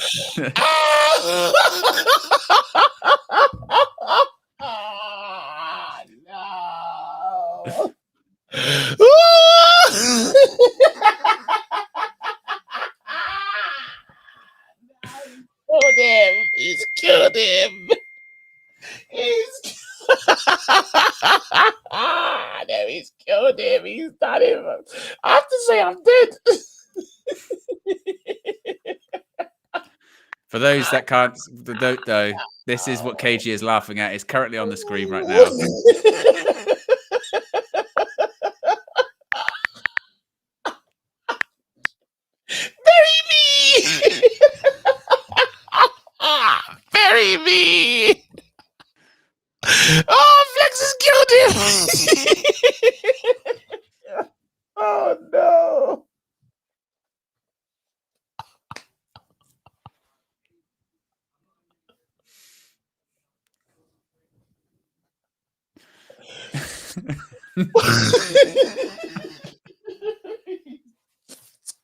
Call it off. I don't know where you hashtagged Grace Jones as well.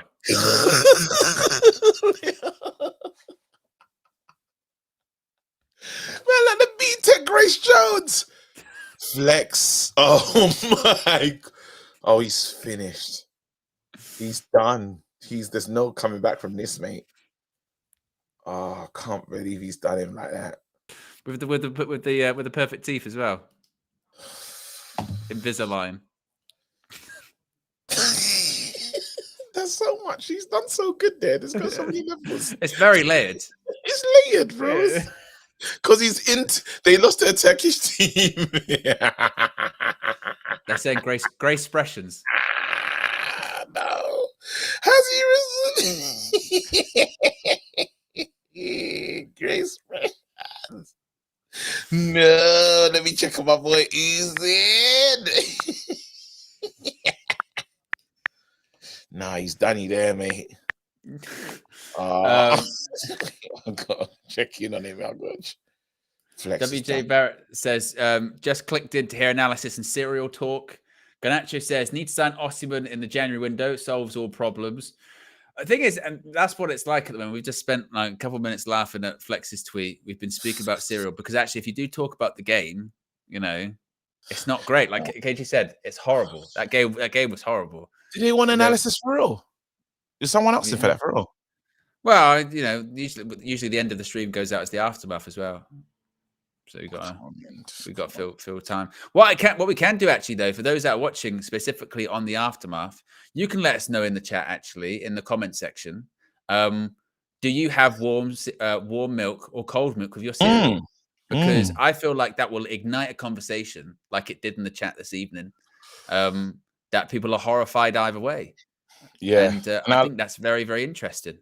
You know, I'm kind of proud of us for, you know, really getting to that level where we, you know, our team was so bad that we got into a serious serial conversation, and it's really taken, you know, it's captured the audience, it's whet the appetites of the fan, you know, and again, that's what Man United has done.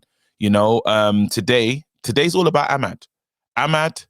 Congratulations. He started, you know what, this is it. Let's actually talk. So Ahmad started the game, yeah? So Ahmad came out and said, I'm going to make this moment. I understand where I'm at in the team.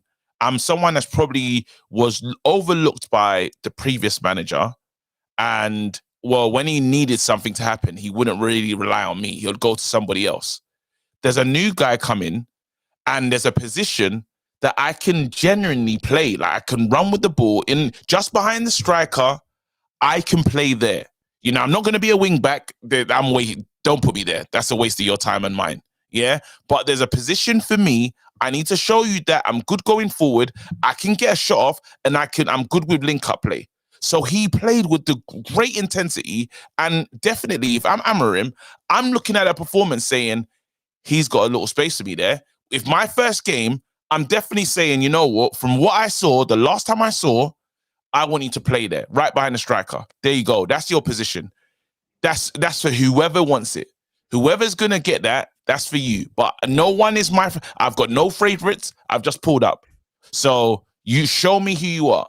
And what we saw, one player that had the right idea of, I'm going to fight for this badge and do something. And he had all the other scrubs, that did absolutely nothing. Well, I remember you said earlier on, didn't you? You said it might have been like Ahmad's like one of his first touches of the game, and you're like, oh, he's playing to prove a point today. And you know, sometimes that's one of those sort of weird generic football terms that people use. You know, we always take the mick out of it, don't we? Like, oh, it's a game of two halves, or he's playing like he's got a point to prove and all that kind of stuff. Yeah. But he actually was today. Mm-hmm. You could genuinely tell he was like, right, under Eric, maybe I didn't get the place in the team that I thought I was going to get, and at times I thought I was going to get it, and then I get taken out. I was player of the month for us in September, and then I kind of disappeared. Rude's just kind of continuing on what Eric's doing anyway. What was that? It's a WhatsApp group call. I'm apparently supposed to be doing a podcast today, but hey, I'll do it after. But yeah, so he thought that. And then to your point, not sort of going to change really with Rude whilst he's there, but he can be like, right, I've got a chance now. I don't know how long his contract expires at the end of the season too. So he's got to consider his future, perhaps. But actually, you're right. When you think about the formation that Amorim does have, and we say what's going to happen to the wingers, he is one of those people where actually you do go, yeah, he could fit in as like an inside 10 if that's what he does. He could be that. Absolutely. And that's someone, again, he fully understood. He just understood what this was. He's like, right now, you're in a position where you're not, everyone is, what you see in the picture, you seen the response. I think I've seen it. It's not as funny as Flex's one. What, the Andros picture Townsend? Andros Townsend, yeah. It's not as funny. It's not as good. That other one is absolutely brilliant. The one of Andros Townsend, the Grace Jones versus, come on, that's this. I'll get it on the screen. It's up on the screen. There you go. X Jones. He's finished. Do you know what's crazy is? I know that X is decided right at this moment. Flex is his enemy right now. And he has to get him back. Because I'm calling him saying, yo, Grace, you're good. Call him and say, Grace, you good. Or find lots of different ways to say grace, I thought your performance note was disgrace. All that kind of stuff. Nah, I'm going to get to the shit straight away.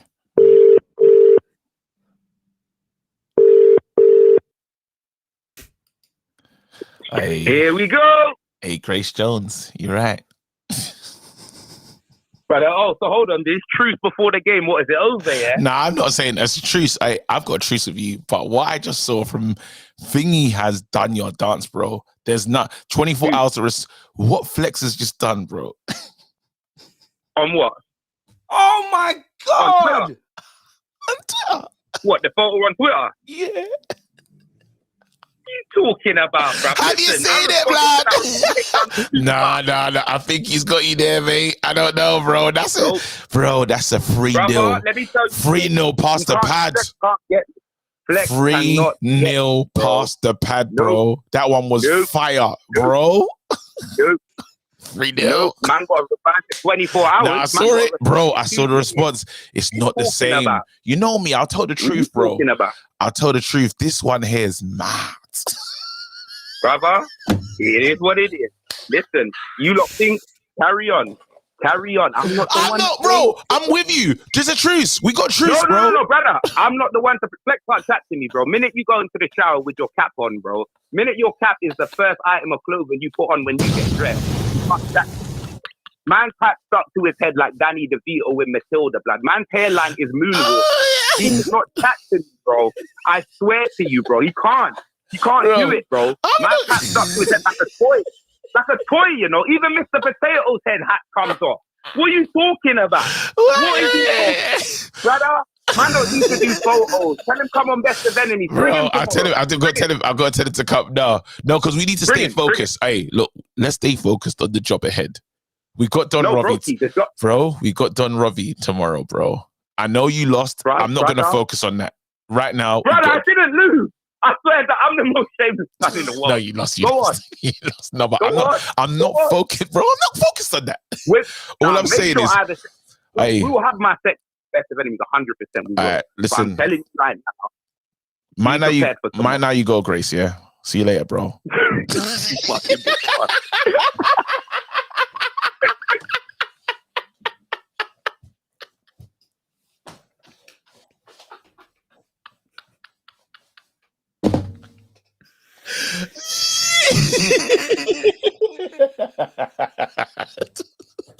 And the best thing is when he was talking on that, we just had the Grace Jones picture on the screen the whole time.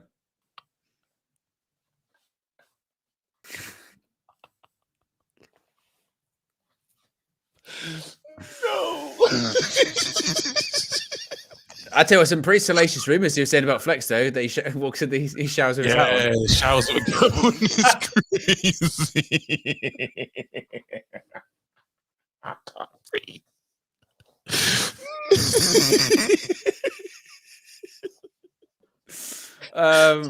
No, but Flex is in trouble. I'm telling Yeah, you right now. yeah, Yeah. he is in I've trouble. got comedy friends. I've got friends, real comedians, and these. Oh, fuck's sake. Let's answer it. Wale, I'm live, bro. I'm gonna be there in a second, but you're now on United View. You've never been on this channel before. How are you, bro? I'm good, man. How you doing? Blessed, you know. Just analyzing. What's that? How's your team doing? You know my team's not. You probably don't watch football. Sharp. I just wanted you to answer that, man, just so you can have a moment of realization. Shut up, man. I'll be there soon. Yeah, you lot just do the necessary stuff. But you can plug Expect Foolishness. There's a lot of people watching this show right now. All right, shout out to all of the viewers. All right, you're rubbish at that. It's not really going. It's not really going just, nowhere. Just got rid of him. Just got rid of him. Just he's shit. He's the worst. He's the worst. I thought it was going to get a lot of high energy. He's shit. That was not so really, rubbish, bro. And anyone that listens to the pod knows that's him. That's what he does. A couple of super chats and we'll wrap it up. Josie says that first half should be a red flag for Amorim. They look bored out there. I thought they were all fighting for their places. Didn't look like it. And Josie also says need to use that picture whenever X is on the phone. It might be, that might be what it is. But there you go. We'll be back on Sunday for another match for you. I think me and KG are on that one as well. I think that's another KO one. I'm gonna be drunk. It's going to be the day after my birthday. Pray for me. Yeah, that is going to be. The day after my birthday party. Well, then if that's a reason to tune in, guys. Yeah, reason to tune in. So I'm going to be hanging. Well, it could be worse. Could be a breakdown. So it could be much worse. There you go. Cool. Anyway, guys, reminder. What time is it? Time's that game? It's an earlier one actually on the Sunday as well. At what time? It's the kickoff on Sunday is 2:00. Ooh, I'll be here at 2. Anyway, guys, we're out there. Stay tuned for fan views and player ratings and stuff. And cool. yeah, we're out there.